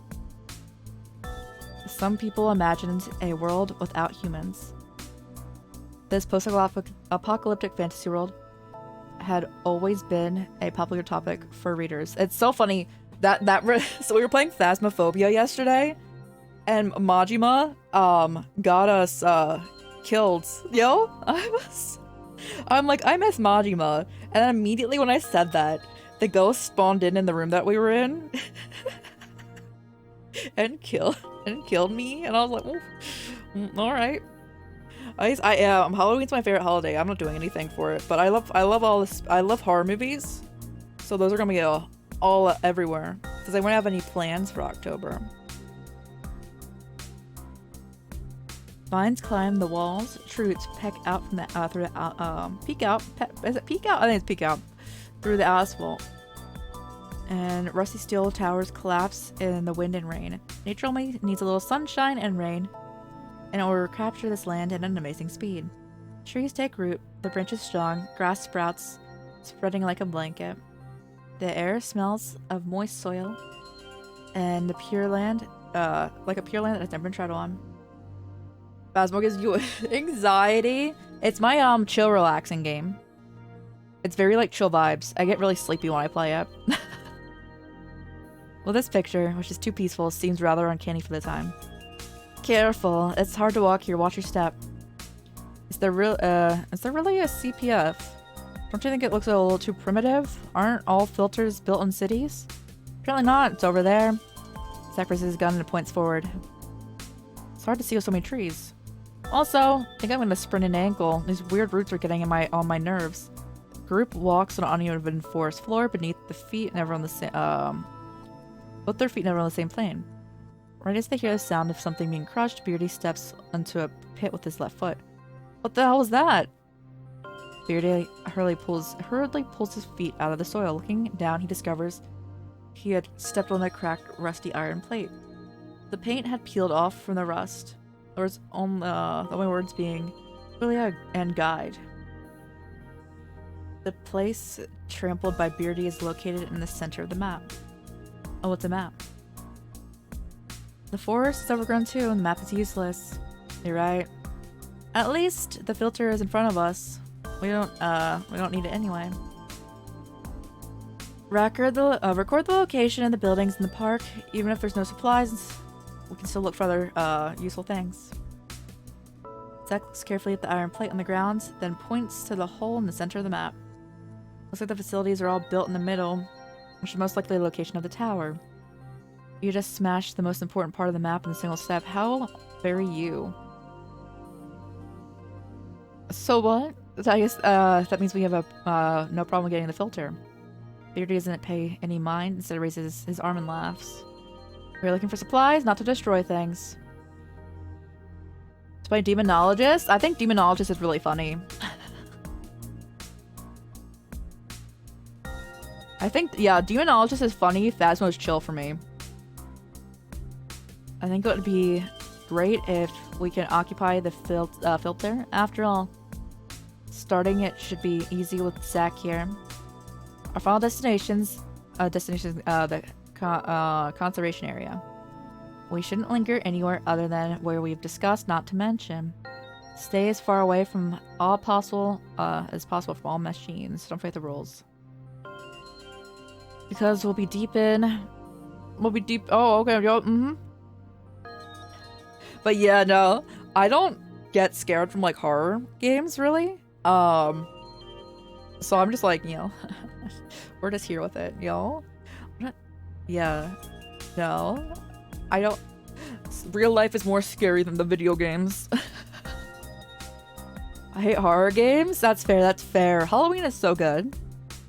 Just cut it accidentally when you pulled his leg out of the hole. Have a rest and check out supplies. We'll be moving in 15 minutes. Bandage your wound. Won't we slowing down? Huh? Beardy looks to his lower leg and notices that he's bleeding. Curses out loud. I didn't even feel a thing. What'd I tell you? Nothing can stop me. I don't want you dying from an infection. Get over here and let me take care of it. We're strapped for medical supplies, but we're in luck. I saw some plants around here that can be used to deal with the wounds. The Addams Family?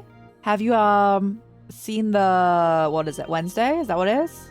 Like the Wednesday TV show? After working for a short while, they finally set up the crude base camp.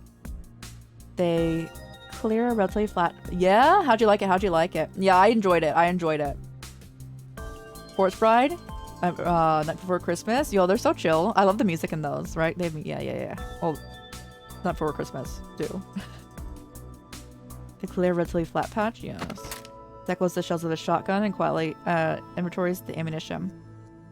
After Cordes tends to Beardy's wound, he sits down beside him and fiddles with the plant. It's calling you Wednesday? It's because you like Wednesday so much? It's a good show. There's a second season coming soon, right? Romo appears to be nervous, but after seeing that no one's paying attention, he sits quietly by the campfire. Zach just looks at him calmly, closes his eyes, and takes a nap.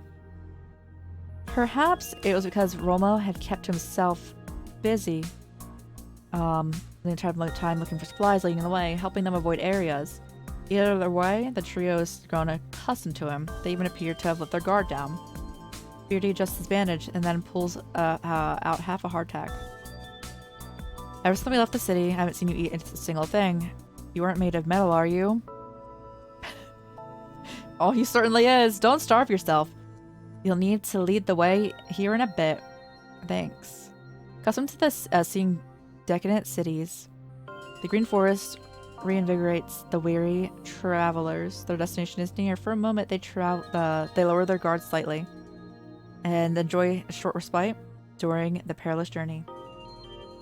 So excited. Me too. Me too.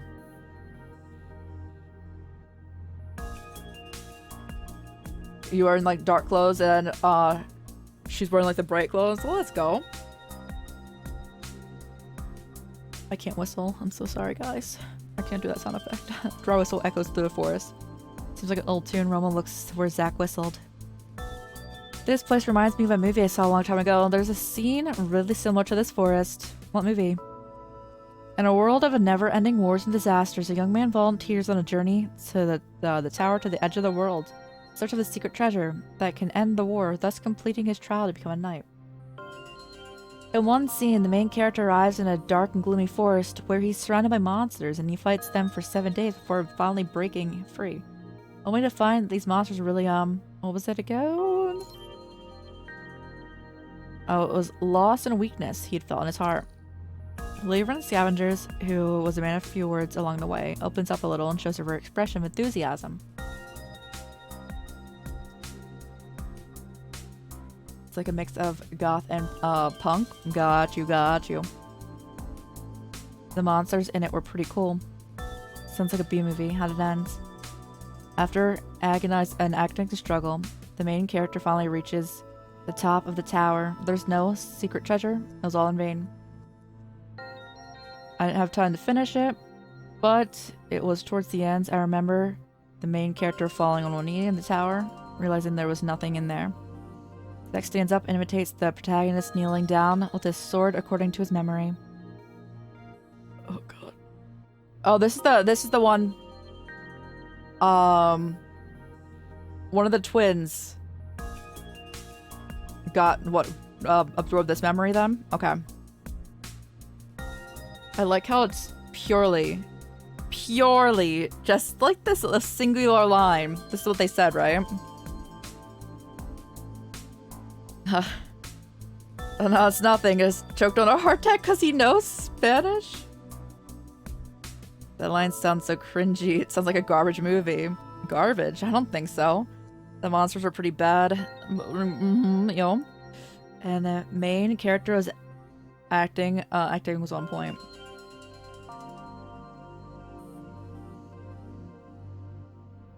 Is the control aware? That thing like you see 24/7 on the stream? Like dark clothing? Yeah, I only own black clothing, so I understand. He looked pretty young, but he was already starring in a movie. Apparently he won the award for Best Actor. Oh, it was him. It's literally just the thing that Roland was in. Can you imagine me following what was going on with the celebrities? There's a lot you can't imagine. The ending was pretty bland. Was it an ending? I don't think it would have been him. Would it have been him? I don't know. Is it Rocco? I don't know what's happening. Anyway, this is the absorbed memory, I guess, for one of the twins. It's one of the privileges of living in a time of peace. Movies seem lame, but they're a symbol of a happy life. You wanna, yo, let's go? I like mocha. The mocha coffees. What kind of coffee you're getting?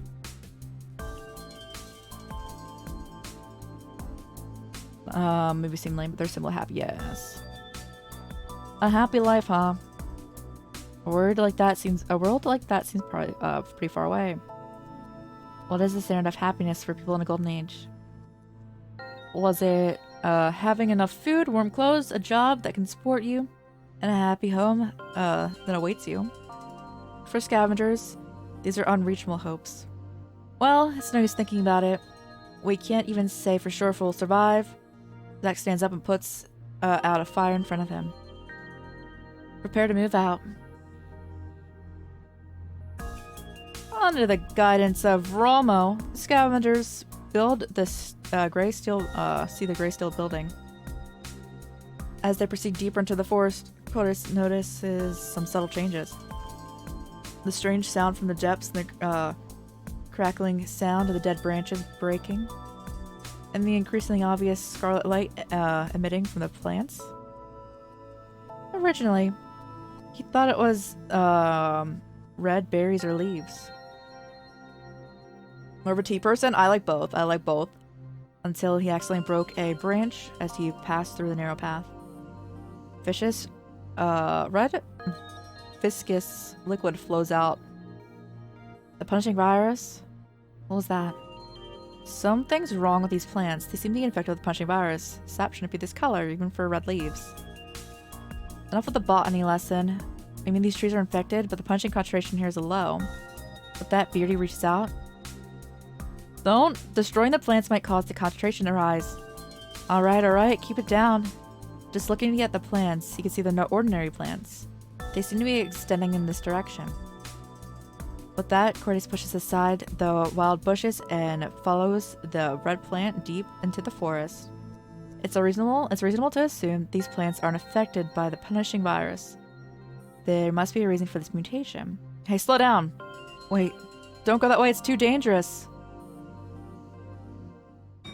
After passing through the lush overgrowth, he sees a completely different scene from before. The scarlet crevices are covered by green plants. Interspersed along them, sees dazzling red vegetation and deformed humanoid creatures crawling within. The humanoid creatures crawl on four legs, which are constantly changing shape. The rattling from the menacing bone spurs in the limbs echo through the forest. That'd be so wild. You constantly hear the sound of bones cracking as they're moving. For a moment, Chrysus thinks that he stumbled into hell. The weird and twisted creatures in front of him sound are like souls of burning in hellfire. But as Beardy grabs him tightly, it slowly comes to his senses. Holy! What are those things? Beardy's voice is distorted in fear. His sudden outburst caused the unaware creatures to notice. One of the creatures tilts its head and then begins slowly to crawl towards the scavenger. A peculiar red cord of thickness from the wind's form and trails behind it. The creature's head is lacking any facial features, and it slowly turns to the human in front of it, observing him. It lifts up its forelegs.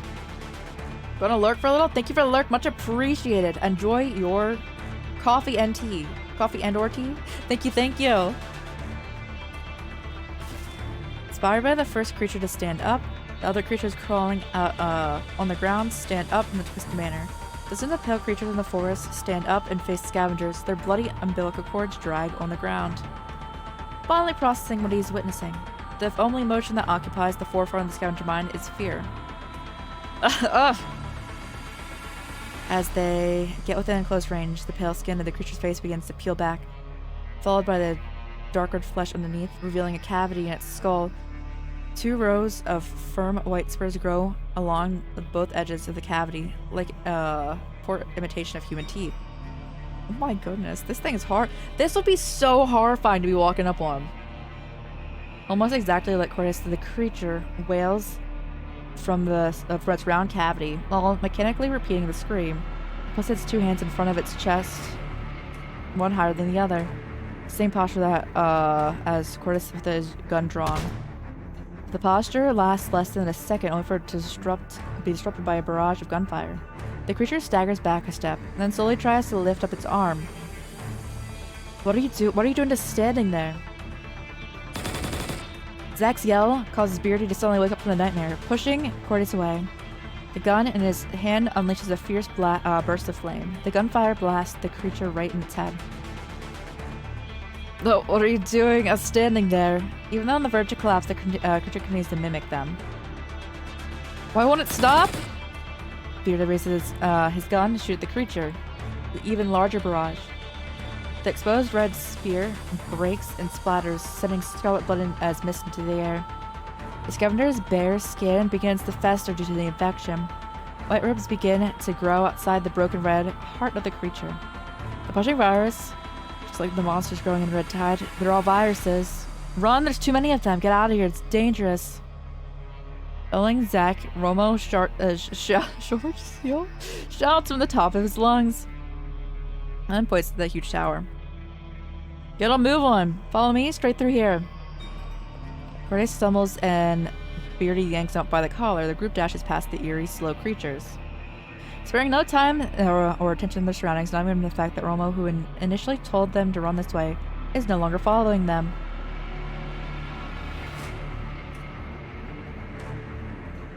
The raggedly dressed refugee comes to a halt and raises his hood slightly as he solemnly watches the monsters gradually surround him. Mother's influence has already begun to take hold, and that was faster than expected. What does Snorlax do? What a pain. That's not your time to take the stage. I can't let you disrupt the lead's performance. Mind getting off the stage? It's time to fight some of the children. As one does.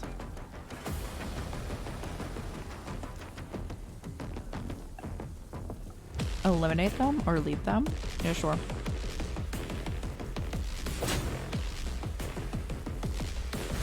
Oh, I need to attack them? Oh, okay. Oh, if I attack them, I just default have to kill them. Sad.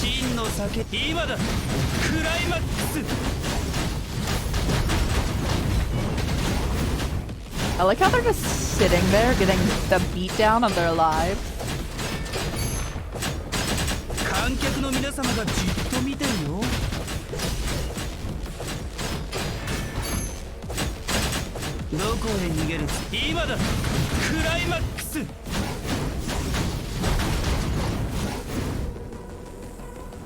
Hey guys, how's it going over here?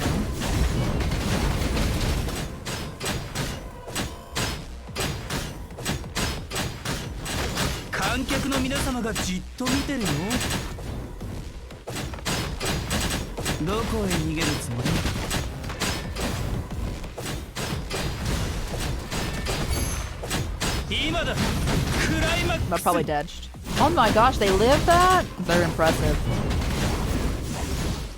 Now I can meet the scavengers. Can't waste too much time. Let me think the timid refugee is lost for a while. Make myself look more awful. That's so funny. He's like, I look too good right now. If I got beaten up, I need to like get this on here.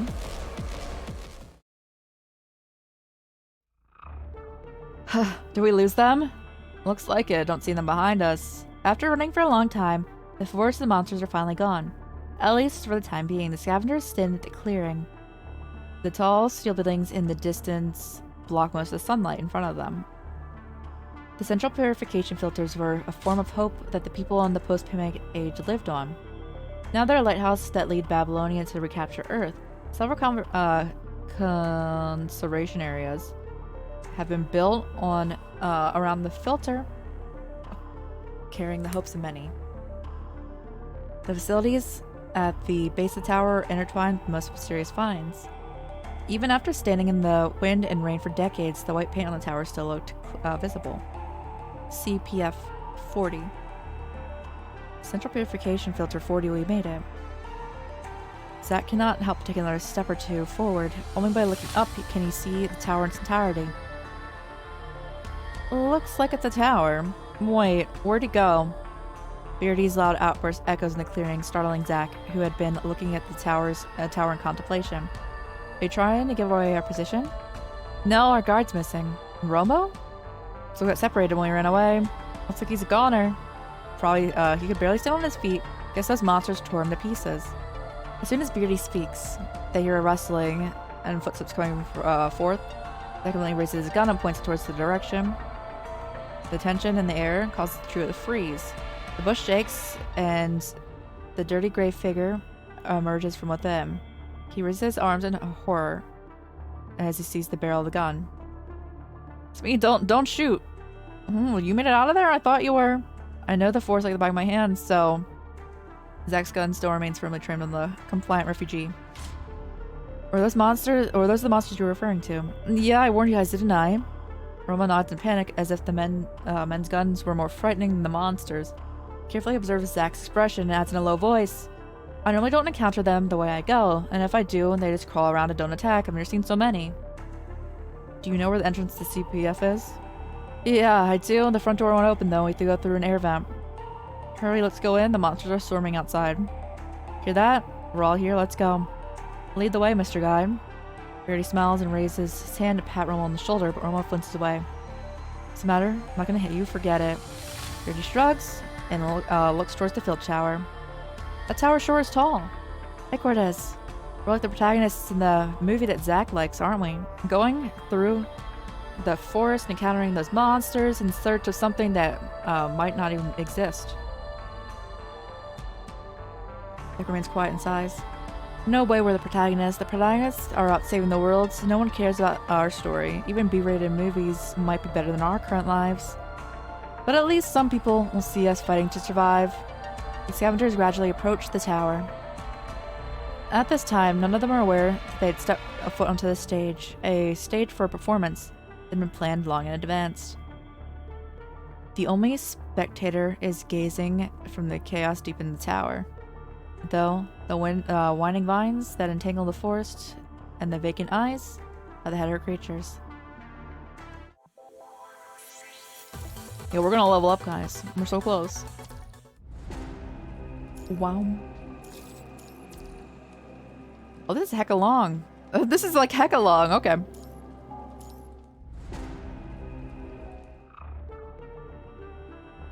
The impact from the orbital strike has greatly reduced the coverage and concentration of the red tide. But these losses are negligible because that thing had appeared beneath the scorched earth. The impact of discovering... Oh my god, that almost goes off the page. Such a thing is no less than the moment I found the heterocore. At first, I couldn't even fully comprehend what that thing was. It's like a revelation and affirmation of my long persistence. Although it shares the same characteristics as the hetero creature incubators, it must be completely different inside. I call it Mother. It seems that Der Meister is incredibly interested in this new discovery. Der Meister is Vonnegut. As one of the rewards for trading with him, I got a helpful assistant. She has keen knowledge of hetero creatures as an intelligent candidate for ascension.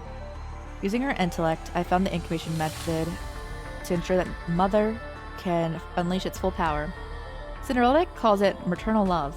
It's a protective instinct in the human mothers towards their children. She implanted this data into Mother.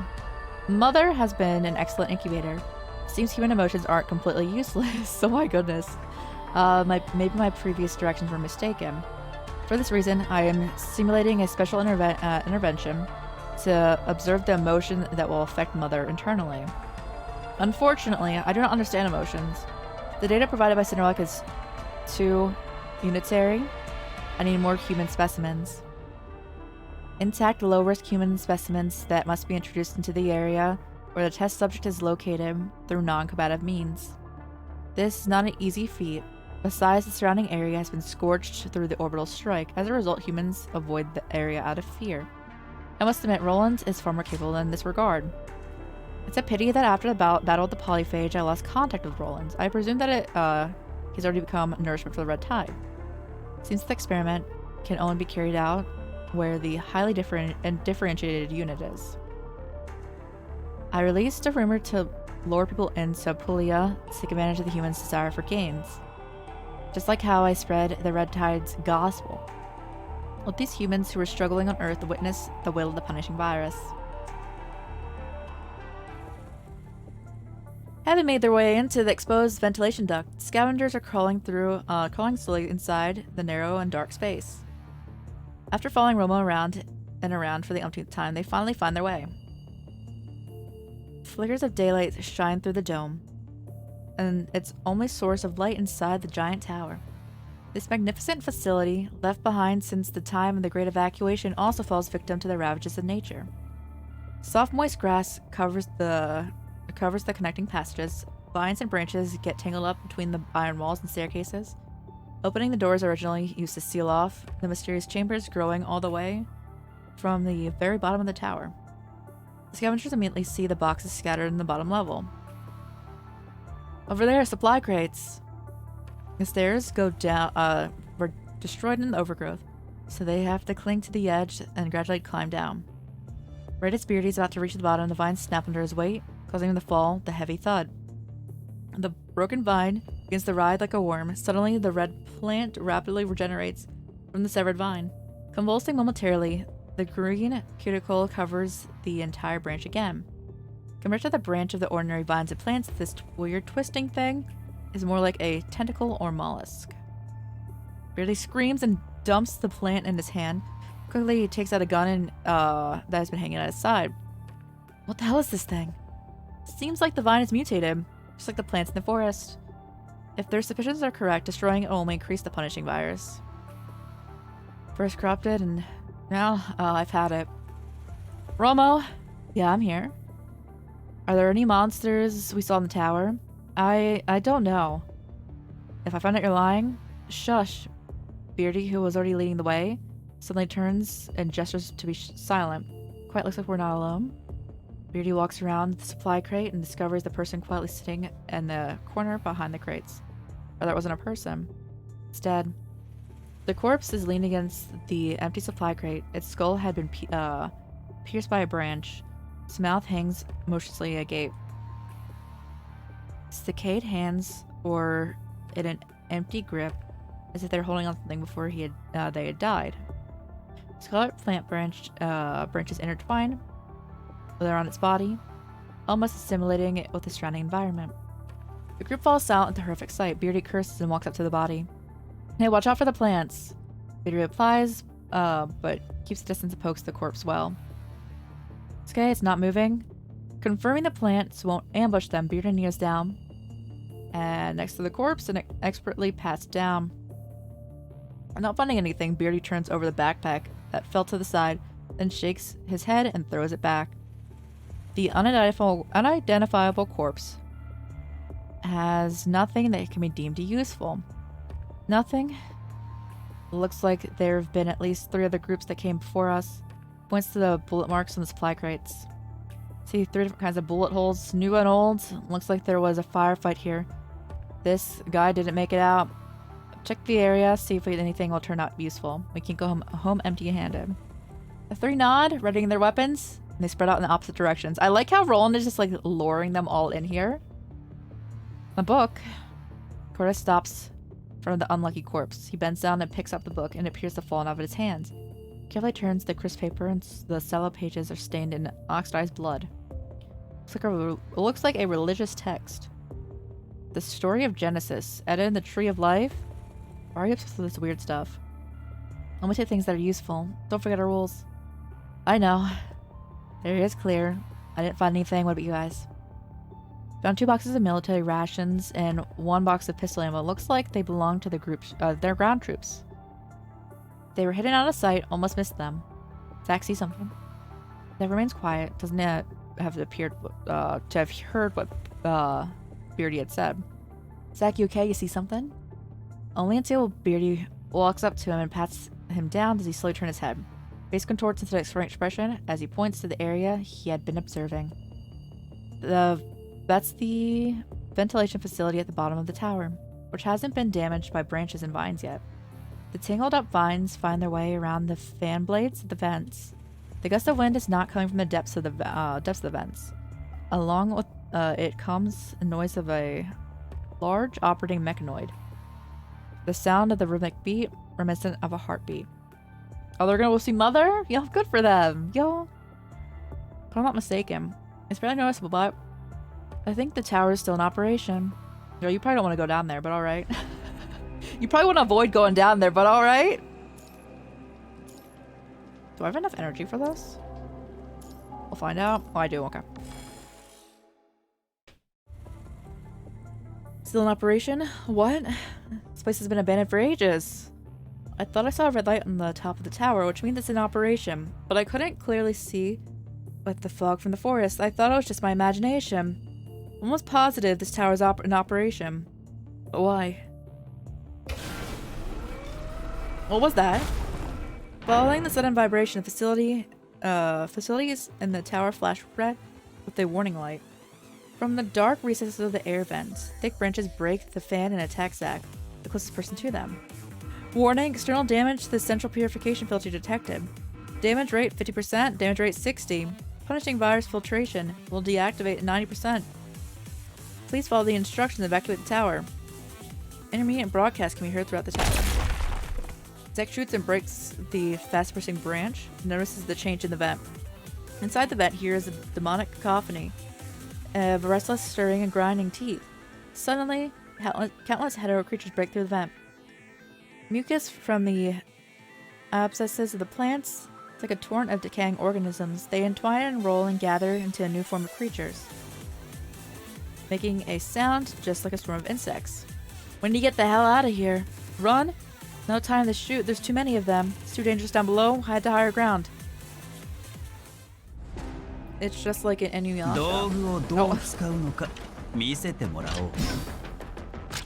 When he went to his father's gravesite, you know? I'm staying back and cleaning up the stage. Not affected by the wind, what a hassle. If an extra can't listen to the director's instruction, there's no doubt that he'd be fired. Is there wind here? Oh god, I'm gonna die again.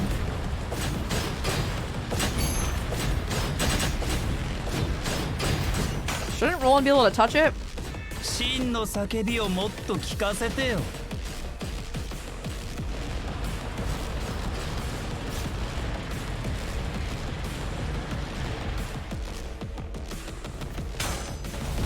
Ow. No, me too, yo. I say the same thing as him. That's not good. That's not good. I'm only saying very basic lines.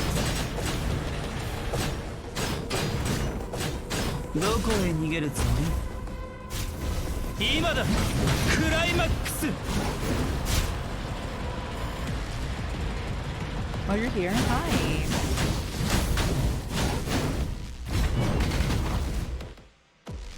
Alright, I need them to walk over here. Let's make it really, like, convenient for me, you know?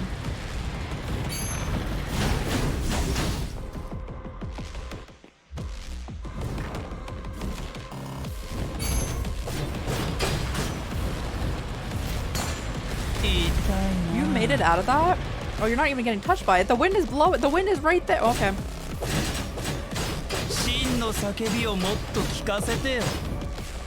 Oh, enemies will not be affected by the wind. I see, I see.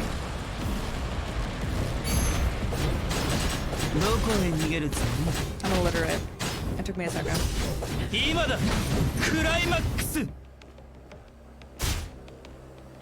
Remarkable, maybe those humans can survive longer. Anyway, let me deal with the problem at hand. Is there still the wind?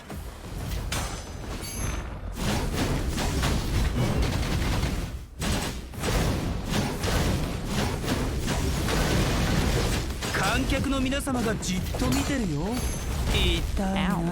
I don't think there's wind anymore.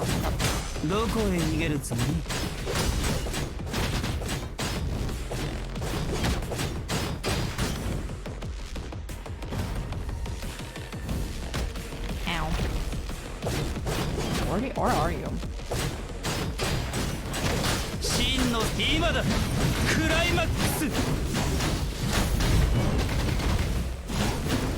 Bro, what are you built of?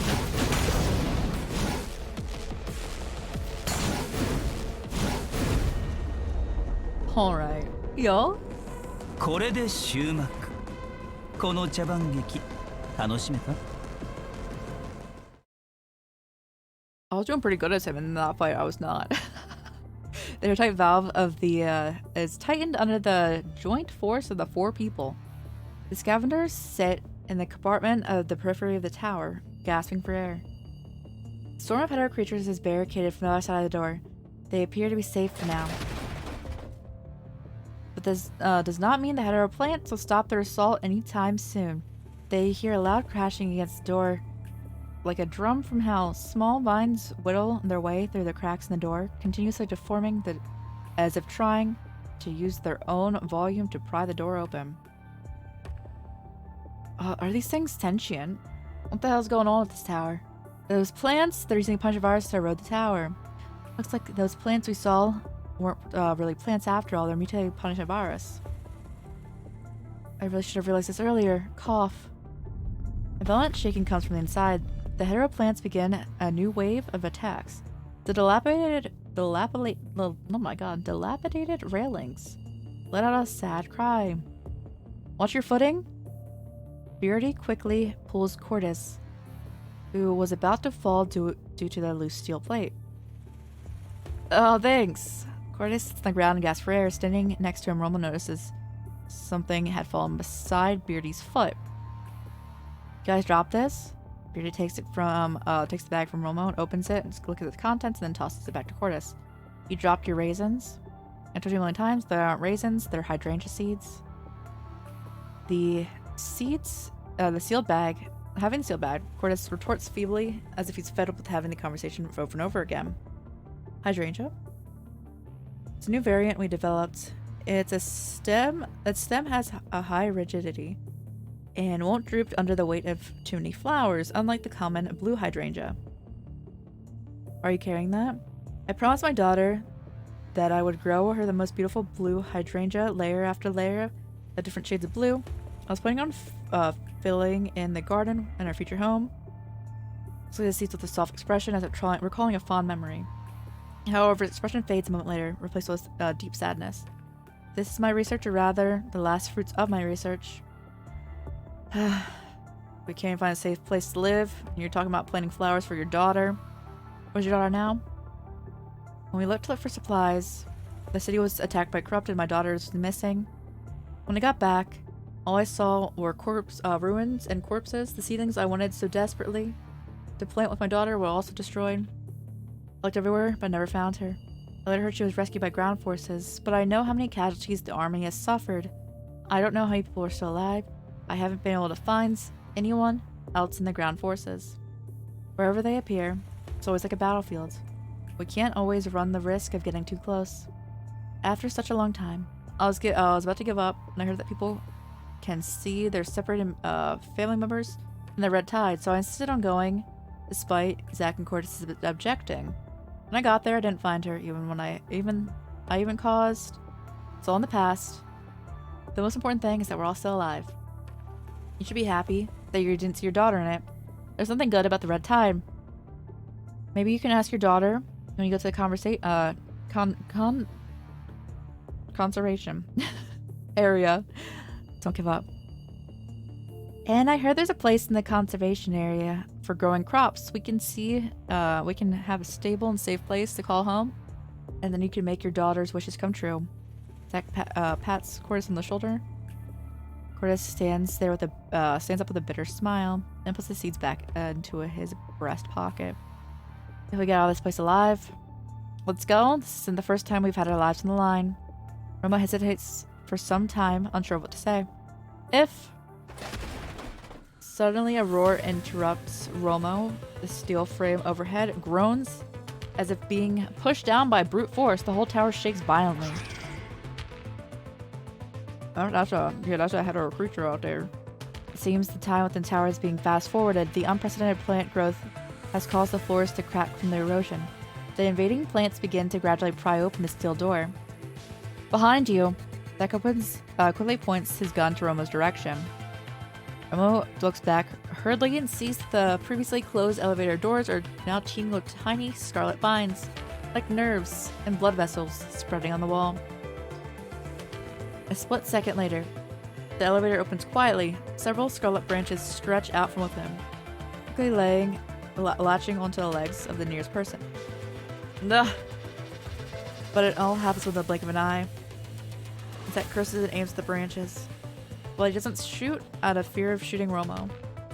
The struggling refugee is dragged to the edge of the elevator. Romo latches onto the elevator door, which isn't fully opened. He sees the deep elevator shaft that extends below him, the infinite darkness. Run upstairs, you fool! Before getting finished the sentence, the vines pull him down. Oh, damn it! What should we do now? You heard him, get out and get to higher ground! This is a race of great disparity in strength. After losing their guide, the scavengers have to move on their own. For them, this is no longer CPF that brings the hope to people. It's a cave of evil beasts.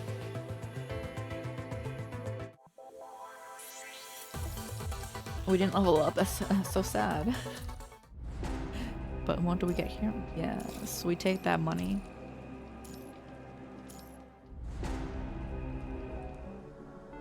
There's a slight gust of wind from the elevator shaft. Steel frame creaks with the tension of the chain blade as the figure in the gray cloak slowly descends from above. In one fluid motion, the figure gracefully lands on his feet without producing so much as the faintest sound. If there is a stage and a spotlight, he must be the acrobat, garnering all the attention of the crowd. The figure walks down the intricate staircase with the familiarity of walking in one's home. Takes out the hood that has been covering his head, shakes the messy long hair, and gives a curtain call to the petite figure in the room. Mission complete! Are you satisfied with the performance? Yo, Cinderella's just like this guy. I'd appreciate if you could make my exit more dignified. With your ability roll-ins, you can leave at any time without my help. Sorry, I can't make things more dramatic. Is that how it is? I see. She gently nods in understanding and casts her eyes back to the monitors.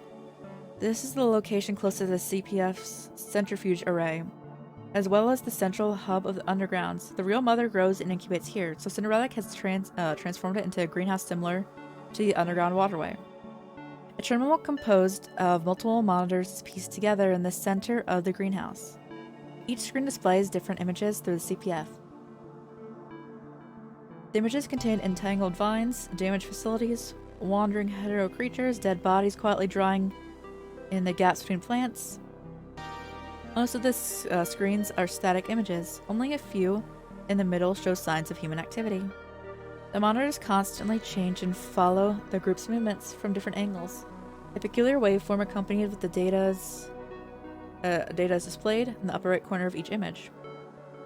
As if comparing the changes in numbers and waveforms, the hetero hive mother, separated from the glass on the other side, occasionally sends out violent fetal movements. Impressive, you got a knack for capturing the perfect angle. If this is the golden age, I'm sure you'd win an award for the best director. Mother sees everything. The entire CPF and even the surrounding forest has become an extension of its senses. Cinderella's eyes remain fixated on the flashing images. Then Romo fell down the elevator. In the elevator shaft, with those strange plants, I'm afraid he's already... Oh look, they're worried about me. Looks like I've still got it in me. Variables have been introduced into the experiment, beginning observation.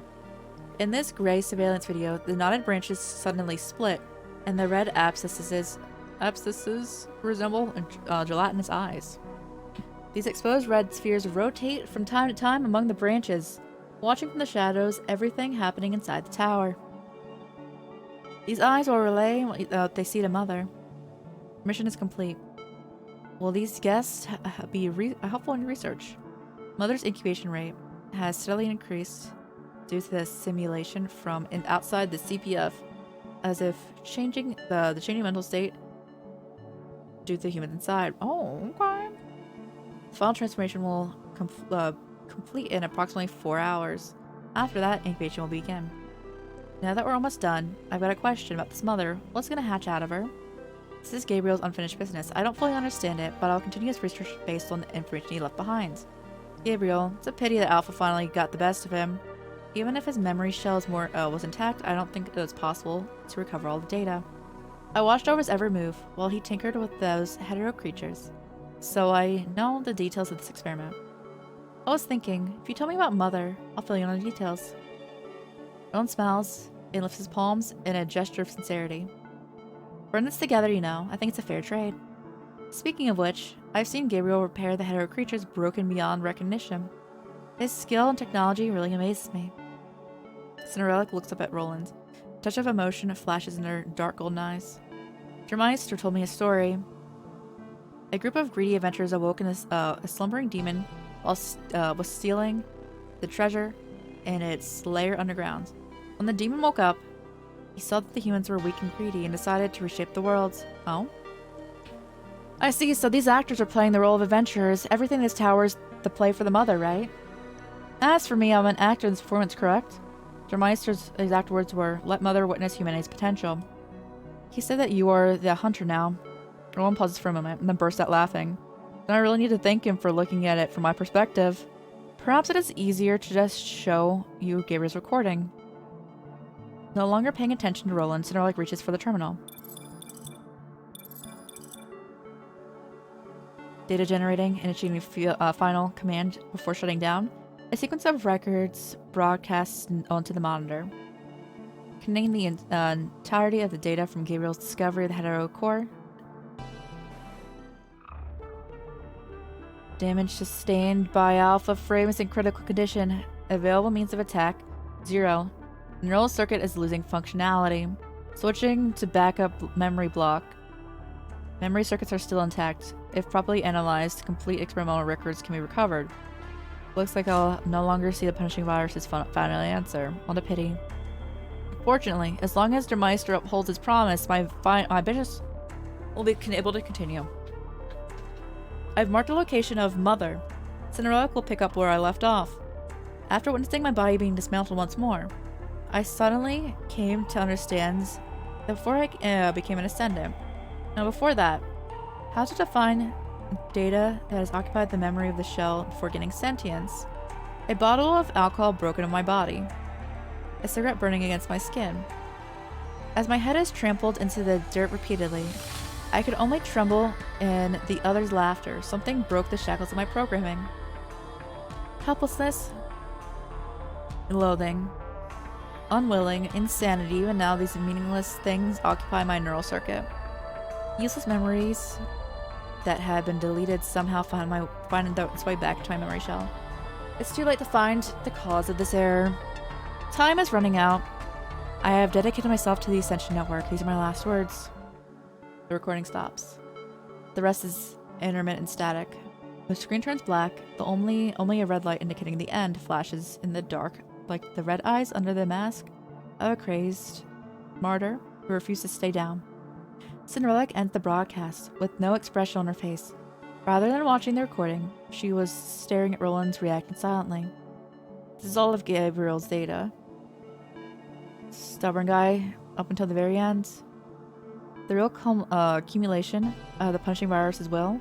Seems like the things in this Mother are far more troublesome than the Terracotta Queen. Honestly, I can say I'm too fond of this. Good thing Babylonia's got their hands full for the time being. Now's a good time to proceed with our work. Roland seems to gloat at their misfortune, yet narrowed his gaze like a his narrowed gaze is like a surging undercut into the depths of a tranquil pool. Now's your turn to provide details into Gabriel's experiment, not mentioned in the recordings. Of course. I'm a man of my word. Speaking of which, what were Gabriel's last words? Snoke remains quiet as she opens another data file. Gabriel's voice begins to play, his voice deep and hoarse, reminiscent of the angel of death blowing a horn in the declaration of the end. This is the selection of the higher will. Time is running out. The real culmination of the punishing virus's will soon come into being. How soon was it, though? This? If Roland has been bringing in... This was like the 4th group that he was theoretically bringing in to study. Because they wanted to keep studying more people. And there was like the evidence of the gunshots from 3 separate groups. I'm assuming he had to take a few days. It has to at least been like a couple months, right? Because then we were also like Grey Ravens were also like walking around and like doing like the like hope campaign. Yeah, it had to be a little bit.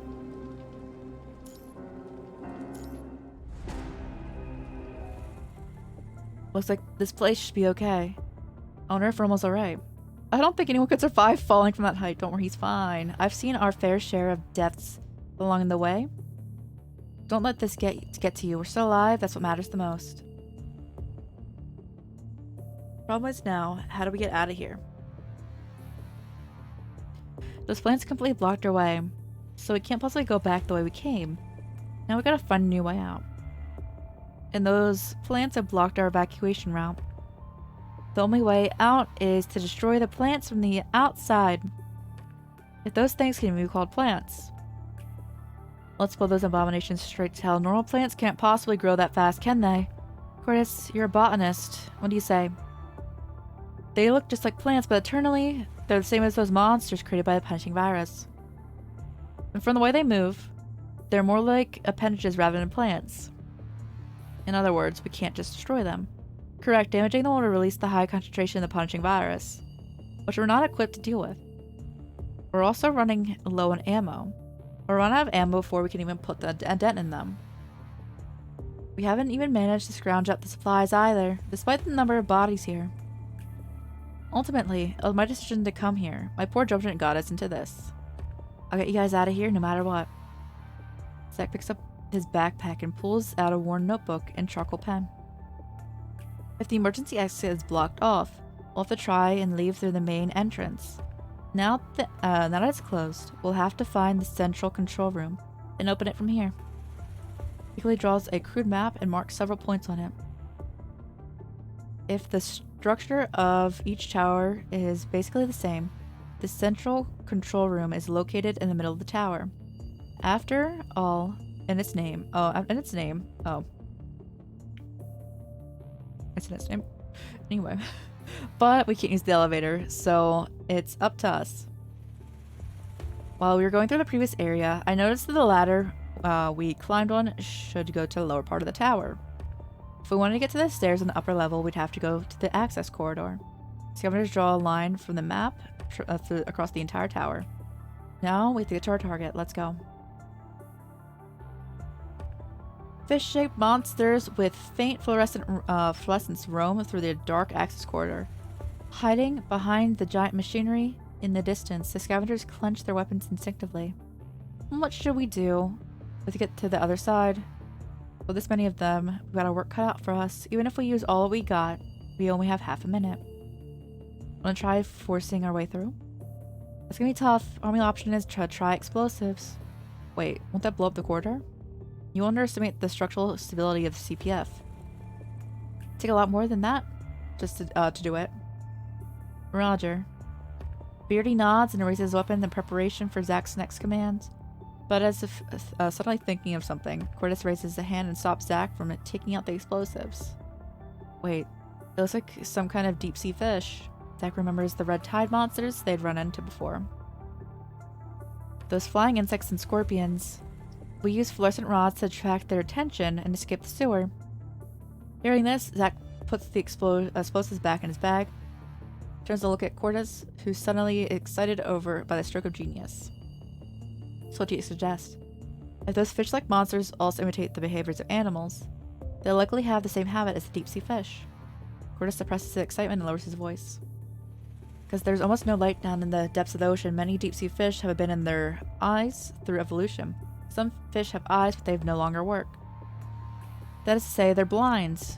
They don't use their eyes to judge the position of the prey. They locate the mice using sound waves.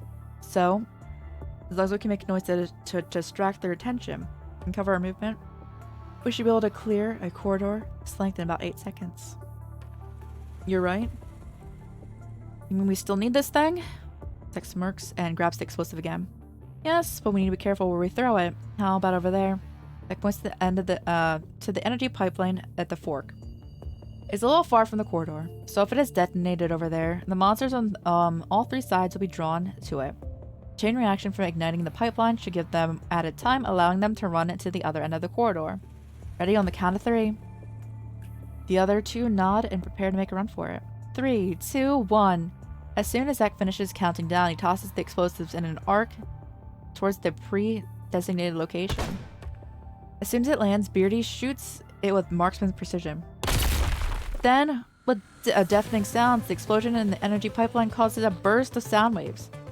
The monsters that were still wandering aimlessly immediately rush towards the direction of the sound. Run! The light from the explosion illuminates the corridor. Scavengers rush towards the moment of the explosion. Before the end of the vibration is sound generated by explosion, they have successfully stepped onto the platform on the other side. The embers left by the explosion and the severed vines begin to connect. Red lights spots extend from downward along the vines. Something has opened its eyes and aimed in amid the chaos. Oh, they woke up Mother, didn't they? Not bad. Leaning against the wall, Roland looks at the surveillance.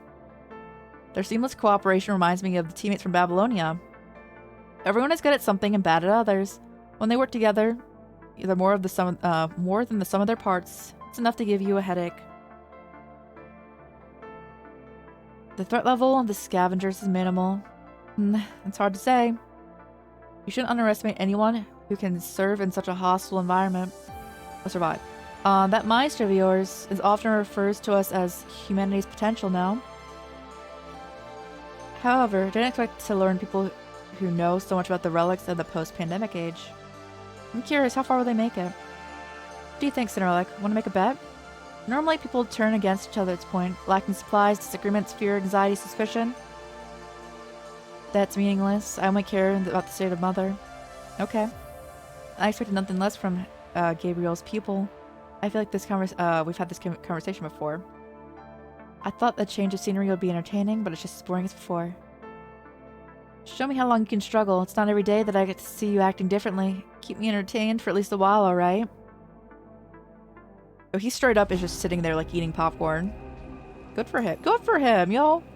He deserves some relaxation time after all he'd be doing. We made it. Nearly at their limits, the scavengers stand in the front of the doorway. Just a nameplate with the words Central Control Room written on it hangs with an open door. That's what we're looking for. We ended already? I think we're towards the end of this chapter, right? Yeah? I think we're almost there. I think we have 2 more parts of this.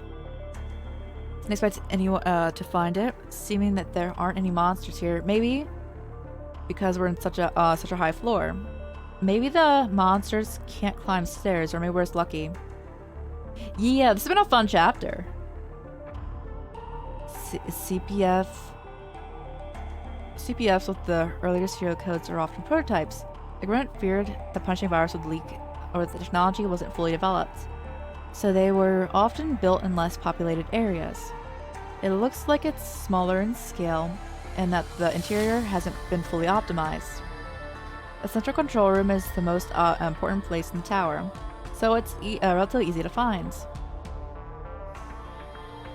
Entering the room, Zack smells the dusty, stale odor, indicating that the room hadn't been open for quite some time. Zack showed a subtle expression, like the long entangled hatred, but with a flash of memory. His eyes fell a sense of hatred towards something he cannot separate from. Zack touches the console, causing the interface to light up. It looks like it's still working. Zack's hand trembles slightly with excitement and he puts his hand on the console and slowly exhales. You work on that. I'll go see if I can find anything. Zack nods and then begins to study the complex control system. First, I need to locate the fire door at the entrance, then do I need to input a commands? Damn it, where am I supposed to find the commands? They were probably set ages ago. Guess I'll see if I can at least open the side door. Wait, the last time this control was activated was during the end of the post-pandemic age. So the door in the tower is never opened. Why is it still running? There hasn't been anyone maintaining the centrifuge array. There's no way it should be in still operation. What's going on here? If the tower is still functioning normally, there shouldn't be so many hetero creatures here. What's wrong? Your face is pale. Something's not right in this tower. That's for sure, pal. Look around the plants and monsters. Of course there's not something going on here. No, that's not it. I thought this tower was started recently. And that what the operation log states.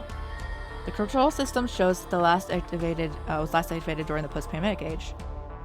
So how is the tower activated? Who can bypass the control authentication and start the tower? Zack puts his head in his trembling hands and mutters to himself. This tower has been in operation for at least 2 months. Something wrong with that?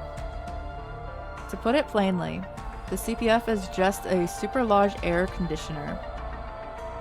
With the operation of the centrifuge array, the filter tower can separate gas in different densities, allowing it to pull in the punishing virus. Therefore, it's necessary to do a routine maintenance on the centrifuge array and filter, and the filter once it's reached max concentration. Generally, CPFs in an area with this large population need routine maintenance once a month due to the air quality, but even CPFs in forests cannot go 2 months without maintenance. But the punishing concentration here is low, and we can still breathe. Is someone maintaining it? Impossible, it's too complicated. Each step needs to be carried out strictly according to special instructions. Even the slightest error can lead to disastrous results. We can joke around with the lives of everyone who lives within a 12... We can't. We can't joke around with anyone who lives in the 12-kilometer radius. I get it now. You know, I've been meaning to ask how you know all this. I know that you're a mechanical engineer, but I didn't know you used to work on the CPFs. Was a mechanical engineer. Didn't it?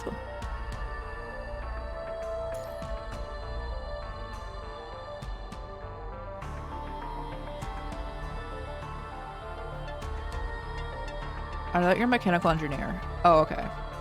I was so confused because there was past tense everywhere else in that statement except for the you are a mechanical engineer. I didn't participate in the construction of any tower. I only have maintained the centrifuge array since no one wanted to go near it. After all, it's not easy to maintain. Any mistake will lead to infection. It's nothing but bad news. The reward was a Nutri-Stick. In retrospect, I was just taken advantage of. That's the case. Gonna have a yo, good night, Hato. Thank you so much for hanging out. Very much appreciated. I'm very sleepy now. I hope you sleep well. I hope you have a good rest. So I'm gonna watch. Thank you so much. Thank you. I think, yeah, it shouldn't be too much. To catch one. But I appreciate also you want to check out the VOD. Thank you so much. In that case, where's the filter punishing virus going? That's the problem. The plants and monsters we saw on the way here. Yeah, see ya. I don't think things are that simple. After Zack presses a few buttons on the terminal, the projection screen suddenly lights up. Even Beardy knows, who has no knowledge of the CPF. Yo, I know, I'm feeling it. I'm feeling that tiredness too. Image is covered with red warnings and data. What's this? The image is an indecipherable 3D model. It looks like a heart of it, but also an egg of some kind of creature. Countless red cables stretch from it, each with a high concentration of punishing virus. The cables look eerily familiar to the scavengers. They have an uncanny resemblance to umbilical cords of the humanoid creature in the forest. These umbilical cords are like pipelines of energy. Okay, I like how they're all like, the first thing that comes to mind with like the umbilical cords is the umbilical cords. I'd be like, it's just like a string of flesh. They're like, no, it's that for sure. Our pipelines of energy supply providing this thing with punishing virus. This punishing virus, which should have been sent to the filter element through the centrifuge array, is being redirected into whatever this is. Zack clenches his fist on the console even tighter. This level of concentration. Curtis's voice trembles. He doesn't even dare look at the alarming data. Holy, oh, we're done for. Compared to the red tide, this is a whole new level. What's the progress bar? Beardy points to the progress bar at the bottom of the screen. It's visibly ticking up as they watch. 89.6%. What happens when it's full? Zack shakes his head in silence. Even if they can't get an answer, they know what will happen. What should we do? We can handle 1 or 2 hetero creatures, but this looks completely out of our league. Should they escape and act as if they didn't see anything? The trio exchange glances, all thinking the same thing.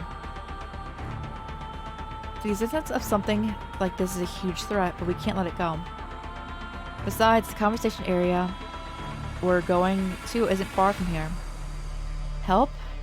Call for help. This tower is built by the world government. There must be a communication system. There's an alarm. Some special emergency frequency. If we can send a message, even a radio signal, even if it's Babylonia's army. Oh, and even if they don't receive it, someone will receive it. Someone might come to our rescue. Yeah, why didn't I think of that? I'll give it a try. Look at them, trying to call for help. They really have no idea that we can see them all running and hiding and struggling and even trying to call for help. Looking at the scavenger with a serious look on the screen, Roland laughs heartily. But his eyes are not smiling at all. Inside him are only deep and complicated emotions. Because he, like, sees himself in this. Oh my goodness. He hears a distant noise in his mind, like quietly dusting off an old roll of film and playing it again. Yeah, his backstory. Of course I do. First the screen went black, then everything in the cameras kept changing and I saw everything.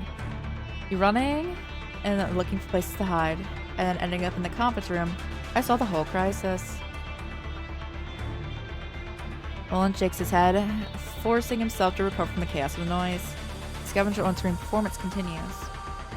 They are anxiously checking the large operation panel in the central control room, trying to find a way to contact the group, the ground forces on Babylonia.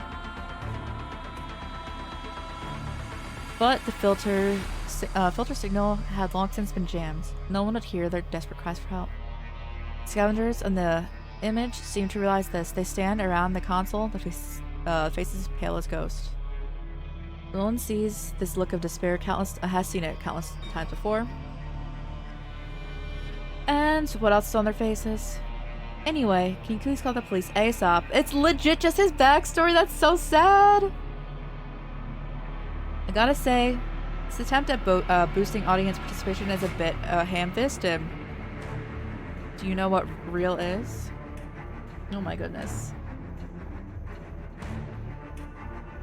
Backstory for Roland, if people missed his backstory, is very briefly, his entire life was like set up. His family sold him before the punishing virus was even a thing to be an actor in a show, a reality show essentially, where everyone was actors except for him.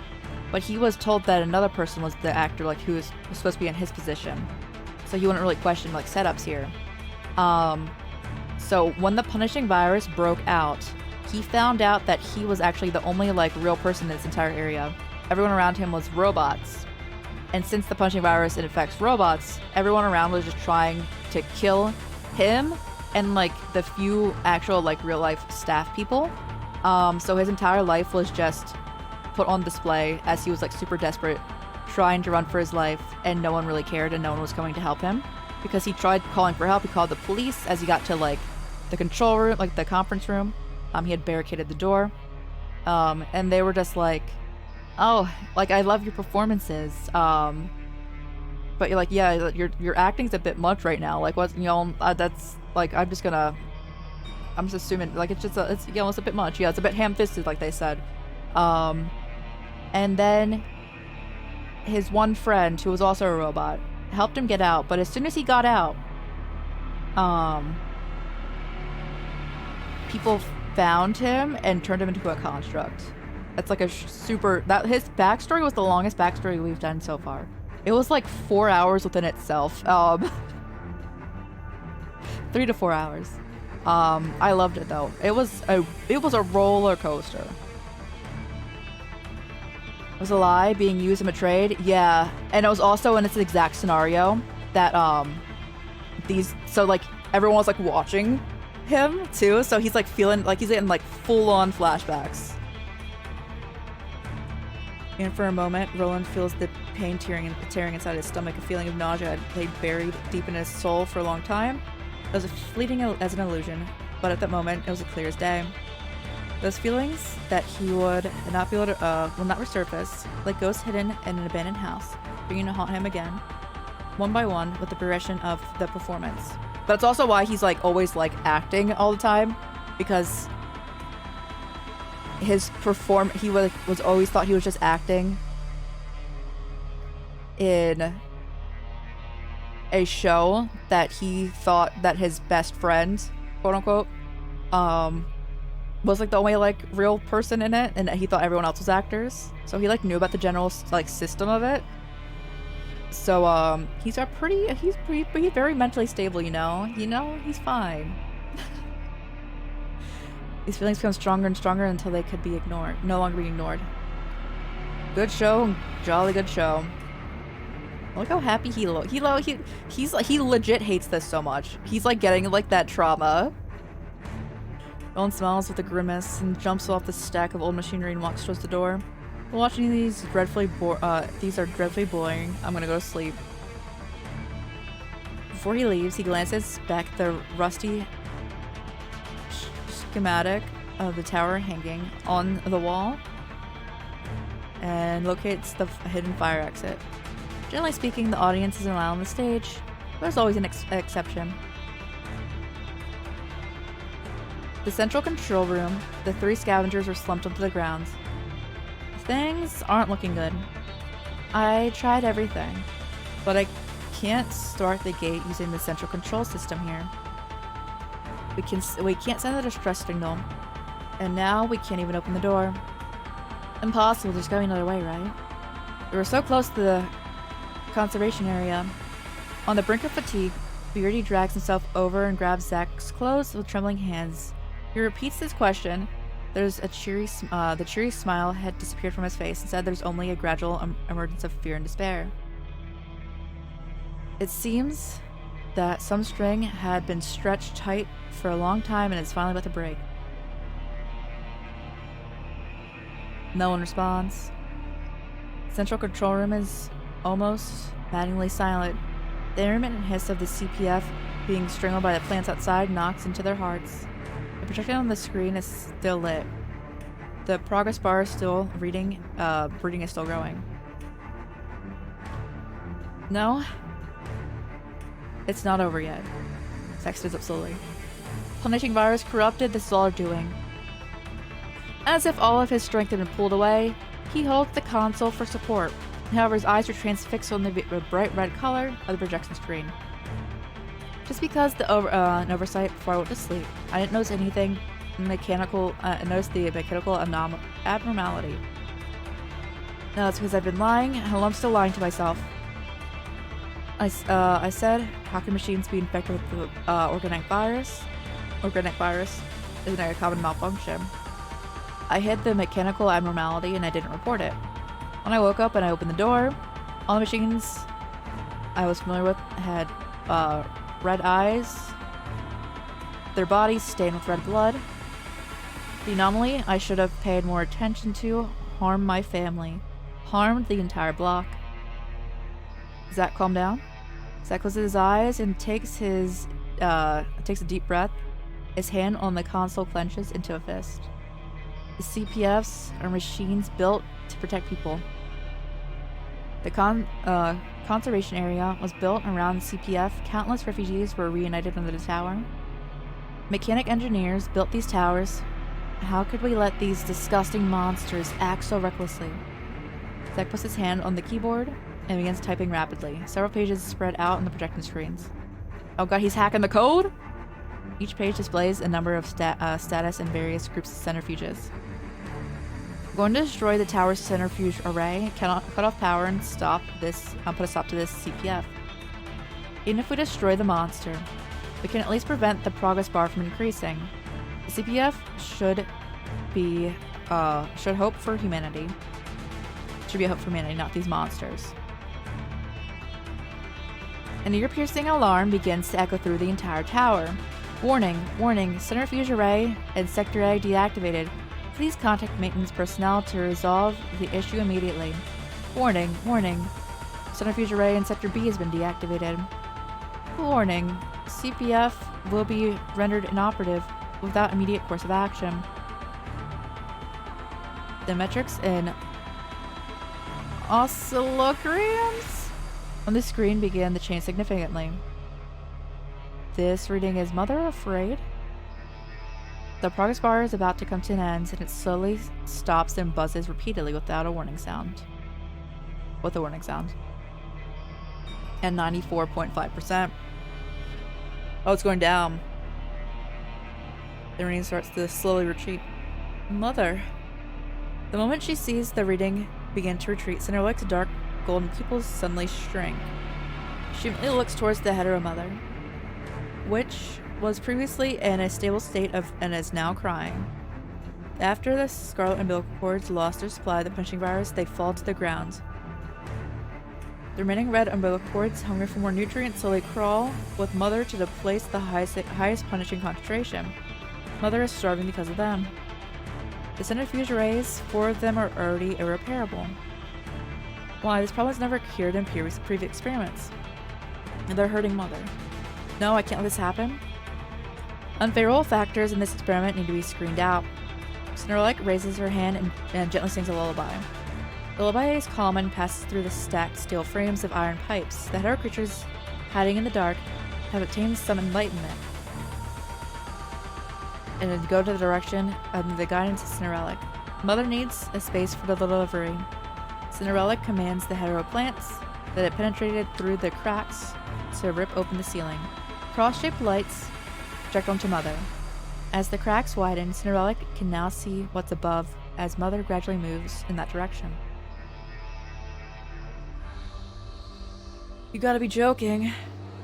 Despite the hetero creatures they had seen along the way, none frightened them as much as the scene in front of the scavengers. From the glass wall in front of the control room, they can see the scene inside the CPF. Only a faint skylight of the tower illuminates the base of the floor, which have been eroded by the hetero plants. The sturdy solid vines break open the floor from the hatch. A huge black shadow appears in front of from the deep darkness. Something rises gradually on the branches and vines. The sounds of the CPF's walls being scratched and squeezed echo in a nearly fortified space. The dense black shadow is like a giant parasite living in the tower, climbing among the lingering branches step by step. Is that it? I didn't expect it to be hiding under... Oh my goodness, I'm never ready for that, like that sound. Under the CPF. Is it climbing outside because it can't absorb energy from the centrifuge array? This is only the beginning. Zack lowers his head and quickly operates the control terminal. Sweat drips from his forehead and falls onto his trembling hands, which does nothing to impede his work. I need to violate each safety protocol one by one. I never thought I'd see such a day, but... Error.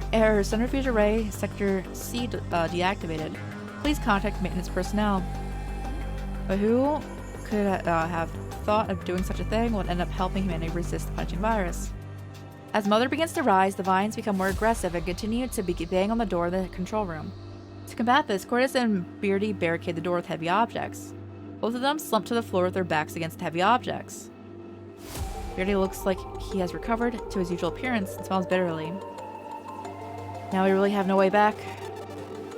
Hey Beardy, think these flower seeds will grow if I ingest them? You always call me an idiot, but turns out you're the real idiot. I might not know much about plants, but I know that burying a body under a flower patch burns their roots. I just feel sorry that I couldn't make my daughter's wish come true.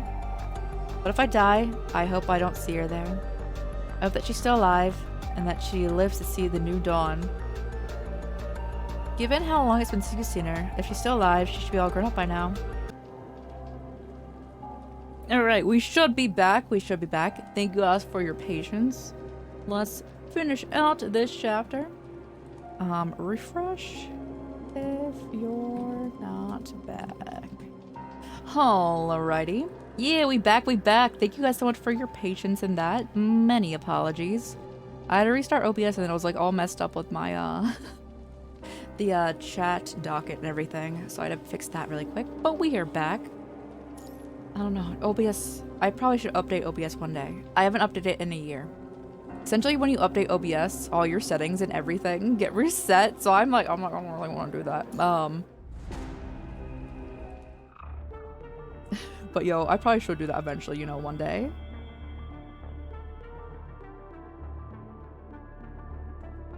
Wait, we didn't did we finish the last one? It says it we did, okay. The someone with the center range of Mother, don't you want to know what kind of simulation is being generated on the by this only surviving variable so far? It'd be a shame to let such a precious sample die so soon. Think of it as an encore. I'm curious to see how far they can make it. It's much more interesting than those dramas in the tower, isn't it? Snorlax furrows her eyebrows faintly. This isn't part of the plan. Report this to Der Meister. Let him make the final decision. Roland shrugs, neither disagreeing or agreeing. As you wish. Roland connects to the comm link, and Vonnegut's image appears. How's the situation? Roland leans to one side and arms folded, and looks at Cinderella leisurely, as he awaits her waits for her to brief Vonnegut on the current situation. My negligence resulted in the centrifuge's array that provided Mother with nutrition to be destroyed. With a constant supply of punishing virus, Mother has grown considerably weaker than before. Without human interaction, Mother would have completed the task by now. Is that so? Vonnegut doesn't show any sign of anger upon hearing the sudden change of events. He only raises his eyebrows out of interest. I tried to repair the centrifuge arrays to ensure the CPF can complete this final punishing supply. Incubation has been postponed also. Under incomplete conditions, the things in Mother's body may have unpredictable defects. No matter, you've done well. You and Mother have completed your mission with flying colors. And Roland, thank you for your efforts. I'll hold up my end of the bargain. Thank you. He's straight up sitting here like, yeah, good. Babylonia has found the location of Mother, and they've sent their contract forces to investigate, take all research materials, and evacuate as soon as possible. But I'm afraid that Grey Raven will be joining them. You are confident you can win without any consumption? We have more important matters to attend to. Understood.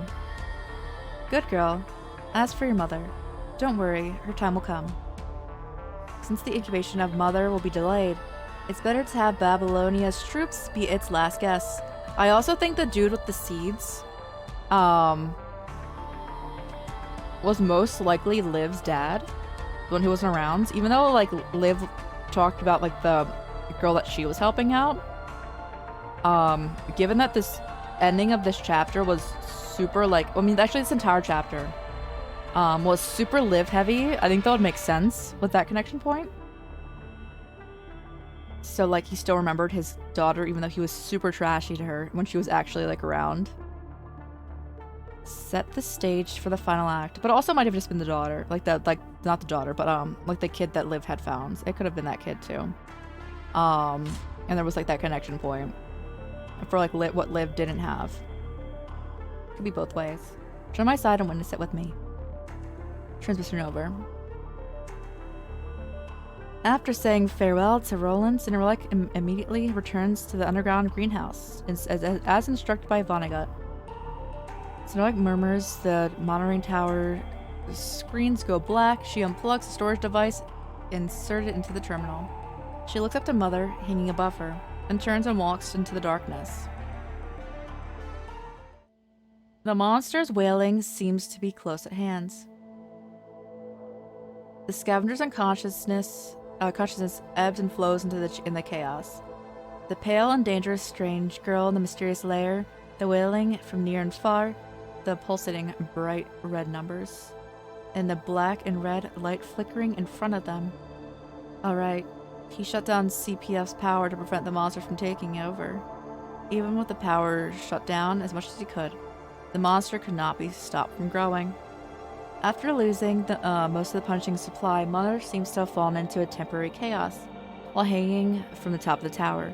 The scarlet umbilical cords swing wildly in the air, some having withered after struggling for a moment, leaving them paralyzed, unable to move. However, Not only are the hetero plants unable to move, having withered from the loss of nutrients, Zack was unable to move either. Zack's body was decayed for far too long for him to even stand up. He raised his hand. The festering has spread from his cuffs. Pus and blood-soaked cloth wrapped around his hands. Looking through the gap in his fingers, the scavenger sees the shell off in the distance. In the gap, the black shell and the clear outline in the shadow gradually merges. A strange feeling arises in the scavenger's mind. This kind of vision, which is as if there's nothing, sticks to his whole body. He feels something staring at him through the chaos. His vision gradually stained by the bright red, so close to seeing what is staring. Suddenly, it turns dark before him, as if the bloody world is covered in a dense shadow. There you are. Someone stands in front of the scavenger. He opens his bloodshot eyes. The optic nerves suppressed by the virus make him unable to discern the figure. How pitiful. His voice carries the sound of the frivolous laughter as if the misery in front of him is something that he was used to. Poor human, if only you were a construct, I would have been able to save you. Romo. I'm surprised. I didn't think you'd be able to tell who I was. Your friends have already left you. Really? Scavenger puts his hands back in his, deep in his backpack and fumbles quietly. Finally pulls out a vial of serum. If you see them, give them this, please. Cough. Sorry, there's not a sound effect thing. They're running low on supplies. If I remember correctly, Cordis is in charge of carrying the group's medical supplies. I kept this one for myself, we all did just in case. So, if we're separated during an accident, we at least know that the others will survive. I'm hopeless. They should have taken this while they had the chance. But I'm the villain who deceived you. What makes you think that you can believe me? I saw you save them. I don't know why you did it, but you did. There's no hope for me. It's better for you to carry it than rot with me. And I don't have a chance. I know what kind of person you really are. Roland looks at Zack with a blank expression. While searching for any new recruits, many constructs had reached out their hand in the same way for desperation. Roland the actor has seen countless tragic plays, and Roland the Ascendant has experienced countless tragic realities. This time, the human also reaches out with a strong desire to live, but he is asking for him to save others. Is this a trick to win pity, or does the truth come out in one's dying breath? I want everyone to live. I just wanted to get as much supplies as possible, so we find a place where we can live, a place where Cordis can plant the blue hydrangea and watch them sprout into beautiful flowers. Or maybe we could have found the whereabouts of his daughter that lived in the conservation area. We wouldn't have to wander anymore, because the virus would get ridiculous and get into more ridiculous disputes. Beardy wouldn't have to try to cheer us up anymore. Tears spill out of his eyes as he trembles with pain. Scavenger's voice is weak. It almost despairs among the roar of the tower. You mentioned that movie. Want to know how it ends? The brave knight who reaches the top of the tower, he finds out the place where the secret treasure should have been is empty. The knight dies of despair. At least, that's how it should have ended, but the lead actor of the film didn't agree with the script. At that time, he was so naive, and the people laughed at him. He believed that people could achieve happiness of their own accord. He said that reality is bitter enough. Why film a tragedy that will only break the audience's heart? So he helped convince the director to change the ending.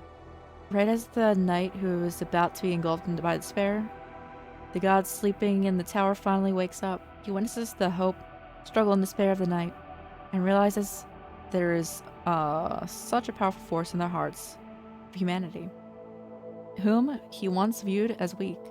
Roland's voice is quiet and calm, like he is intimately familiar with the story. So the god gives humanity the kindling of hope, and humanity the disaster. Telling humanity the disaster would one day pass. Go on. That's a better ending. Isn't it ridiculous? He can't even control his own destiny, but he wants to change the fate of a fake character. What's the meaning of that? Ravens are gonna get punished? They already did, y'all. They got about 2 hours ago. So the stream crashed, but about 2 hours ago, The Ravens got, like, space lasered, so they definitely got punished. Also, how's it going? How's it going?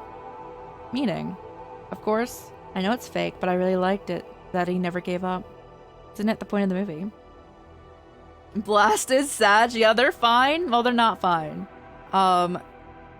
They like, our character, the character that we play as, is in, like, critical condition. And then the other two had to get new bodies because they're semi-robot. So you're streaming? Never heard of this?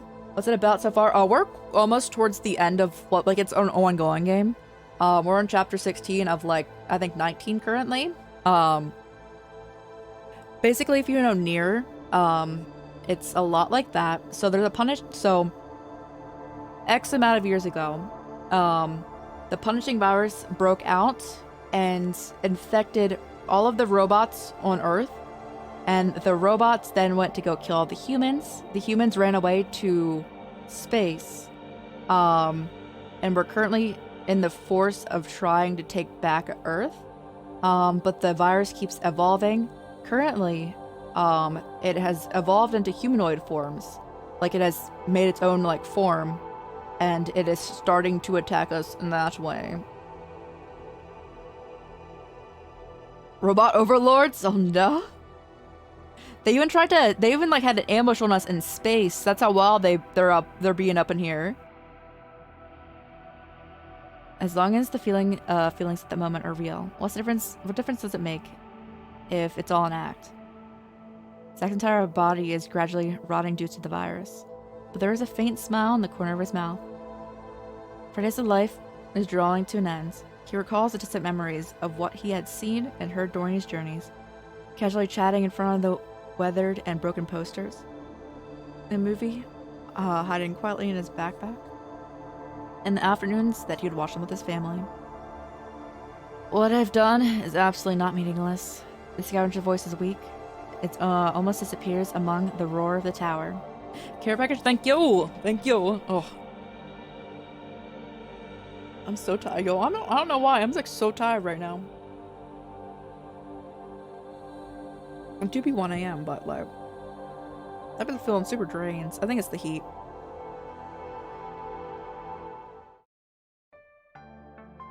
Too bad I don't have more time to chat with you. Roland squats down, takes the bottle from the scavenger. I'm not sure I'll see your friends again, but the serum will play its role, as you said. I rarely make any promises, but this time you can trust me. And it hit me all at once, yeah? I'm glad you got a nap in, though. Little doze in. Thank you. You're welcome. It's rare for someone to believe me for a change. What an interesting feeling. Usually everyone believes my lies, but no one wants to believe my truths. Yo, let's go! Nice, nice, nice. Usually, everyone believes my yes. Blood slowly overflows from out of Zack's ears. His organs rapidly are failing. He can no longer hear what the person in front of him is saying. Not to mention, consider this as the final gift of the audience who still remembers me. Okay, yeah, it was him. It was him in that. I was like, I'm pretty sure that is him. That's why he laughed. He laughed when they said, like, the line, because he's like, oh, I know, that was me. A twisted and strange cry comes from the parts of the tower, like a nightmare that can never be woken from. Roland looks up to the shell hanging from the top of the tower. You're still watching? No one answers. Roland quietly drapes Scavenger in his cloak, covering his body and face. And then you say your line. Yo. I like how they keep, like, changing the way this is spelled, too. Like, it's still, like, always the same thing, but, like, sometimes they have, like, the accent mark and sometimes they don't. Este nois. Nuestro final. Rest, my friend.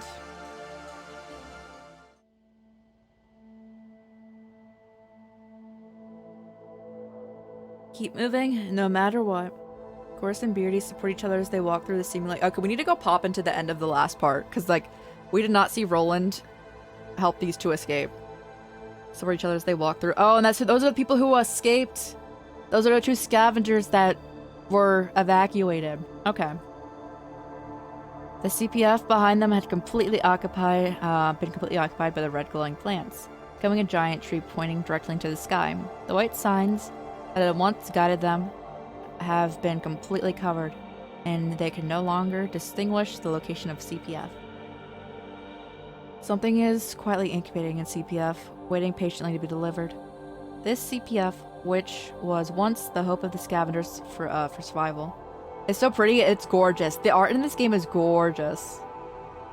This has become an I also highly recommend it. The gameplay is also a lot of fun. It plays like visual novel, and then there's also like the combat segments. I believe we're done the combat segments for this chapter though. It's from an eternal nightmare in their hearts. This CPF, which has once had the hope of humanity. Yeah, there's combat. If you've seen Honkai Impact or Aether Gazer, they have similar like combat style. Strange cries of humanoid monsters come from the jungle. They can even pick out Zack's voice from the rising and falling calls. That's crazy. It's so much fun. It's so much fun. I highly recommend this game. And it's a gacha game, but it's the nicest gacha game I've ever played. So I also recommend it for that. If you want a character, you're pretty much like guaranteed to get that character. With no money. And now Zack has become a permanent resident of the CPF. Those weird and deformed figures in the voice of their sacrificed partners squeezes indescribable screams from their throats. They don't want Zack's expectations to go to waste. But no matter how hard they try, this is as far as they can make it. Beardy looks at Cortus, then takes out the remaining grenade. Is that necessary? Something flies across the night sky and lands in Beardy's hands. It's a clear vial of serum. I didn't expect to see you two still alive. Looks like you really opened my eyes. An approaching monster is obliterated by a shotgun blast. Lassoed by Roland's chain blade and then thrown deep into the forest. But on the plus side, at least they got to fulfill a promise. If that didn't work out, I might have been a little disappointed in myself. What's it on? It's either a mobile game or it has a PC client as well. I think it's all it's on though. So you can play it on your phone or a tablet or on the PC. Yeah.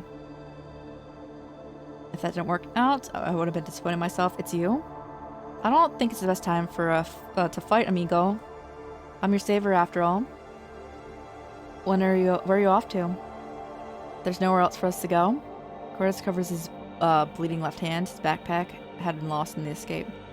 Of course there is. You just need to put your mind to it. Roland smiles and points to the sky. As the thunderous roar approaches from afar, a few stars twinkle in the night sky. No, those aren't ordinary stars. They're transport crafts approaching the forest. As if sensing the arrival of the uninvited guests, the giant trees behind them unleash a strange roar. The rustling and cries of the hetero creatures can be heard throughout the forest, just like a warning given by the giant animal when it's exposed its fangs. Those stars remain unfazed and continue firmly en route in the forest. Like shooting stars. Those are transport craft from Babylonia. You're right. Now it's time for call for help. The wanderer walks into the desolate battlefields. In front of him is a scorched land filled with disfigured remains and broken weapons, and the gunfire or the cries of agony are long gone. Nothing but deranged silence lies here. The source of the disaster is already gone. Burning trees toppled to the ground, and the craters are filled with bubbling red liquid in its wake. It is impossible to tell whether the liquid soaked in the scorched earth is bodily fluid from the hetero creatures or the vital fluid from the constructs, or even blood from the humans. The wanderer stops in front of the unidentified remains. Nearby he picks up a vial of dirty serum. Smoke looms in the night sky, refusing to disperse. Even the moon is obscured by the thick blanket, leaving only a faint silver glow. Staring at the scene, which can be described as an illusion, Roland hears a mysterious voice in his mind. It's a distant and cold voice, but with a trace of imperceptible confusion. What kind of world do you see? Roland looks back to the scorched earth as he has long journeyed through. Oh, cutscene!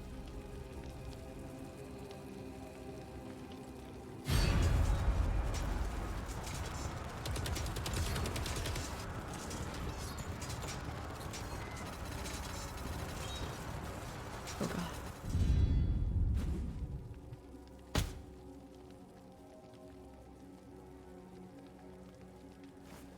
これって本当に悲惨な現実だね。絶望に打ち砕かれて再構築された世界。これが君の見たいものかい？君ならきっとこういうはずさ。それじゃ幕を上げて願い事を叶えに行こう。I think it's so funny how, like, my model glitches out in the Punishing Gray Raven cutscenes. I don't know why. Alright, let's see where we got. I think we got to the end of this. Let's click through it. Sorry, my OBS crashed and I had to like restart my computer. So let's get to where we were in here.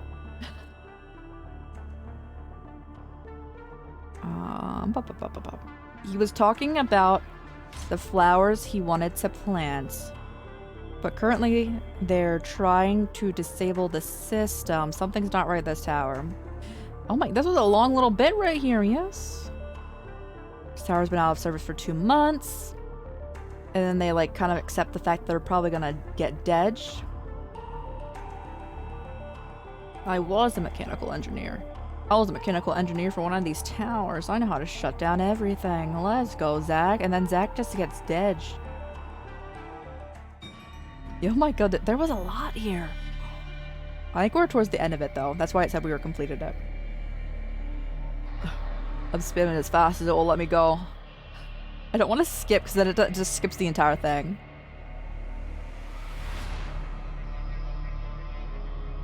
It's massaging. It's massage the button time. Call for help. There's no one calling for help because they're jamming the signals. They're like, haha, look at them. And then Roland gets some PTSD.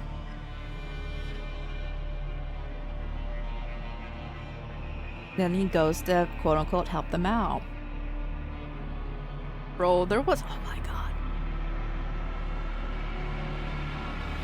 This was all in this like one part.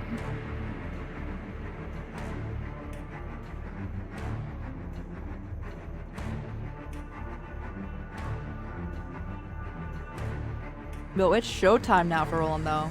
He's going out of the dark and into the light. I really actually like this hidden chapter for his character a ton. You definitely I feel need to do his interlude. I'm glad we did his interlude before this, because if we did it after, it would not have been as impactful, I feel. The project, yep, it's still going. It's not over yet. And then he starts hacking the code.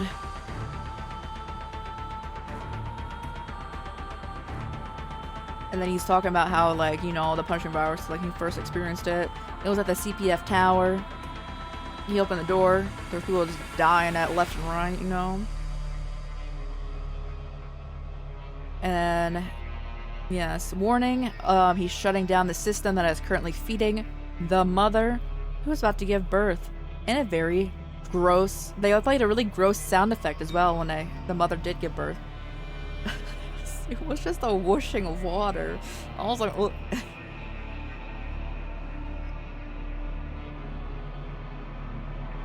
Gosh dang it. One day. This is my pointer finger workout right here. You're gonna be joking. It's climbing. They can see it from this room somewhere.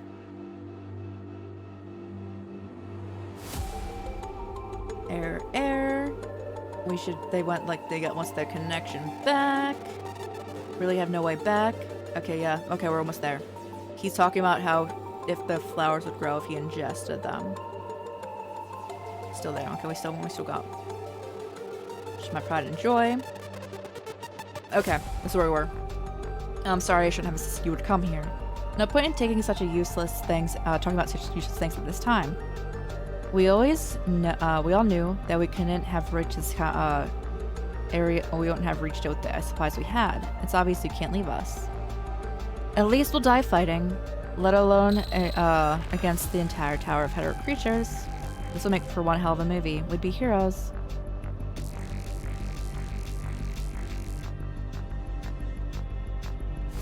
His abdomen feels cold as ice at first, followed by intense heat, then agonizing pain. Zack lowers his head and sees the scarlet branch protruding from his abdomen. Oh, it stabbed him. Zack! All of it happens so suddenly, no one notices the branch emerging from the small vents in the ceiling. Due to the intense pain, this is a horror movie. This thing is this giant, like, plant creature is chasing you through its entire building. As there's, like, zombies outside. You have nowhere to go. Your comms for help have already been jammed. Every way out is just crossed off. The wind quickly shows symptoms of the punishing infection. The burning sensation rapidly spreads to his limbs. Cortus, serum. Here. Cortus hurries and takes a box of serum from his bag, grabs a vial, prepares to give Zack an injection. Don't use it, don't waste it. Zack reaches out to stop Cortus' hand, holding the serum, shakes his head. But I've had it coming. He struggles to raise his head and looks at the progress bar on the projection screen. It's going down. Is that it? Oh, it stopped at 80 approximately. Okay. Through the glass, a giant indescribable shell rises up to the height of the central control room. It appears that this is the height it can reach. The black armored shell tightly wraps the soft red underbelly. Friendly shakes the umbilical cords connected to it, screaming in agony. A moment later, the barricaded door is smashed open by an immense force. Outside, they see a pale girl floating, or rather being hoisted into the air. Two fish-shaped headed creatures tightly hold onto the strands of cloth hanging in the air from her clothes, giving the illusion of floating. The half-broken wing stretches out from behind her. The girl's golden pupils are like a bottomless haze devoid of emotion. Please stop hurting, Mother. Please stop interfering with the tower. Throws her slender wrists and points to the huge shell hanging in the distance. Mother's about to go through a crucial stage. I can't let her be in danger. You should have helped incubate Mother. Instead, you hurt it. This is an unforgivable sin. With her light and gentle tone, the pale and thin girl looks vulnerable. The scavengers knew the moment the door opened that she was no ordinary human, nor was she on their side. Now please, turn into a big hay of red flowers for Mother. She delivers the most cruel death sentence in the most gentle tone. Rita Cinderella points her finger at the scavengers. A giant hole is blown out of the wall beside her with a sudden bang. Scrap metal and cement fly past her. In response, she commands the fish, she guards herself. However, sudden blast interrupts her attack. Oops, sorry, my aim was a little off. You didn't get hurt, did you? Looks like my aim has suffered from being so weak right now. The figure appears to have breached the wall. He shakes the chain blade in his hands, and the dust from the explosion settles down. Rollins? I'm fine. Please be more careful next time. The figure emerges from the dust, shaking the dust off his hair and smiles gracefully. Good, I didn't miss the climax, did I? They hurt Mother and hindered Demeister's plans. They have to pay the price. Looks like they're already scared out of their wits. Think I can have a word with them. Snorlax floats silently and lands in the corner of the room. Thank you so much. Rowan looks at the scavenger with a smile. What a pity, especially you, Zack. That wound looks serious. I'd advise you to leave him behind so you can't escape with him. Aren't you Romo? Surprised you could recognize me even though you're about to go unconscious. Untouched. I was suspicious of you ever since we entered the tower. Cough. What? That's the refugee who led us here? You tricked us. Scavengers surprised and realizing that they were deceived by Roland, they had just imagined, but their reactions lacked intensity, probably because they were already past the point of exhaustion. I didn't trick you. The forest, the tower, the supplies, everything I said was the truth. You saw it with your own eyes. I gave you the intel and warned you about the intel. But it was ultimately you who had made the decision to come here, didn't you? So far, everything was of your own volition. I just led the way. Roland's smile disappears from the corner of his lips. His tone carries a sense of pity. A trace of inexplicable sadness flashes in his eyes upon looking at him. Maybe this was another layer of his act. You? Don't be angry. What if I said you had a chance to survive? You think we'd believe your lies? Right, my apologies. When I said it wasn't forthright enough. Roland reaches out and gestures with a finger towards Beardy and Cortus. You and you. If you leave Zack here, I'll ensure your safe departure from this place. How does that sound? Cut your bull. Your BS. Even if we die, we'll die together. Cordis and Beardy struggle to lift Zack up, who's nearly unconscious. Stop pretending. I've been with you long enough. It's not like I don't know how much you two want to live. But we're not just gonna leave him here to die. Sigh. I'm giving you your best option. Why are you making me out to be a villain? Don't worry about me. Hurry, only you two can survive. That... We're not leaving you. Nothing puts the audience on edge on the seats like you go first. No, I won't leave you. Rolling up his arms in a grand gesture mimicking the classic scene in movies. Normally, I wouldn't mind relieving some boredom with this kind of scene, but unfortunately, there's no time for that. Don't you feel the punching concentration rising? It's all thanks to you destroying the centrifuge array. Roland sighs with regret. The next second, the chain blade flashes a cold light and attacks the 3 scavengers. 2 remaining conscious and close their eyes and prepare for death. However, their anticipated death does not come. Everything around them suddenly begins to spin, as if they were tied up and forcibly thrown out. Before falling into the dark stairwell, Cordis feels a cold card in his hand, and someone whispers into his ear. Walk along the direction shown in the picture. The basement has access to outside. By the way, the mess has been cleaned up. Don't be too grateful. Yeah, he helped them out. Yeah. Because he, like, saw himself in them. And no one helped him out when he needed help. Bro, that's so sad. That's so cool they had that in there. I like that. I like that a lot. And then with that, we are done chapter 16 of, I believe, 19? Yeah, 19 currently. So we got 3 more chapters of the currently out content.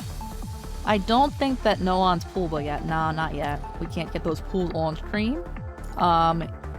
He's only going to take 10 pools, though, so he's definitely coming home. Do we want to do interludes? I want to do Alia's interlude. And then we'll probably peace out. And that'll probably also bring us to 2 a.m. That's a good time. That's a good time to end it. That was so much fun. Roland's content. Roland is such a complex character. I feel like all of the Ascendants are very complex characters, and not saying that all the other characters aren't complex. I feel like they're by far, like, given the most complexity, whereas, like, some, like, I guess they've kind of, like, given up on the world and had to, like, restart everything, whereas, like, a lot of, like, the player characters, like these characters, still have, like, hope, even though they really shouldn't, given, like, how horrible all of their backstories are up in here. Let's get it. Colors.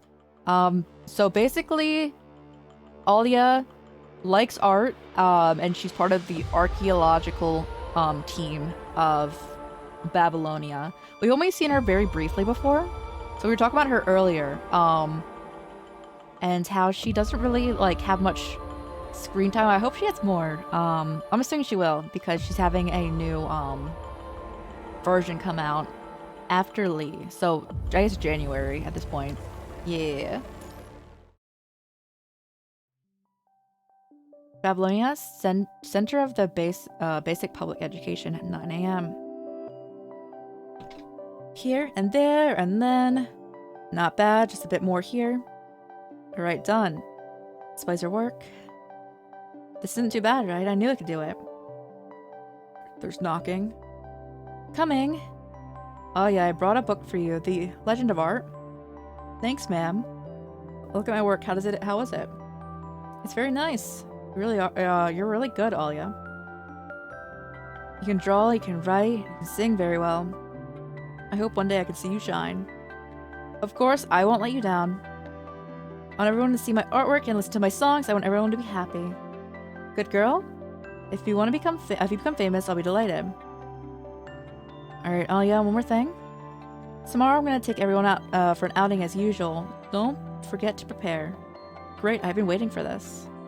Museum of the Human Legacy last year, the Construct Research Lab the year before. Or we're going this year. Really can't wait, can you? No spoilers. What, please? According to my sources, we are definitely going to the garden for a picnic. Not again, I don't want to go for a picnic. Really? I can't believe there's someone who doesn't want to go to a picnic. You're just making it up. I'm going back. Wait, I admit that a picnic is my personal preference, but this is a highly classified information. I'm only telling you because you're my friend.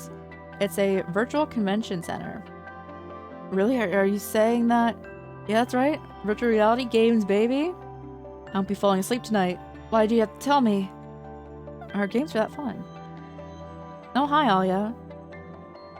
You girls might not know much about games, but if you play the game, you'll probably understand how exciting it is.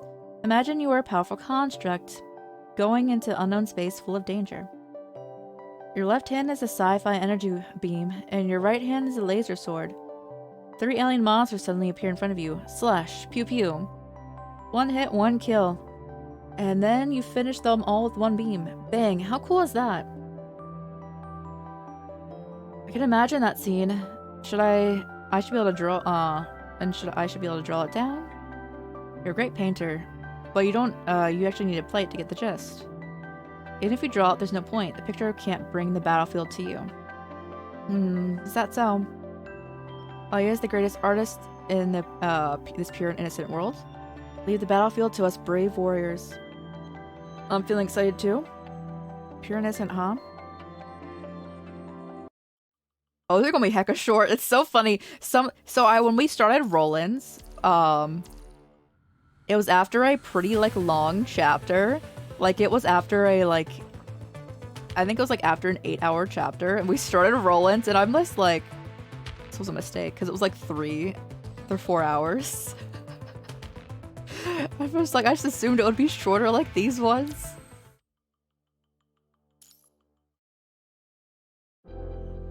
Okay, everybody, time to go. Today we are going to Virtual Center, Virtual Center. Alright. Who leaked the information? It's Virtual Center. Oh, yeah. Oh, so it's true. I don't want to play these boys' games. There should be something else, right? It takes 10 minutes to drive to the education center to the city. Don't fall asleep.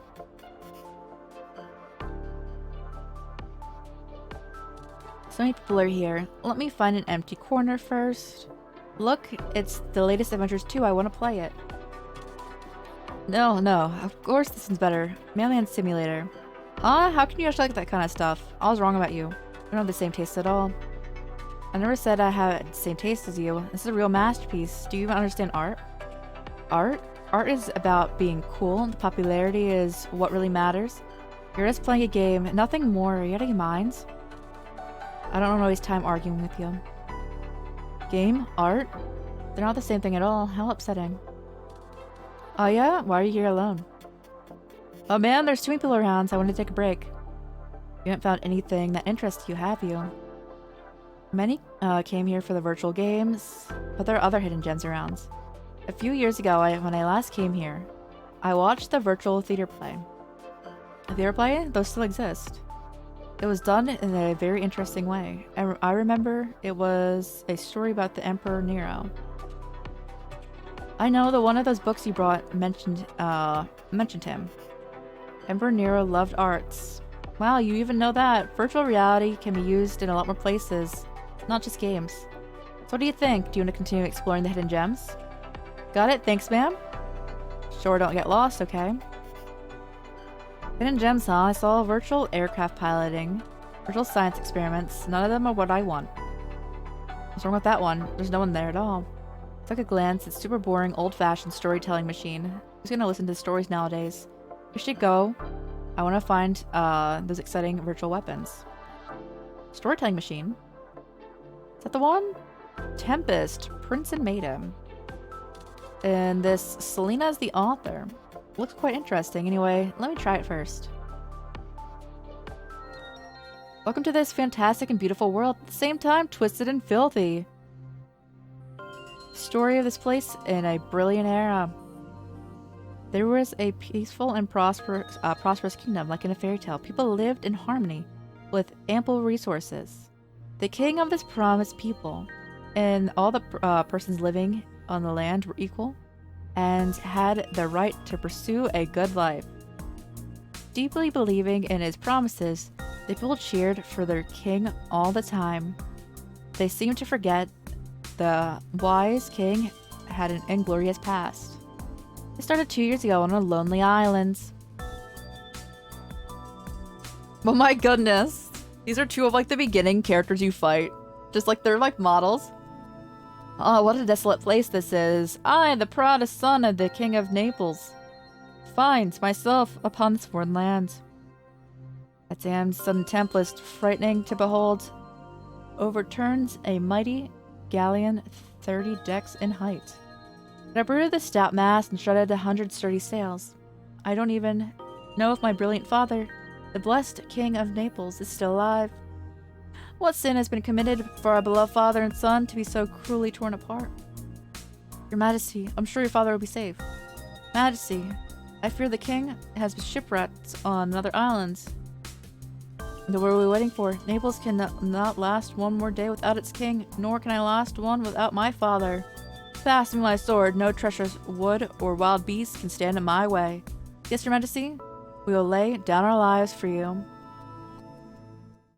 Alright, what do we have to do here? So to get the hidden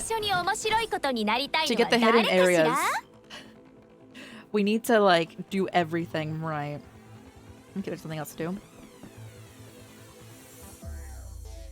An island after a storm, a forlorn prince, and a song from hereafter. Welcome to the tale of Prince Ferdinand. There I see you got VIP! Thank you so much for hanging out with that, y'all. Thank you so much for hanging out so long to get that VIP. Let me go slap that VIP in. Thank you so much. Thank you. Thank you. Seeing you guys with the VIP makes me so happy. Community. I need to like say it out loud as I'm doing it. I'm a mess with the Twitch. How have you been? How have you been? Got that VIP number 10. Welcome on in. Let's go. Nice, nice, nice.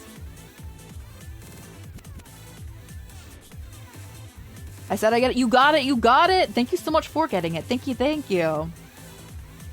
And thank you so much for hanging out. It means a lot. Thanks a lot. Thank you. Thank you. Place. I, the proudest son, yes, found myself in a foreign field. That damned sudden tempest, frightening to behold, overturned by a million galleon 30. Yes, okay.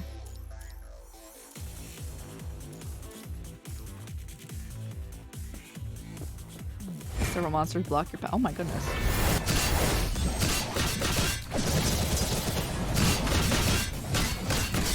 Been chillin'? Let's go. I highly recommend this game. I highly recommend Punishing Grey Raven. It's so much fun. And the story is so good. Roland's like the Ascendants, which are like the baddies, but like all of their character development is just like super good.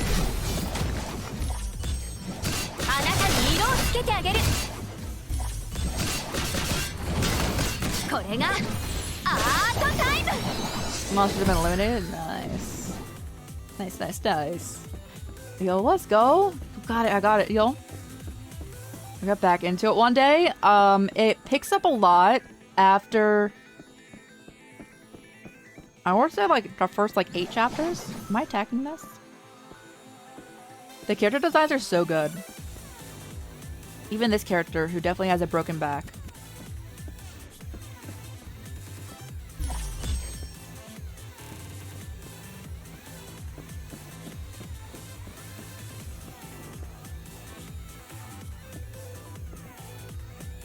Real? Yeah? We talked about it before. She probably has like a metal spine because she's a construct. Swine, this is the province of gods and fairies, not a place for worthless bags of skin like you. Am I imagining things? Don't tell me my ears were drowned in the sea. Majesty, this creature you called you a swine. This creature called you worthless, a bag of skin. Ingrates. Do I not treat you with the kindness every day? How dare you insult me and blame it on someone else? Mercy, Majesty. Alas, the magician's daughter can be said to be truly beautiful. Steph had I appreciate that she's the only character that has like the back breaking. There's a lot of characters in this, and she's the only one who has this. So yeah. They're like, the design choice has a bit for everyone in this game. Shell monster. Oh yes. Even fair maidens are not able to escape your predatation. The battle only served to stir my blood. Now, rid the world of another evil. Hey, how's it going? How's it going? Very special. Yes, it is. Yes, it is. I shall smash you in the pulp, Pipsweek. Ow.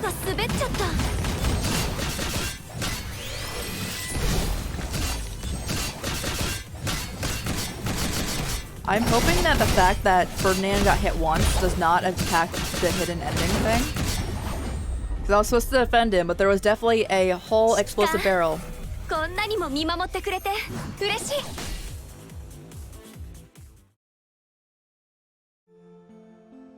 Heroics playing characters, so weird, but so interesting. I like their lines, feels like ancient characters who have been revived in modern times. Wonder what's gonna happen next. So basically we're playing through Alya's backstory, so this is Alya. Sorry, it's all I've made so far. Oh, this is Selena? She looks entirely different. Who's there? Did I scare my name's Selena? I'm the author. Pardon me, but I was really glad to hear your feedback. You made this theater play. It's a bit embarrassing, and it's still not good enough. But it is indeed my work. I created it, so I must own up to it. You don't look much older than me. Very impressive.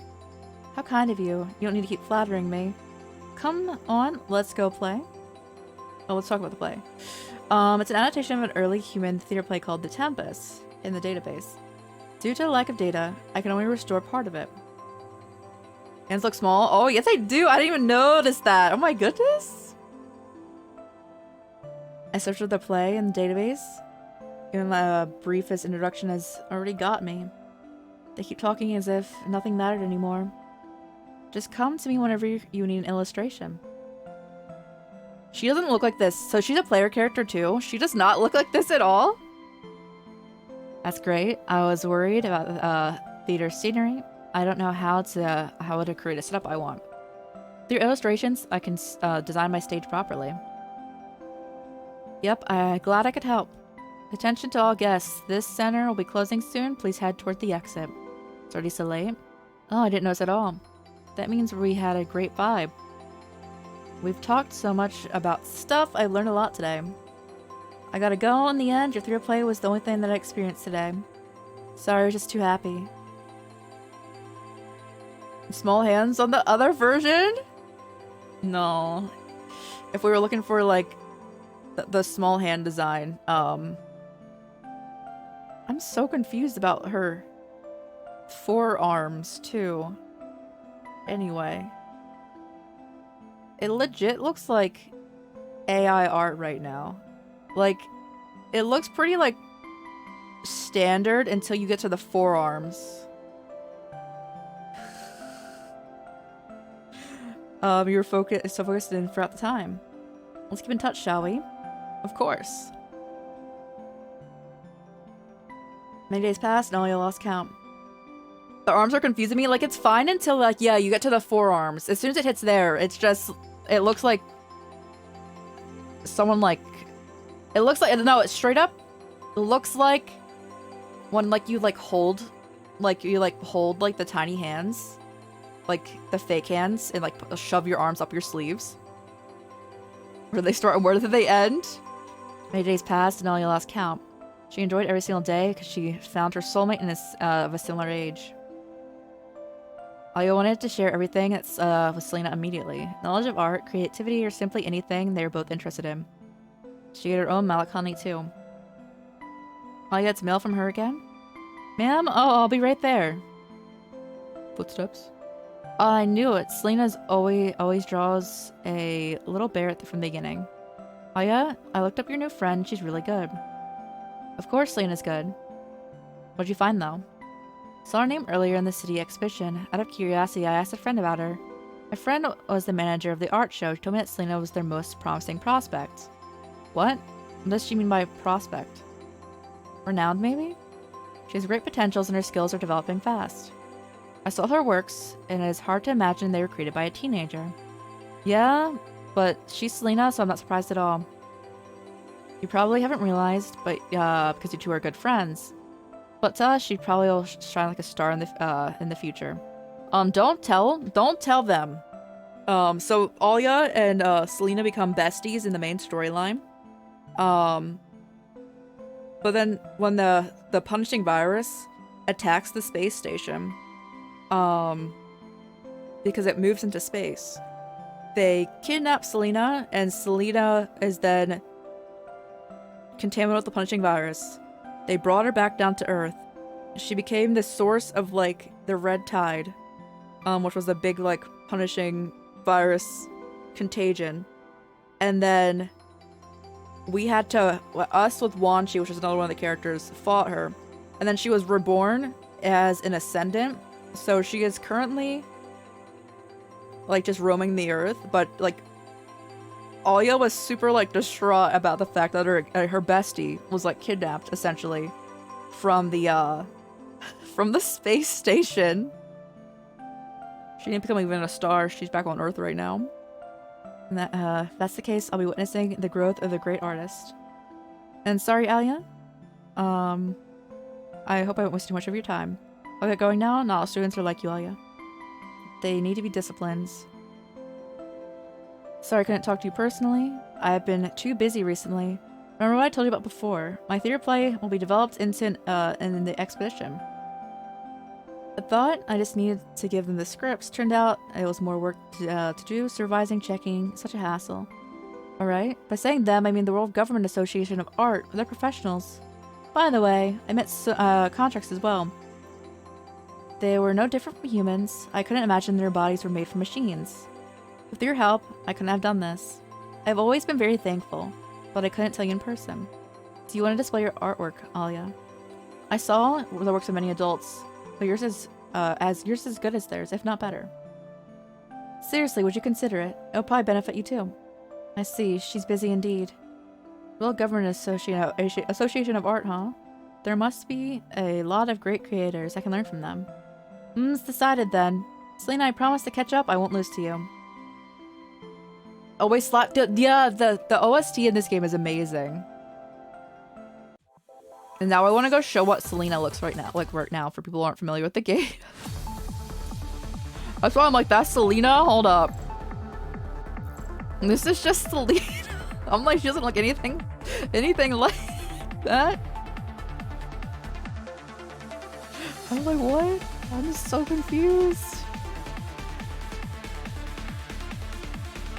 Where are the small hands? Well, I guess she's a construct, so they're robotic hands now. She could have had that as a change when she got the robotic hands. And also, she has two forms. Let's see, does this one have small hands? No, this one doesn't have small hands. Got scammed, yeah. That the art was misleading, wasn't it? We're almost leveled up. I think we can level up. But let's finish out Alya's side story thing. Whoop. Friends. Alya made a friend because of a thunderstorm. Because I know we also know from like the main storyline that they became constructs together. There is a past. Once unsure about her future, Alya has long since found her direction in life. As long as she continues on this path, she'll become the person she dreamed of becoming one day. She firmly believes. Alright, just need a bit more olive green, some more contrast. Oh, that should do it. Knocking. Alya? Ma'am, 1 second, I'm packing up. The lady is waiting for you downstairs. You got plans today? Yeah, I need to talk to them about the new exhibition proposal. She is pretty. I love her design. Both Alya and Selena's. I wish I could stay home painting all the time. As long as I keep making great works, there won't be any problem. They should give me a calm and peaceful environment so I can focus on my art.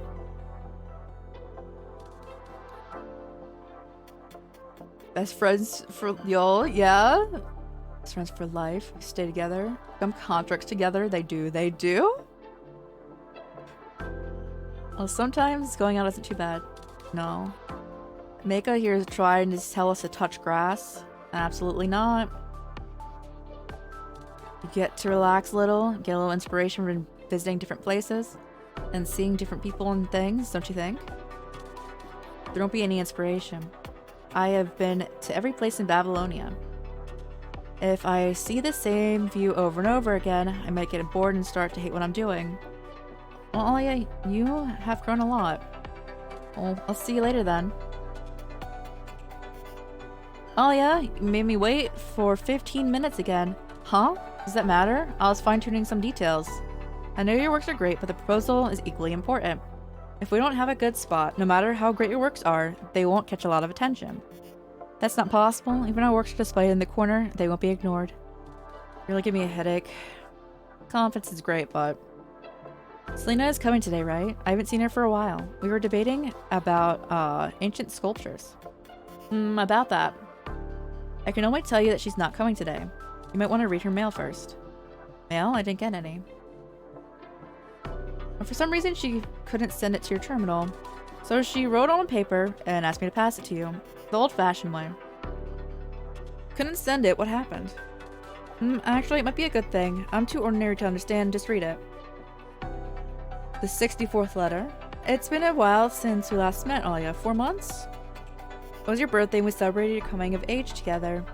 Too bad we spent the time discussing great sculpture works. We never had a chance to probably sit down and talk. Remember what I said about becoming a construct? You asked me why. Why could not continue with a career in art? If we keep doing what we're doing, our reputation, status, and living conditions will only get better. My answer is, art should not exist only in a world of our own. I thought a lot. Born and raised in Babylonia, we took the peaceful and comfortable and abundant life to be for granted. But that's only the world as we know it. Is that truly what it is? I once read that all artworks were imitations of natural objects. What if our creations were based on only the unrealistic, partial impression of the real world? Made me wonder. I wanted to discover what the real world is like. Maybe our path would be rectified if we could portray the world as it truly is. And I ended up shocking... Oh! Thank you for the follow. Thank you. Smirkle? Thank you. Much appreciated. Welcome on in. I ended up shocked by the knowledge I found. Turned out the outside is peaceful and harmonious. There was another cruel world filled with conflict and war. Because of those people's hard work or even sacrifices, we got to enjoy our peaceful lives. I was traumatized. I don't want to tell you. We were raised with so much on our shoulders. We must help humanity to survive. We must pass on the knowledge and wisdom. That's why I asked the WGAA to make me a construct. And I succeeded. I'm just writing it down, whatever comes to mind. I'm afraid we won't be able to see each other again, but I'll try to keep in touch. Lastly, Alia, I believe that neither of us has chosen the wrong way. We will still fight together towards an ultimate goal, just in different worlds. How could she? She didn't even tell me. I can't take this. That's not what friends do to each other. Oh yes, Selena left you with the software to make the virtual theater plays. She seems like she came up with the original scripts. You're exhibiting a slightly modified version here. If she left you the original, she must want you to understand how she felt in the beginning. Hey, how's it going? I already know everything. What's the point of giving this to me now? Instead of feeling upset, why not be happy but for your friend? She found her way. Plus, Selena's position is quite special. Maybe you two will get to work together again in the future. Said so. You're right. Selena said it too. She hoped we can both excel in our fields. Anyway, thanks for passing this on to me. It means a lot. I'll cheer up. You are most welcome. Don't forget that you still have a business meeting to attend to. Make sure you get to the best location. Their time to fight. Is it in the theater play again? It's been a while since she last came to visit. Everything okay? You mean Selena? Oh yeah, stuff happens. Just hoping to get into a fight. People your age always have different opinions. But they don't know how to take a step back. Because they feel their opinions are only the right option. And they try to push each other to believe. Instead, they push, I'd say. It's more like we're trying to change each other with their own understanding. a victory might not end well. I've seen many good friends turning against each other. All because of trivial things. I know, ma'am, you've said it many times, but Selena and I won't go down that way. That's good. I mean, you don't have a lot of friends, so I'm a bit worried. And you just haven't met those, I know. Alright. I'm gonna say start painting. Please see yourself out. Alright. All the best. Selena. Space station has entered a rendezvous orbit. Once again, there will be fierce attacks incoming. But my position isn't on the front line. My squad's mission is to enter space and investigate the legacy of humans of old times. Archaeology, to put it simply. This is my first time taking part in such a large-scale operation, not to mention we are going deep into the enemy's base, so I'm nervous. But I feel quite excited at the same time. Looking forward to meeting all of the unknowns in the space station. The veterans said they found many interesting things about the past, like an astronaut's personal sketchbook, space photography, etc. If I can find similar things, I'll make sure to bring them back for you. Oh, and I need to watch the punching virus levels again. Speaking of which, have you received the theater software I left you? Try to experience it like you've never seen it before. You'll be surprised. I really hope you can tell me your impression in person. Too bad I can't. Just put it in writing if possible. It's pretty much everything. To quote the ending of The Tempest, oh yeah, don't strain your mind too much trying to work out the strange business. A convenient moment, which will be soon, I'll explain everything, and these strange occurrences will become clear. Until then, be careful and be assured that all is well. Selena left me the original. I will, when you come back, I'll tell you what I think. Selena, I'll do my best to understand your feelings. Okay, this is like one of the backstories that's like almost all Alia's growing up was so happy. Literally every single character's backstory, besides this one, has had thorough, like, life-crushing events and, like, big depression and, like, everything bad could have potentially happened to them. And Alia's like, I'm here painting. Oh, I'm having some stage plays? Nice. Tempest, magic and miracle. Dedicated to the most important person in my life who's always helped me. I confess, for my father's sins, he abandoned the pride for the king and entered the abyss of jealousy. O wise Duke Prospero, your return truly is my greatest blessing. Is it a hot take to say? She has it easy? Yes, she do. She's like loaded.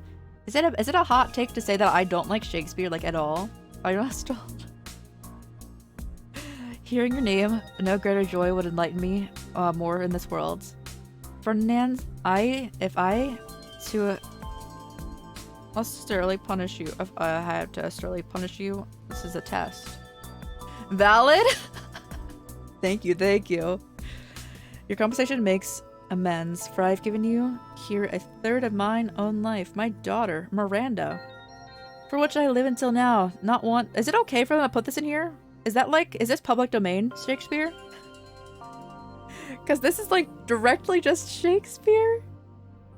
For which I live to now. Not one moment that I was thinking of her, even when your despicable father pushed me off the cliff. Yo, Lurk, thank you. But you must not take her virginity before the marriage ceremony is performed. I look forward to a quiet life, many years of our love, just as it is now. Even the strongest temptations that our lower nature could afford will not ever turn my honor to lust and endanger the joy of our marriage. Fairly spoken. Behold, Ferdinand's. I must bestow upon you the eyes of this young couple some vanity of mine art. Which are you now? They're like, oh god. They like jump in here. Oh, hello? Oh, I'm playing as them, yes. Prospero, what's going on? You traitor. Show yourself before the honorable king. Such filthy rumors. Does it come from the demon's mouth? You're guilty of defying your king. It has been evidenced no one could screen you anymore. Since you've already found out, only death upon you will spare my punishment. Let us not waste our time on this ignorant fool. We must have make them unable to talk. Who am I attacking? I literally don't know who I'm supposed to attack.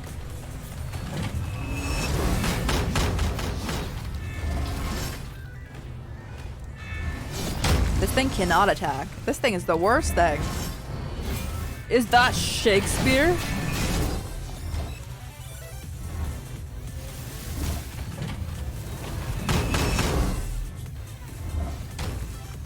I don't even know who the traitor is, actually.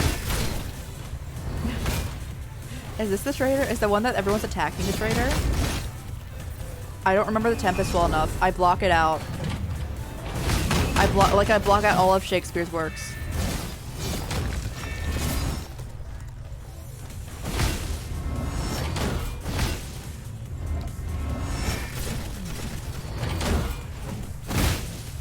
Literally when I was in college, I took a Shakespeare class to try to like Shakespeare more because I disliked Shakespeare. And it didn't make me like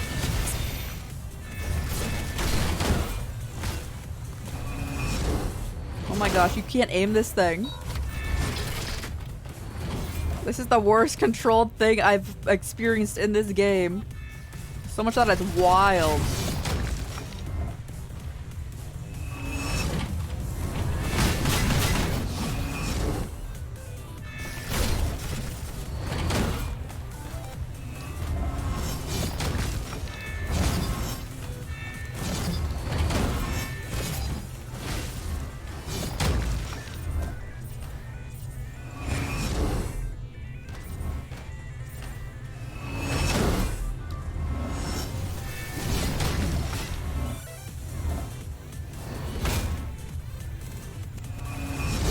Please, just go down. Antonio, it's time to die.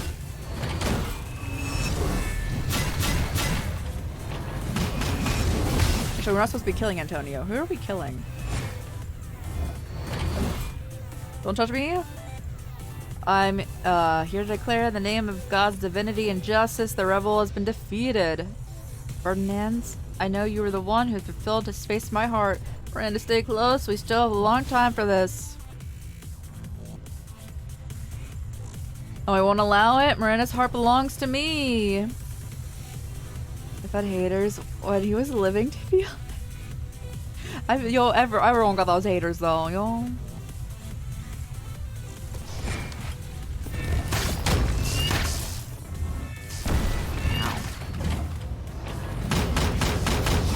They need to like not make this the control functionality. Oh my goodness. Hey, also, thank you for the alert. Much appreciated. I hope you've been well. That was a metal pipe sound, or not?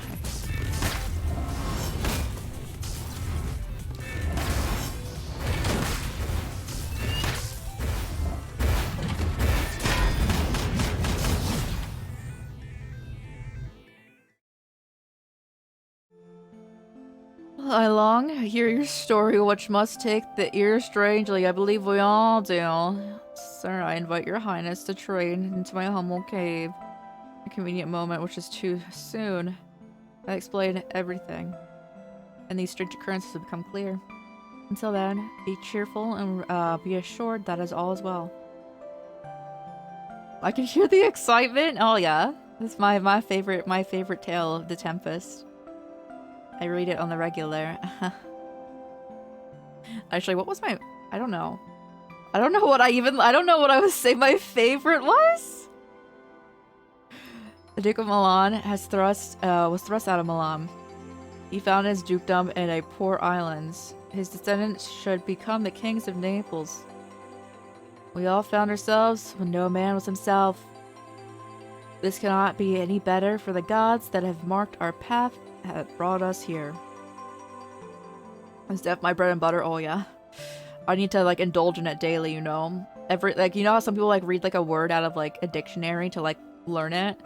I have to like sort of like read like a whole line. I read the entire Tempest every day. You know. Instead, he forgave every man who had wronged him as after they confessed. Years later, all the things that had happened were slowly forgotten. The people of Naples continue to live on in beautiful land as always. And get that knowledge in. Naples was still a place of hope despite the occasional disputes and conflicts. Selena, is this the ending you wanted to show me? But why? Why do I struggle to understand? What's the point of this happily ever after ending? It's just too bland. A tragedy would be more impactful. Sorry, Selena, I can't understand yet.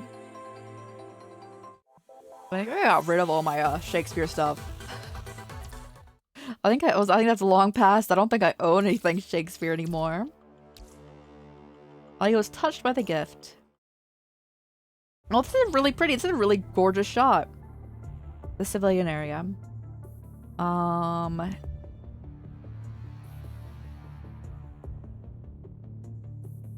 That's 7:15, right? Yes. The battle between the space station and Babylonia is about to commence. Selena mentioned the real world. Outside the peaceful and harmonious world we lived in, there was another cruel world filled with conflict and war. What is it like? Will I be able to paint it out? You must be fighting there, Selena.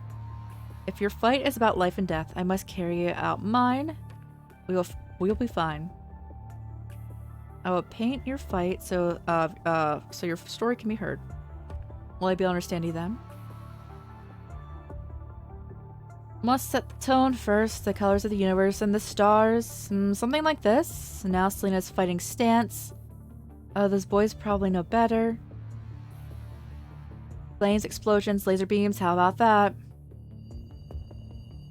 Done.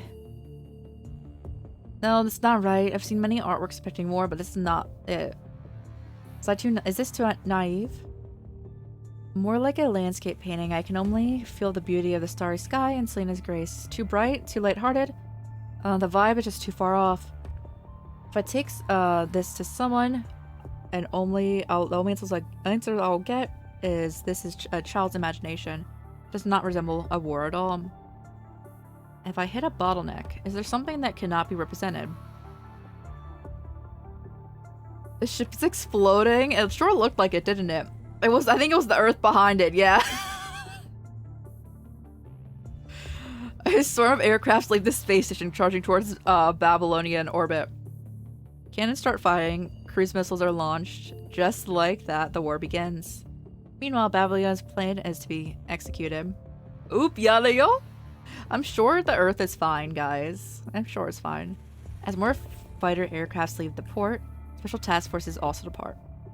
According to the plan, they will be escorted near the space station before landing and investigate the internal facilities. Apart from the military and research-related intelligence, they also want to retrieve the relics left by humans.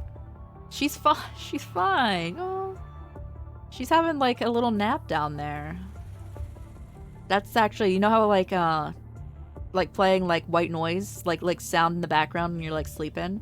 This is Selena's. Even normal objects for daily use could turn into antiques with incredible value. Step by step, humans evolve over time. As a whole, as individuals. I heard the sounds. The battle has started. Selena, I hope she'll be fine. Oh, what's that? The art for this is so like pretty. Ugh, it's so good. Alea witnesses the battle through Babylonia's barrier. Flames and explosions, aircrafts and debris. The cruel scene shocks her as if time has stopped. Is this war? This is nothing like I imagined. Red lights, yellow dust, cold and dark space. The starry sky used to be beautiful. Why does it look so harsh? Those debris have come from the aircraft and maybe even constructs. The eyes. Her eyes are so pretty though, but yo. I'm just staring at those eyes. Yo, thank you.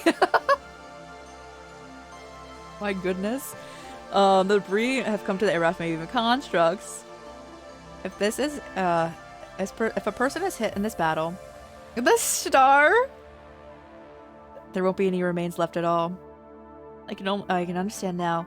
Compared to this, my own interpretation of war is so naive and simple. People who can die at any time.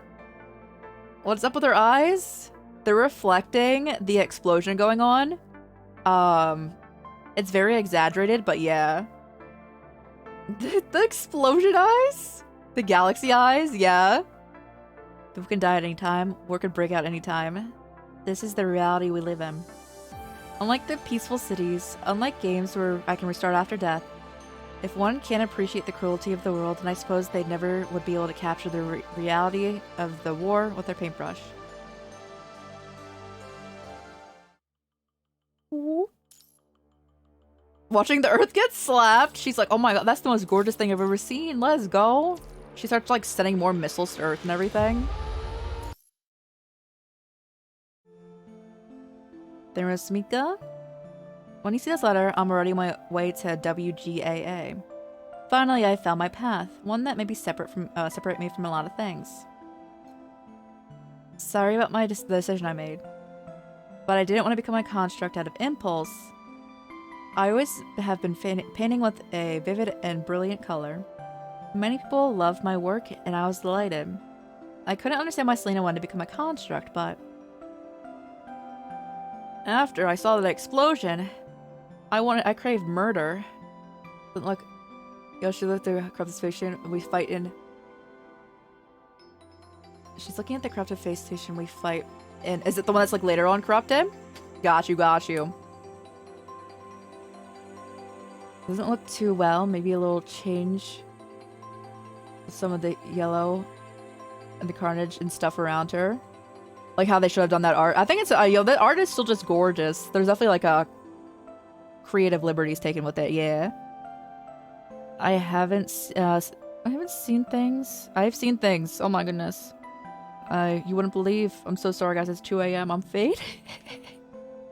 I've watched pink beams fired into the from plasma cannons glitter into the eternal sky outside. Dark red missiles explode next to the shuttle that had just left the space anchor. The fighter aircraft's armored metal, like Selena's pudding, and with bubbles, and I'm sure hoping the pudding with bubbles is when it was like cooking. And like it wasn't like bubbling. Nothing beats Selena's small hands. Never forget. Yo, that was amazing. That was so... I didn't even notice until you pointed it out. Thank you for pointing it out. I'm like, oh. I have finally found my path. What I used to paint wasn't the reality. Those works are like genetically engineered flowers that grow in a clean room. Once the cover is taken away, they wither and die. Compared to the eternal reality, those things I once enjoyed portraying looked so meaningless. I finally understand. I need the power to, because I have to be, I've come to realize how cruel the world is. An ordinary person is far too fragile against the fight against the punishing virus. It's time to create real work. From a personal terminal left behind in the dark studio, a message is being played again and again.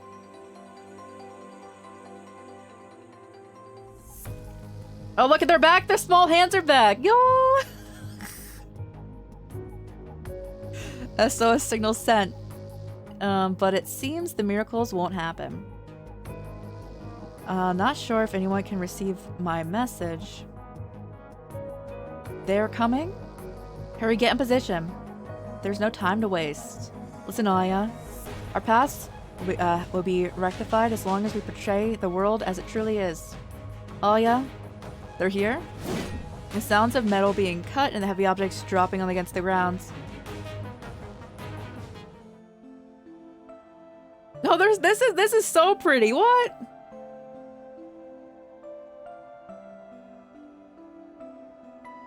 Oh, this is gorgeous. Oh, the art in this game. As the world truly is. Come show me what reality is. The coolant pipe is cut open somewhere. Ray liquid's dripping from above. Arts go. Yeah, they're so good. They're so good. And they went in on Alya's backstory. I don't think... I mean, other characters might have had a decent amount of different art things. I think that, I mean, it's fitting because she's like the artist. Well, she has, I think, the most in her interlude, like different art pieces. The CGs. Only to make the hissing sound when it reaches the blazing blade of Alya's scythe. Yo, let's go!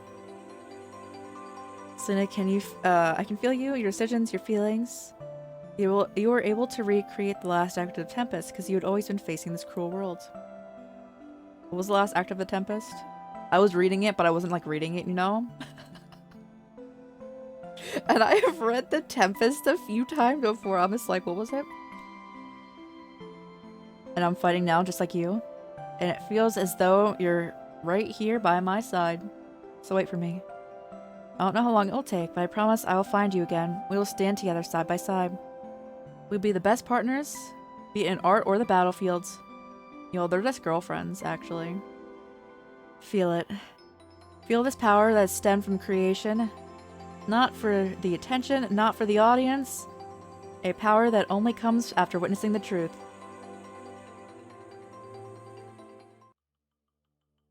Oh no. I just imagine you start posting. I imagine you start posting the entire, like, literal entire script of the temp. I'd be like, please. I know it's Tempest annoys the thunder. Yeah. Oh, it do. Okay, what do we need to do to get her? I have to say, if our thing is to do so, there's always hidden chapters in the interludes. If our thing is to kill a select person in this time to fight, I will respectively not get that. So let's go see what it is, though.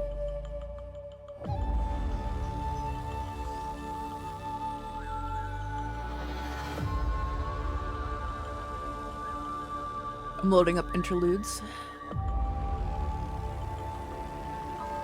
Oh my goodness. Yo, let's go. My computer going hecka slow. I think that Chrome updated. Brilliant.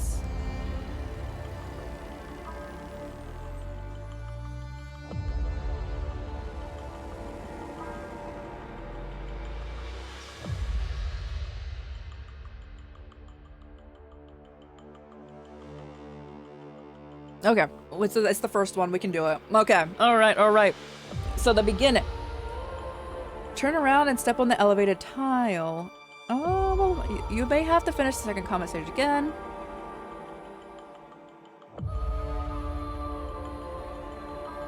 So step on the elevated tiles. Wait for Miranda to join the force once Fernanda reaches Collarbone.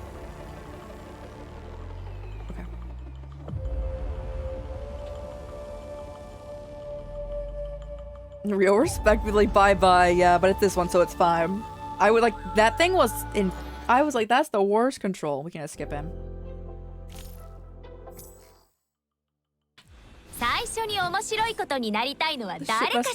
How dare they do that to One Piece, alright? A not good boat having story? Alright. I'm blind. Let's try not to miss. Elevated tiles.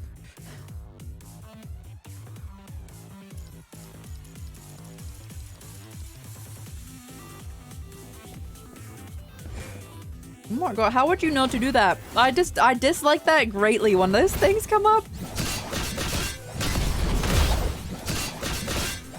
Shakespeare explained. These lines I have no clue. I have no idea. I literally took a course in Shakespeare and I didn't understand what's happening, yo.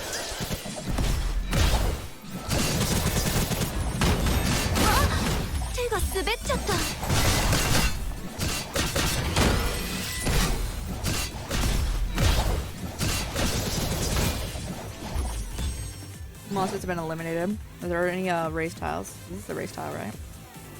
Guess we don't need that. I'm gonna step on any tile that looks even marginally raised.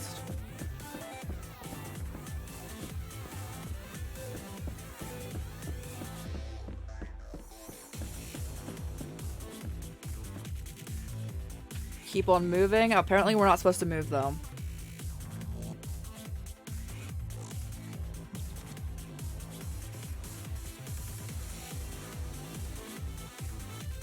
Oh, is that what it is? Okay.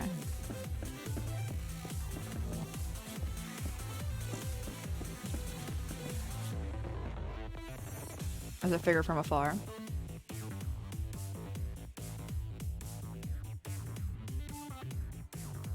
I do like playing some of the trail characters and trial characters in Snowbreak and finding some interesting games. I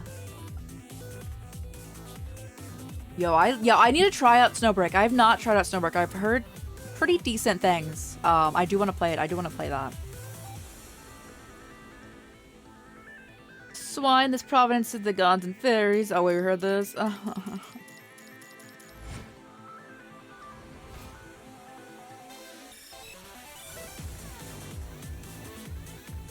You'll get it. Get it, Miranda. That's Miranda over there.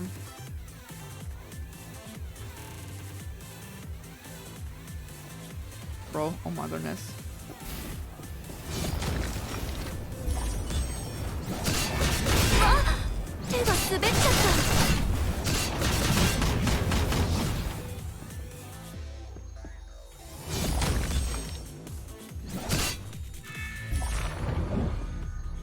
Not bad for a weak monster. Look at you, Pipsqueak, waving his toothpick around like a real knight. That's a penis joke. Oh, I need to sneeze. It's not, but you know. Wait for Miranda to join you once Fernando reaches defeated. Okay.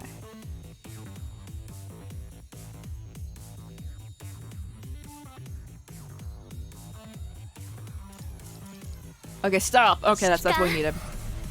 That's what we needed. It's a third-person shooter. I'm excited to see it. Yeah, that's Shakespeare boy. Can we skip through it? We need to go back in, and apparently we can enter from Miranda's side now.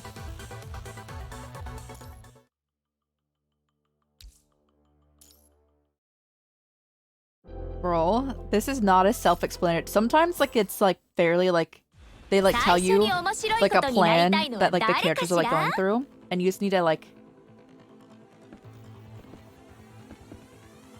For the islands, a beautiful princess, guest of the storm. Come by tale of the Princess Miranda. But, sometimes, like, they let you, like, they're like, this is our plan for this operation. And it's pretty, like, self-explanatory. That's, like, what you should be doing in here. This was not a thing.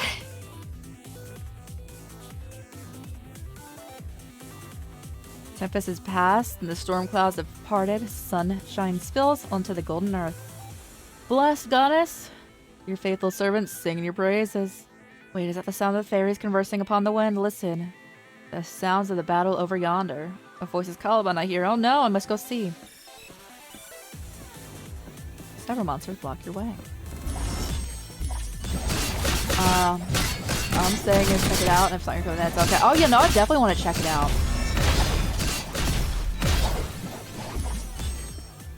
Is that one of the selectively only mobile games?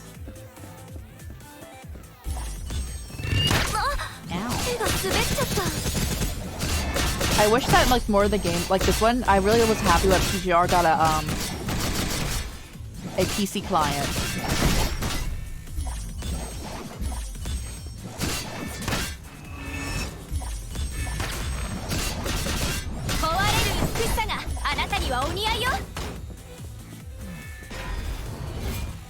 Not bad for a weak monster. He's looking right at me. He's beating my heart is beating. I can't go, Miranda. Take a deep breath. And I speak in a steady voice. This pointless fighting. On the windows. Do I need the Epic Games Store? No, Epic is not our friend. Epic Games is not our friend. But your Windows. I would love to go. Let's go. Alright, did we do it right? Gosh dang it, what did I mess up? What did I mess up in the second part? What? Hold on. Plays Miranda. You can clear out the small fry, but make sure Fernando's the one to duel Caliban.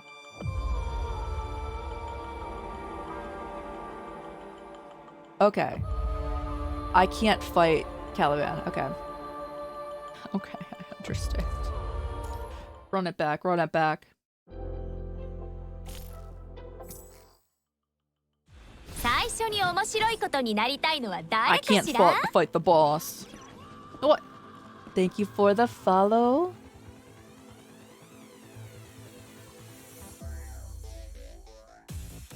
Act War. Thank you. Much appreciated. Thank you. Go.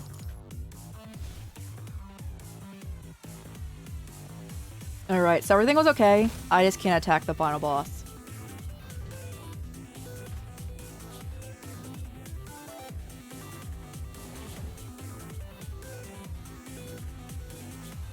Hey, how's it going? Downloaded it from the website. Oh, let's go. I would definitely try it out then. Let's go. Thank you for letting me know.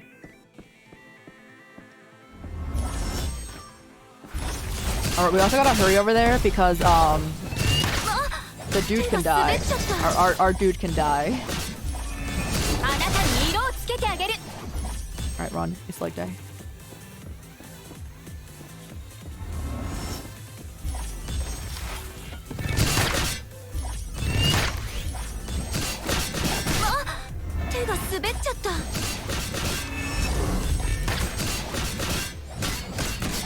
I love her scythe so much.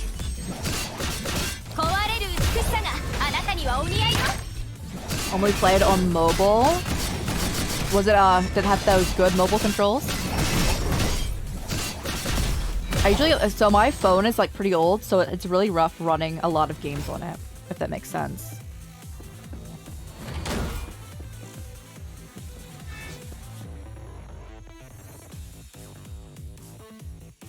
Did I mess it up? Oh, I need to let them fight it out. I thought since she wasn't moving at all, I assumed it, you know.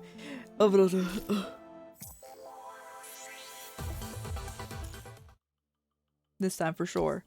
Third time's the charm, guys.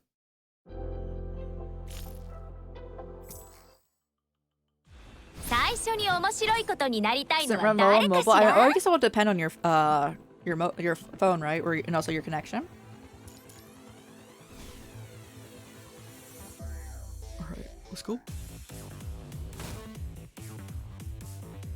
As like they're actively dying over there. He's fine. All right. Sometimes it works. Got you. Is it optimized? Got you.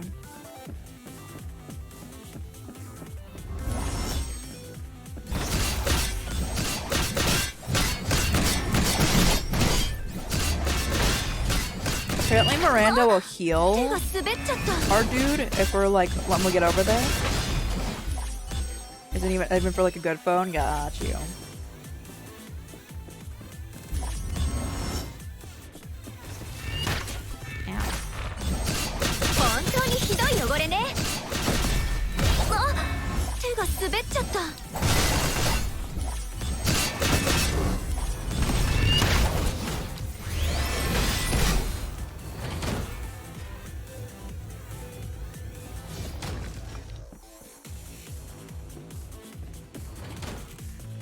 I've gotten closer to it before though, and it ends it.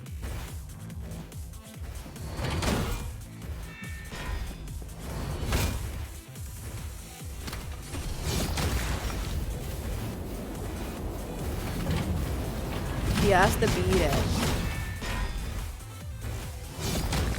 I wish we could see his health though, because I'm pretty sure he can die.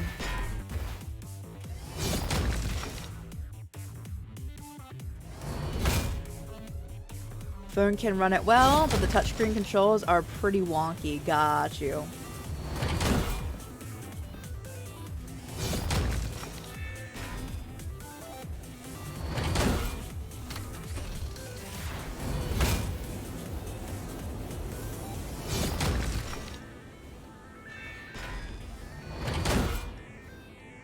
Is about to be overwhelmed? Can our person heal him? She apparently can heal.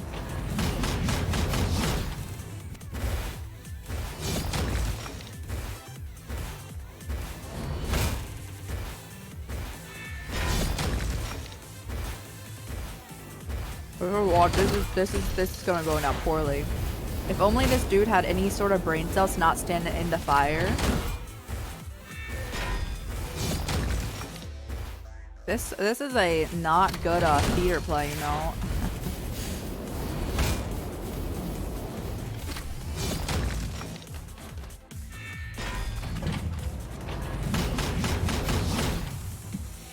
The auto aim and the curls in the reticle are awkward on the foot. Oh, that makes sense. That makes sense. Do you need to auto aim?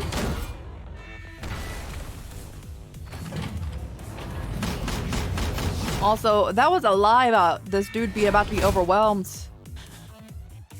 He's doing great up in here. And then he dies immediately after I say that.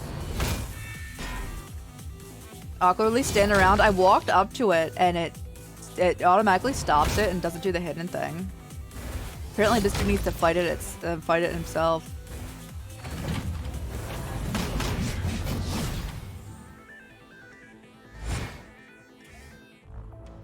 Failed? I'm so confused. Hold on.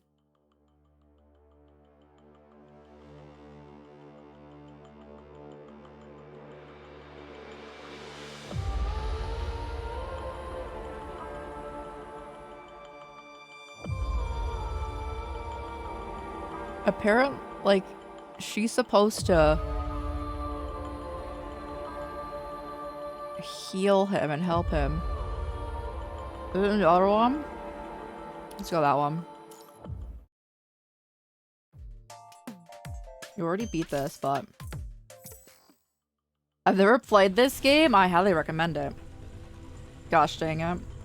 I don't even know what the objective. I don't know who's who in this.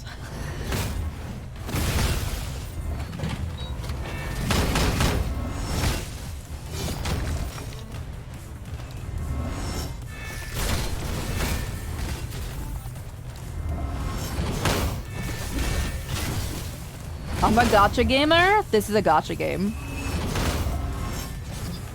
And it is the nicest gacha game I've ever played.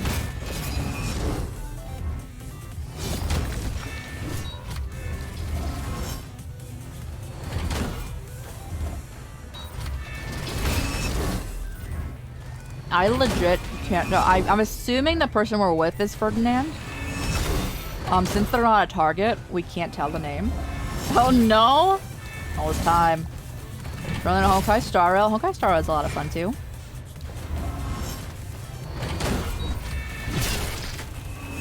I'd say this game is far nicer than any Hoyo game.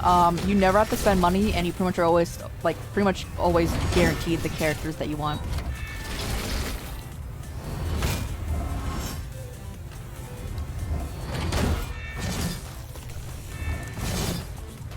Trinkalo, stop jumping around. This thing's horrible to control. Oh, it's 2:30, bro. Just let Ferdinand kill the guy. I mean, we did that before. Don't touch me. I'm a piece of rotten flesh. Yeah, we saw this before. I'm killing yourself, just heal him. I'm pretty sure that's what we were doing before. I might have had to clear it the other way.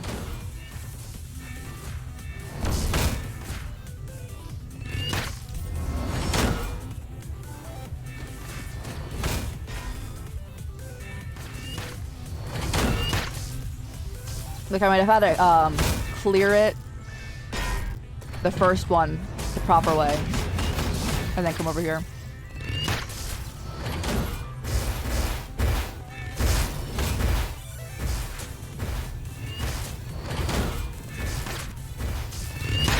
The auto aim is good sometimes. Okay, I got you. But if you control.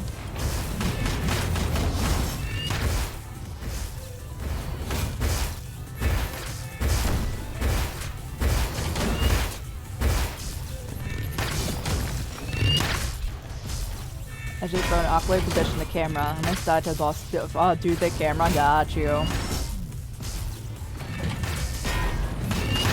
Does it help at all when I say my favorite way to play Genshin is on the phone?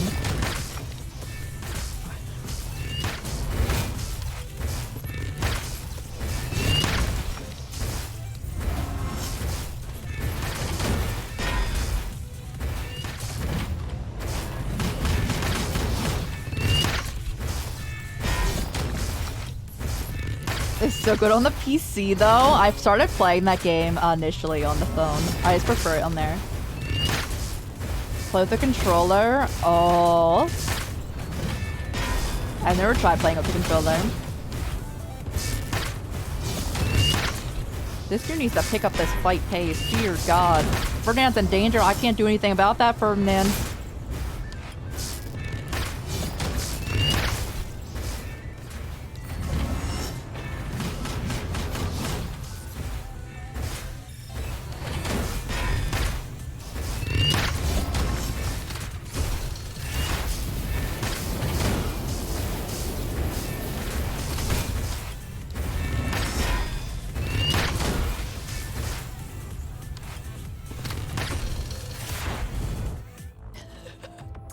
I dislike this greatly.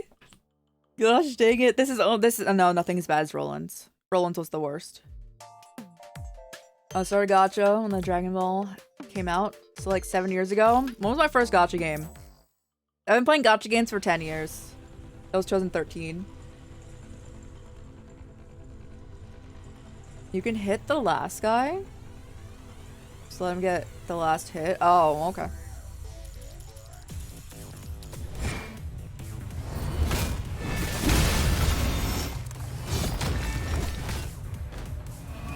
I feel old. Oh, I feel old every day. I'm so sorry.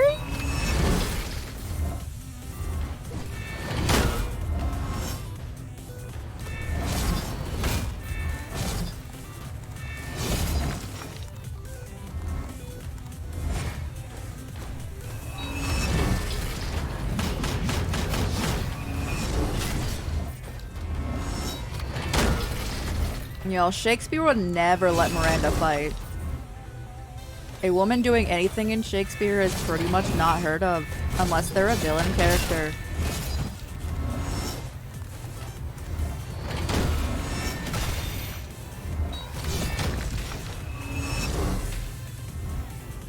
I would recommend no ages in chats in general. Whoop. Cause like, then like, it kind of feels that people invite that and like bad things could happen, giving out ages. Are we gonna hit you up in here?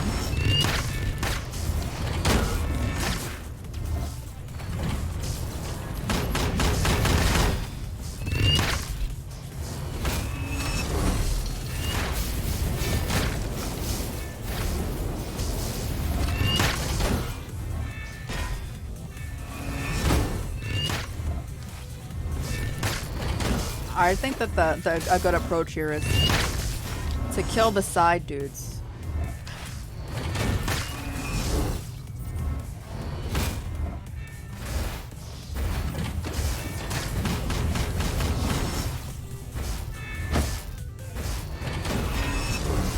Seems like everything's a hazard nowadays.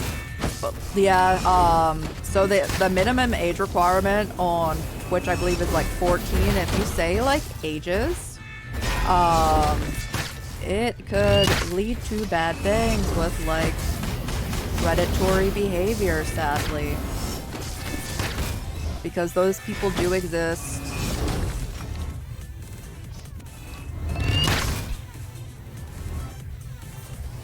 Alright, how you doing? How you holding up here? You got this? Oh god, he's healing.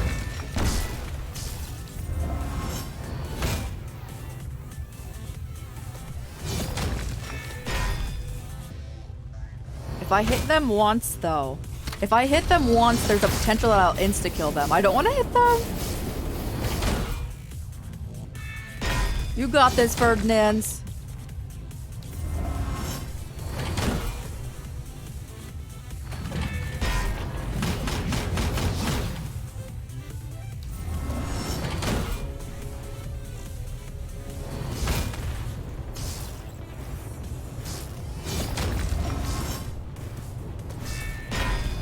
The way that I do so much more damage than Ferdinand is really sad. There we go.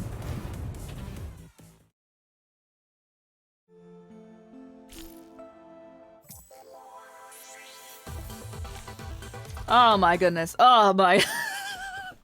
Alright, we've made it. Messages have been sent via the nearest relay point. Oh yeah? I'm sorry. Looks like this will be my last message. But at least my Tempest has reached you, right? Oh yeah, I once told you that I wanted to become a construct. Our paths would be rectified, and we could portray the world as it truly is. I still believe in it. I'm sorry for being selfish. I'm sorry, Alia. I chose my own path without letting you know. Even when I know we are so similar. Another word falls to the ground from Selena's attack. So I'm not alone. I always feel like you're right next to me when we're fighting together. This is when she, like, gets brain wrecked in, like, punishing virus in space? Oh my goodness, looks like this is the end. My final solo. Time to call it curtains. Adios, mi amor. No, they're just dating. They're girlfriends. They're definitely girlfriends. And that was Alia's interlude. Let's go. That was one of the more frustrating ones to get with the hidden story, but that's okay. That was worth. Get those rainbow hearts in for them. You know, we need to use our energy, guys. Has the day reset? No, the day resets in like I think it resets in like 20 minutes. Anyway, we cannot auto clear this. Only one? Okay. Oh, get out of here, won't she? So sorry. Oh no, this was the right way. Yeah, and the red star. Yeah. Oh, that was set up because I had the war zone currently for me is the ice area, and Wanshi's the only ice character that I have. So I just put him on there, and then the rest were just killers. All right. Yo, it's so easy with the characters that I have. At least just super easy mode.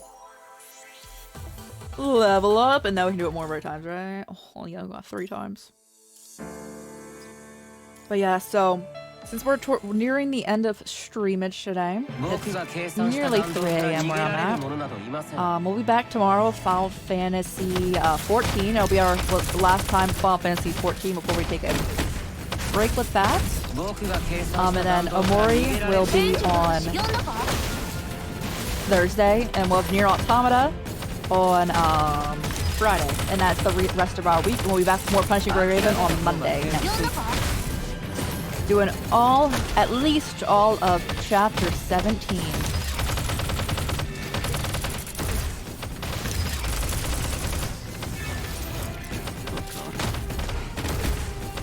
It would be so much faster if I switched out Lee, but we don't do that. It's all him. Alright,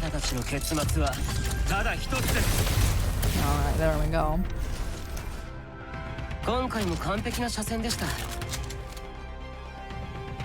Yes. I can't wait until... So this is just reset. When you have the authority, what is it, level like... It's eternally super armored? Oh my goodness. Is that before... Is that level... Oh my goodness.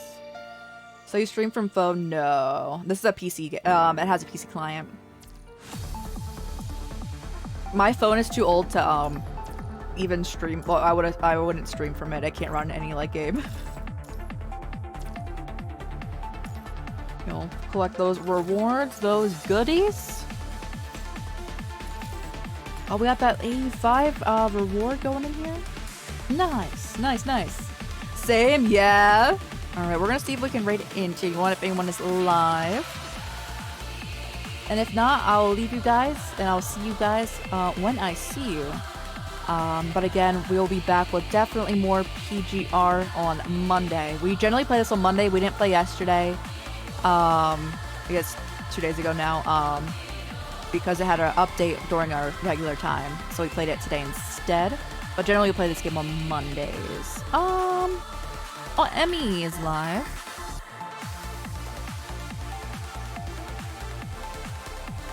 Yeah, it's right in the Emmy. They're playing Phasmophobia. And they're holding a voodoo doll, which is always a good sign. How many M's are on that? 4, okay. Yeah, thanks guys so much for hanging out. Much appreciated. I'll see you guys when I see you. Take care of yourselves. Again, I appreciate you guys so much. I also hope if it's hot where you're at, stay safe. Stay as cool as you possibly can because it's been rough out there. It's been rough out there. Alright. Get that on started. Let's go. I hope you guys have fun over there. I'm gonna probably just go pop in, say hi, like, hey. Oh, you're always cool? You are. Let's go. I'm probably gonna say hey and just go to bed. I am dead. I can't wait until it's like not August, especially. Also a good bit of September, and it's like cooler out. And I don't feel super drained at all times. I even have AC, but you know, AC can only do so much. But yeah, alright guys. Alright, I will see you when I see you. Have a good day, night, wherever your time zone is landing you. Yeah, more PGR on Monday. Bye bye!